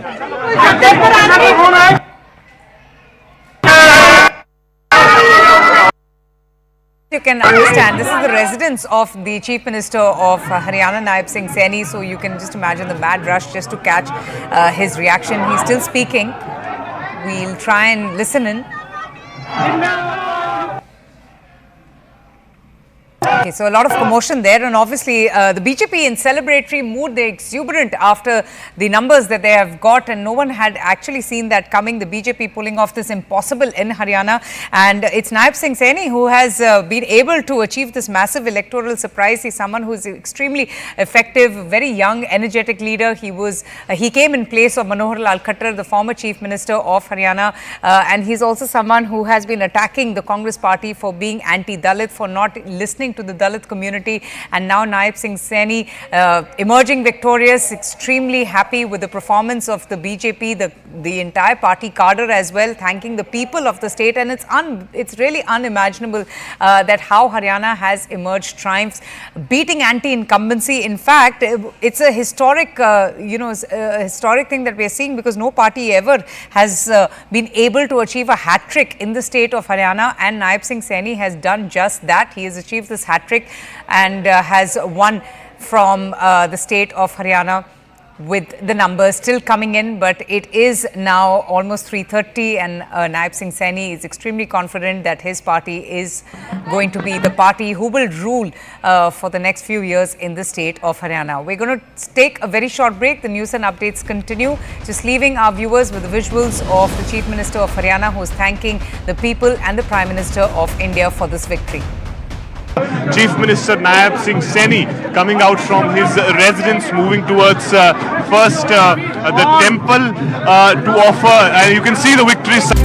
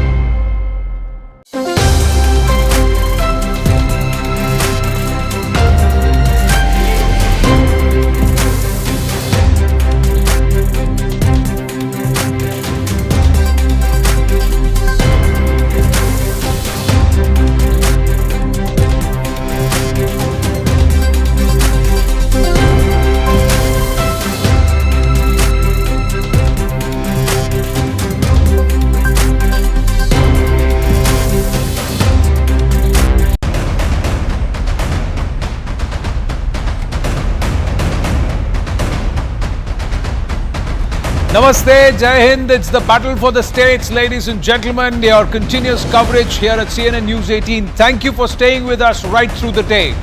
It's been a day of upsets, a day of expectations being belied, and in certain cases, expectations and trends being met. If the exit polls maintained and held their trend in Jammu and Kashmir, what a turnaround that it's been of fortunes as far as Haryana is concerned. Bhupinder Hooda and the Congress party is still not willing to believe it. The exit pollsters perhaps being made to eat the humble pie once too often in these kind of two-way fights, ladies and gentlemen. And the BJP quietly confident in coming back. There are stories within the stories, and we will talk about this through the course of the next 4 hours here at CNN News 18 and in the battle for the states. I'm Anand Narsimhan. With me, Zaka Jacob, Managing Editor, CNN News 18 on the magic wall, and that's a different story there to talk about. We've got Zaka Jacob here on the wall, and Rahul Shivshankar, our consulting editor, there with his list of takeaways. And I see you've made a lot of notes, and you've been turning pages and also notes on your phone, and lots of data to be shared. Rashid Kidwai, Aarti Tikku, Nalin Mehta with us. They all have their insights. But before we get into all of that, ladies and gentlemen, before we even get into the magic wall, here are some of the big takeaways. And all these takeaways will soon become talking points. Let's try and signpost all of this. It's a historic hat-trick, ladies and gentlemen. A historic hat-trick for the BJP in the state of Haryana. It's a never before that a non-Jat has become the Chief Minister for the third time. Never before a party has continued to hold sway for the third time. It's a historic hat-trick for the BJP there. Little impact of Kisan, Pehlwan and Jawan, Agniveer, wrestlers and farmers that's been seen. Congress's quote-unquote status within the India bloc, does it find itself reduced or marginalized? A taunt from the allies that also haunts. Overconfidence has come back. Once again, what a reminder by Omar Abdullah in Jammu and Kashmir. Has that also perhaps hurt lackadaisical attitude or overconfidence in Haryana? Or did they not see what was happening in terms of the mobilization? Or is it the RSS machinery? 16,000 meetings across 6,000 villages. Amazing kind of work that's happened on ground by the RSS. So, bina RSS ke kya BJP saksham hai? That's the real double engine. That's the big question that will be asked. Samvidhan under attack, narrative fails. Jat anger overcome to a large extent because 50% of the Jat votes have gone. That's what the indications are to the BJP. Shot in the arm ahead of the Maharashtra polls. Look who come out and celebrates this victory in Haryana first. It's the Maharashtra Deputy CM, Devendra Fadnavis. So clearly there is going to be a knock-on effect there based on what's happened in Haryana. And of course we will talk about what's happening in Jammu and Kashmir. Again, a historic mandate for the BJP and never before vote share that the BJP is polled in Jammu and Kashmir. We'll talk about all of that. But first, Haryana, ladies and gentlemen. And Zaka Jacob, that wall, that color, that map, does it mirror 2019 or is it looking a little better? It's in fact looking a little better. It's looking 8 seats better because remember last time around the BJP managed to come back to power with the help of the JJP, with the help of what is essentially a Jat party. This time there was so much talk around Jat anger. Let's take a look at how that cookie, how it crumbled, if you will. The Jat seats, again, largely around this belt, Rohtak, Hisar, Jeend, it's actually an even split. It's an even split between the BJP and the Congress, 15 to the Congress, 13 to the BJP, but the gains are exactly the same for both BJP and Congress. So 4 gains for the BJP, 4 gains for the Congress. Now, if Jat anger was so overwhelming and so all-pervasive, then this would have been much higher for the Congress. It would have been +5 or +8 for the Congress, and this again would have been a higher figure. If you go back and look at 2019, this is 15-13. Look at 2019. It was 11 to the Congress, it was 9 to the BJP. So the BJP has actually increased its performance in terms of seats from 9 to 13 now. It's the JJP that had 6 seats, but the Congress was not able to encash on the JJP, the others and the INLD. That's 10 seats. Now, if there was so much overwhelming Jat anger as was being conveyed, then this 10 seats should have gone to the Congress. The Congress's tally should have been 21. But instead, what do we have? Instead, the Congress is stuck at 15, the BJP at 13. So, somewhere down the line, that Jat anger got split up. So, whatever anger the Jats had with the BJP, they managed to sort of pacify them, certainly in some pockets. This pocket here, this is around Bhiwani, Mahendragarh, that belt, and certainly in the Sonipat, Panipat, which is of course urban constituencies, they managed to sort of pacify them. These 3 seats, Uchana Kalan, which was JJP, Dushyant Chautala's seat, that seat I believe has been won by the BJP candidate by 32. Less than 100 votes. 32 votes is what the number 32 shows. Votes is what they have won by. So these 3 seats, which were again JJP seats, have gone to the BJP. So really, in that sense, what the BJP managed to do, at least as far as this big all-pervasive headline that reporters were talking about, exit pollsters were talking about, Congress party was also talking about Jat anger, Kisan, Pehlwan, Jawan, that seems to have split between the Congress and the BJP. The Congress is not the sole beneficiary. The BJP has managed to win over a large number of the Jats. Quickly, want to look at Dalit and OBC. If that's the case, let's look at the numbers overall, how they have stacked up. These were all the aspects. Dalits are angry. Congress is Dalit plank. Rahul Gandhi pushing that. How did they vote? Again, there are 17 reserved constituencies in Haryana. 17 SC reserved constituencies. The Congress won 9. The BJP won 8. As far as gains, the BJP had 1 extra, 3 gains from last time. The Congress just 2 gains from last time. JJP lost 4. Again, the point I'm making is the losses of the JJP are evenly split between the Congress and the BJP. If there was, again, all-pervasive Dalit anger, the Samvidhan Bachao and all of that, if it actually translated on the ground, this number instead of +2 should have been +5. This number instead of 9 should have been in double digits. But that is not the case. That is not how the Dalit reserved constituencies in Haryana have voted. So on the 2 major voting blocks, the Jats and the Dalits seem to have split between the Congress and the BJP. The others, the non-Jat OBCs and perhaps, you know, the non-dominant Dalit caste have been with the BJP. So the Congress was not able to, you know, make inroads into those sections, whereas the sections that the Congress was depending on have not entirely gone with the Congress. They have split between the Congress and the BJP. Well, I'm just going to request our team that when they zoom in onto the magic wall, they should keep the filter also visible. So the SC reserve right on top, the overall, when you get in onto the close-up, just make sure that is also visible to the viewer when we're seeing that. We are live, so I'm just communicating it to our team. Rahul Shivshankar, your big takeaways, and then we can take it into our guests. Yeah. Well, very quickly, as we had discussed a little earlier in the edit meeting right after the results crystallized, Moditwa's appeal is intact, just like Modi's mojo. Let's be very honest. But I'm not so sure about Rahul Gandhi's casteism. And as this result, as we deep dive it and we actually look at how solid the BJP's performance has been actually in Haryana, a large number of those narratives that was built by the Congress and its ecosystem will start looking a little hollower.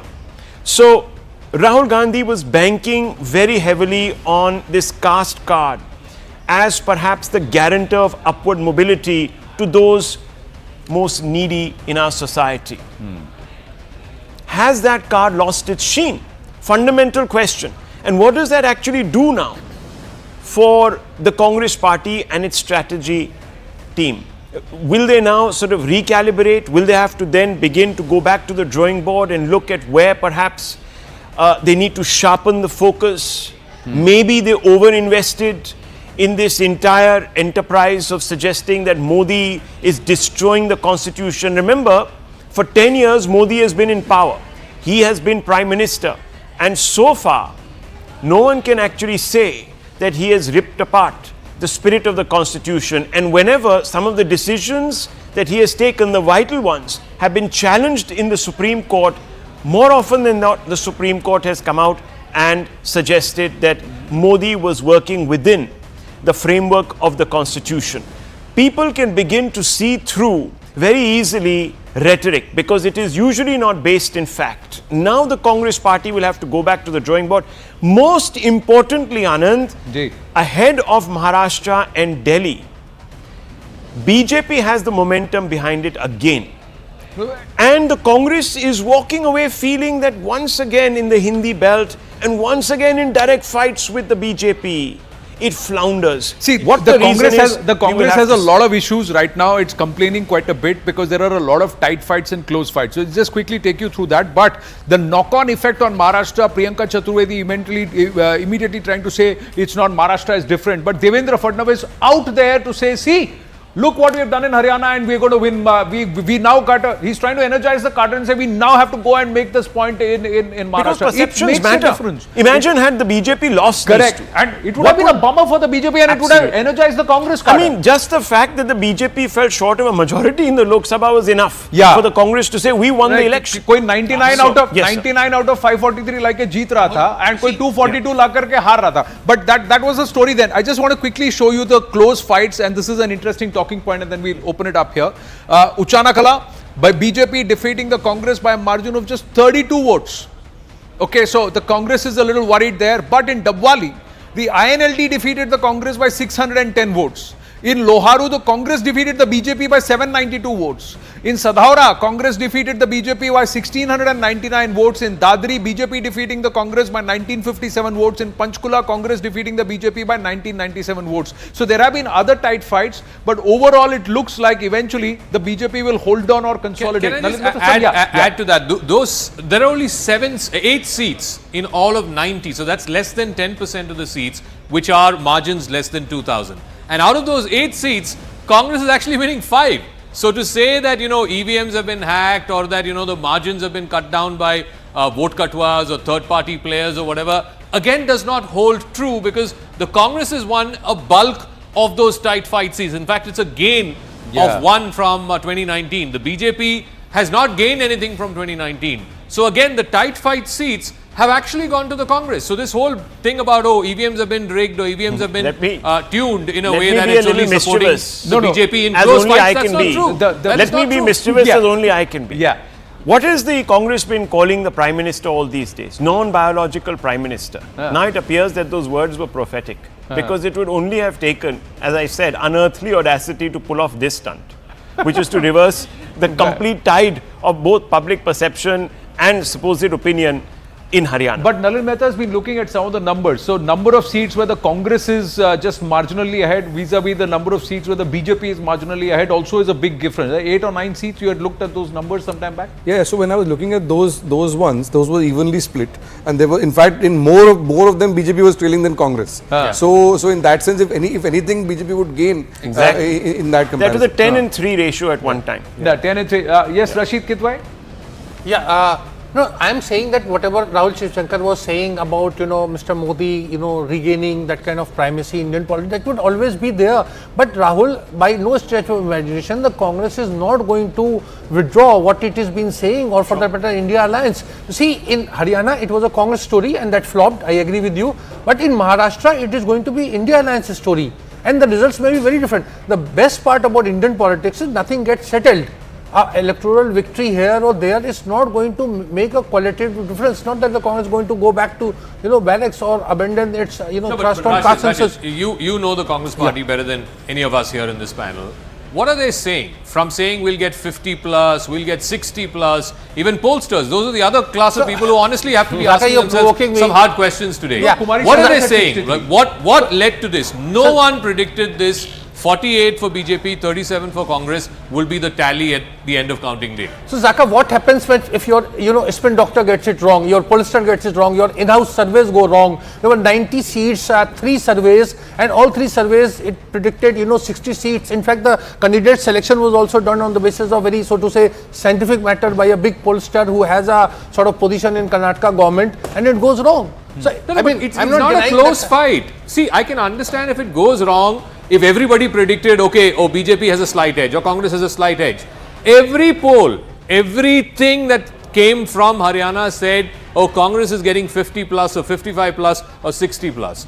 This is not that. I mean, this is not just getting the margins wrong. This is getting the overall direction itself wrong. Yeah. Absolutely. That is a problem. Even the vote shares also, they've got the vote shares wrong. Everybody is off by at least 2.5 to 3%, and that's a lot when you're largely looking at a two-horse race, two-horse fight. Charu Pragya and Shyam Prasad Meka with us. Charu Pragya, the BJP seems to be really upping the ante on this. So we've got Prime Minister coming to the BJP headquarters at 7:30 p.m. It's been a phenomenal performance even in Jammu and Kashmir as per the BJP, because they say highest vote share. The party with the highest vote share is the BJP. That's the coinage.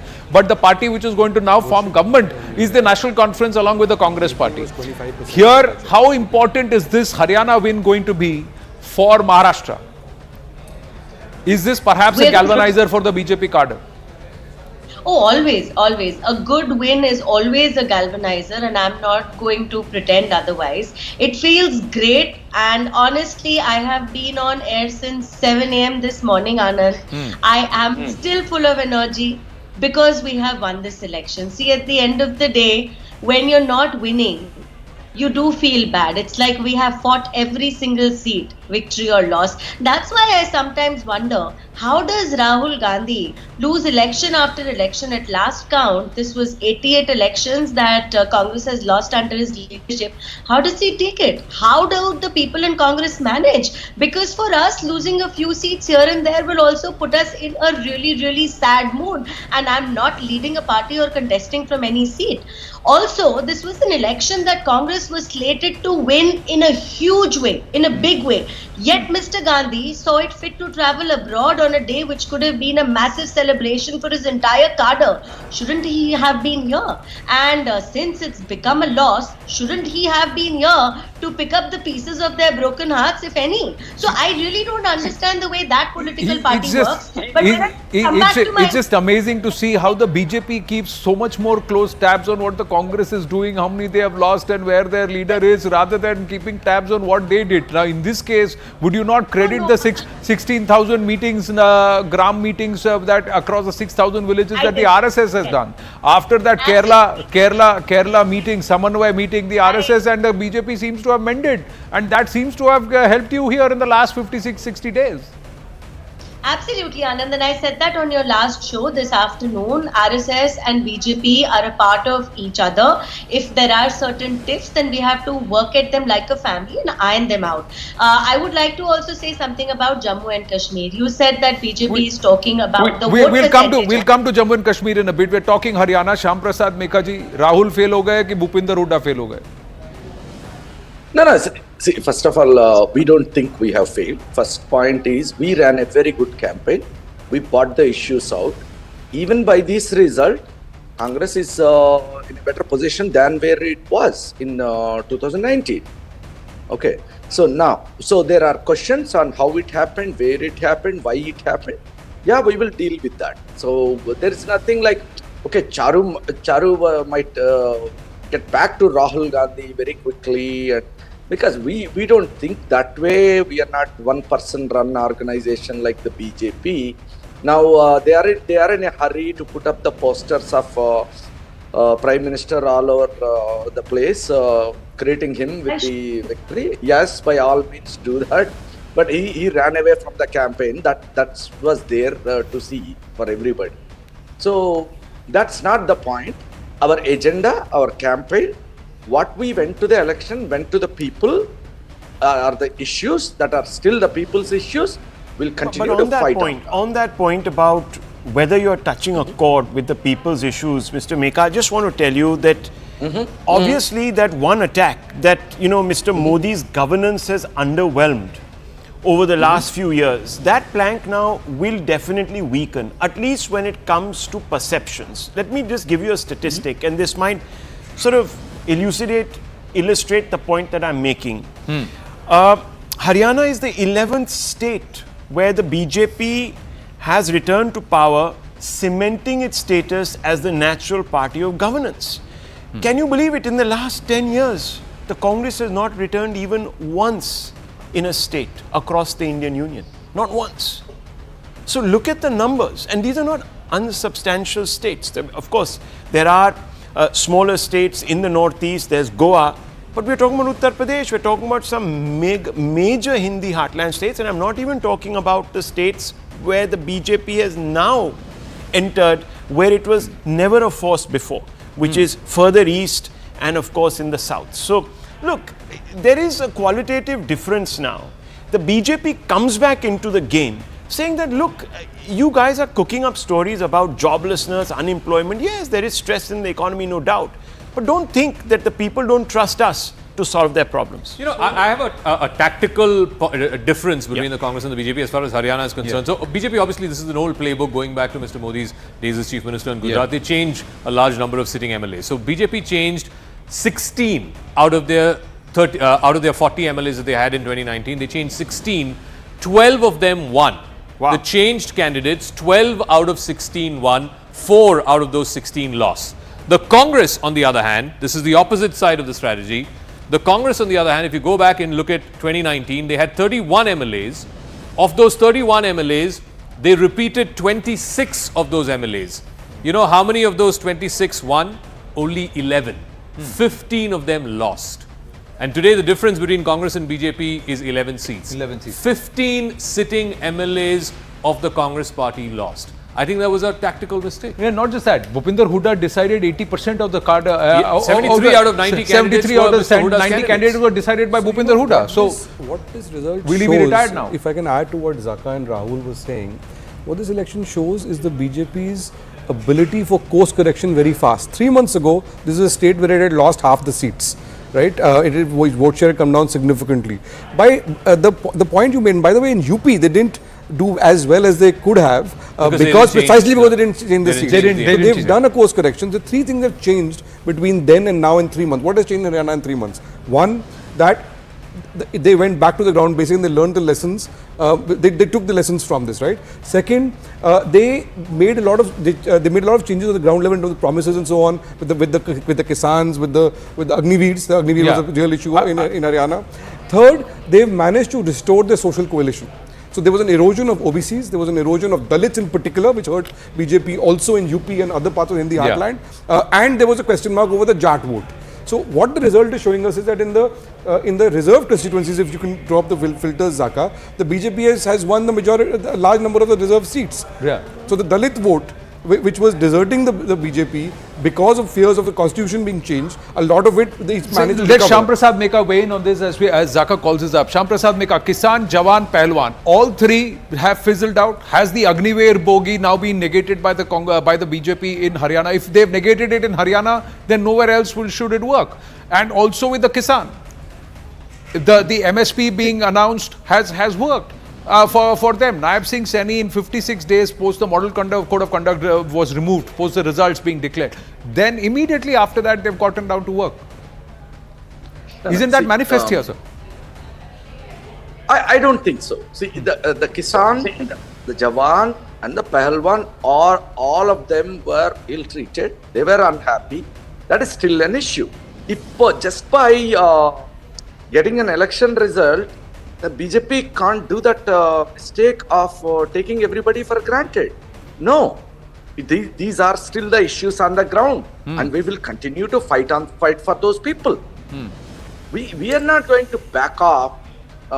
See, because if the anti-incumbency, you would also appreciate that if there was anti-incumbency and there was huge dissonance, like it was perceived around the time Lok Sabha elections happened, then the BJP should not have got similar vote share as the Congress. 80% of the votes is between these two parties, Congress and the BJP. So the BJP should not have got 40% of the votes in this election if it was huge anti-incumbency. And the Congress should have got at least 50% of the votes if it was huge pro-incumbency, pro the challenger, pro-Congress wave. See, that's the way politics is to be practiced. You will admit that the Congress got something wrong, right? You will admit that the Congress got. What do you think the Congress got wrong?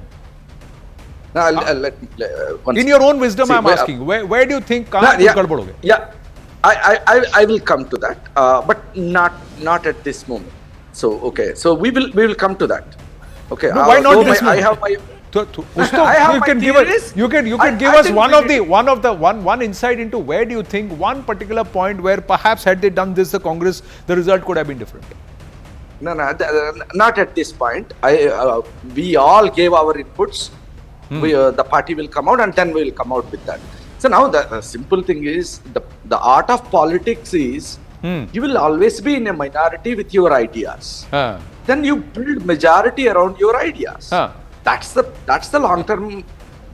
I agree, but here it was you would also agree that this was a state which the Congress thought it had in its kitty.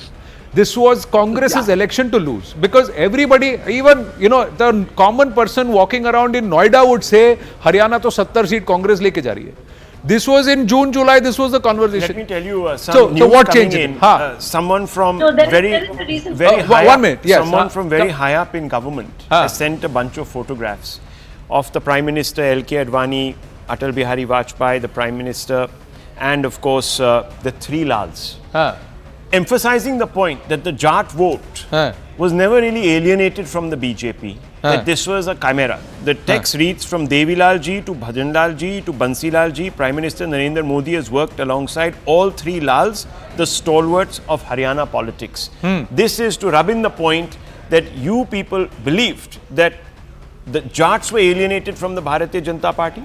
But this is not quite the case. We have had a historic relationship with the Jat community. Correct. But you would also say that we should turn around and tell the BJP, you still don't have 50%. You still don't have 50% of the voters' confidence. The BJP has still got 3% less than the Lok Sabha vote share. And if you have turned around things, it should have been more than the Lok Sabha vote share. That's not. In a two-horse race, you should have got at least 45 to 50%, because that should have said that, oh, it's a massive pro-incumbency wave and there is no anti-incumbency at all. 50% of the Jats have still not voted for you, Charu Pragya. When I say you, the BJP. Anand, I wanted to say this. Yes, as Mr. Meka says, there were issues which were very important in this election. But what have the people Charu Pragya,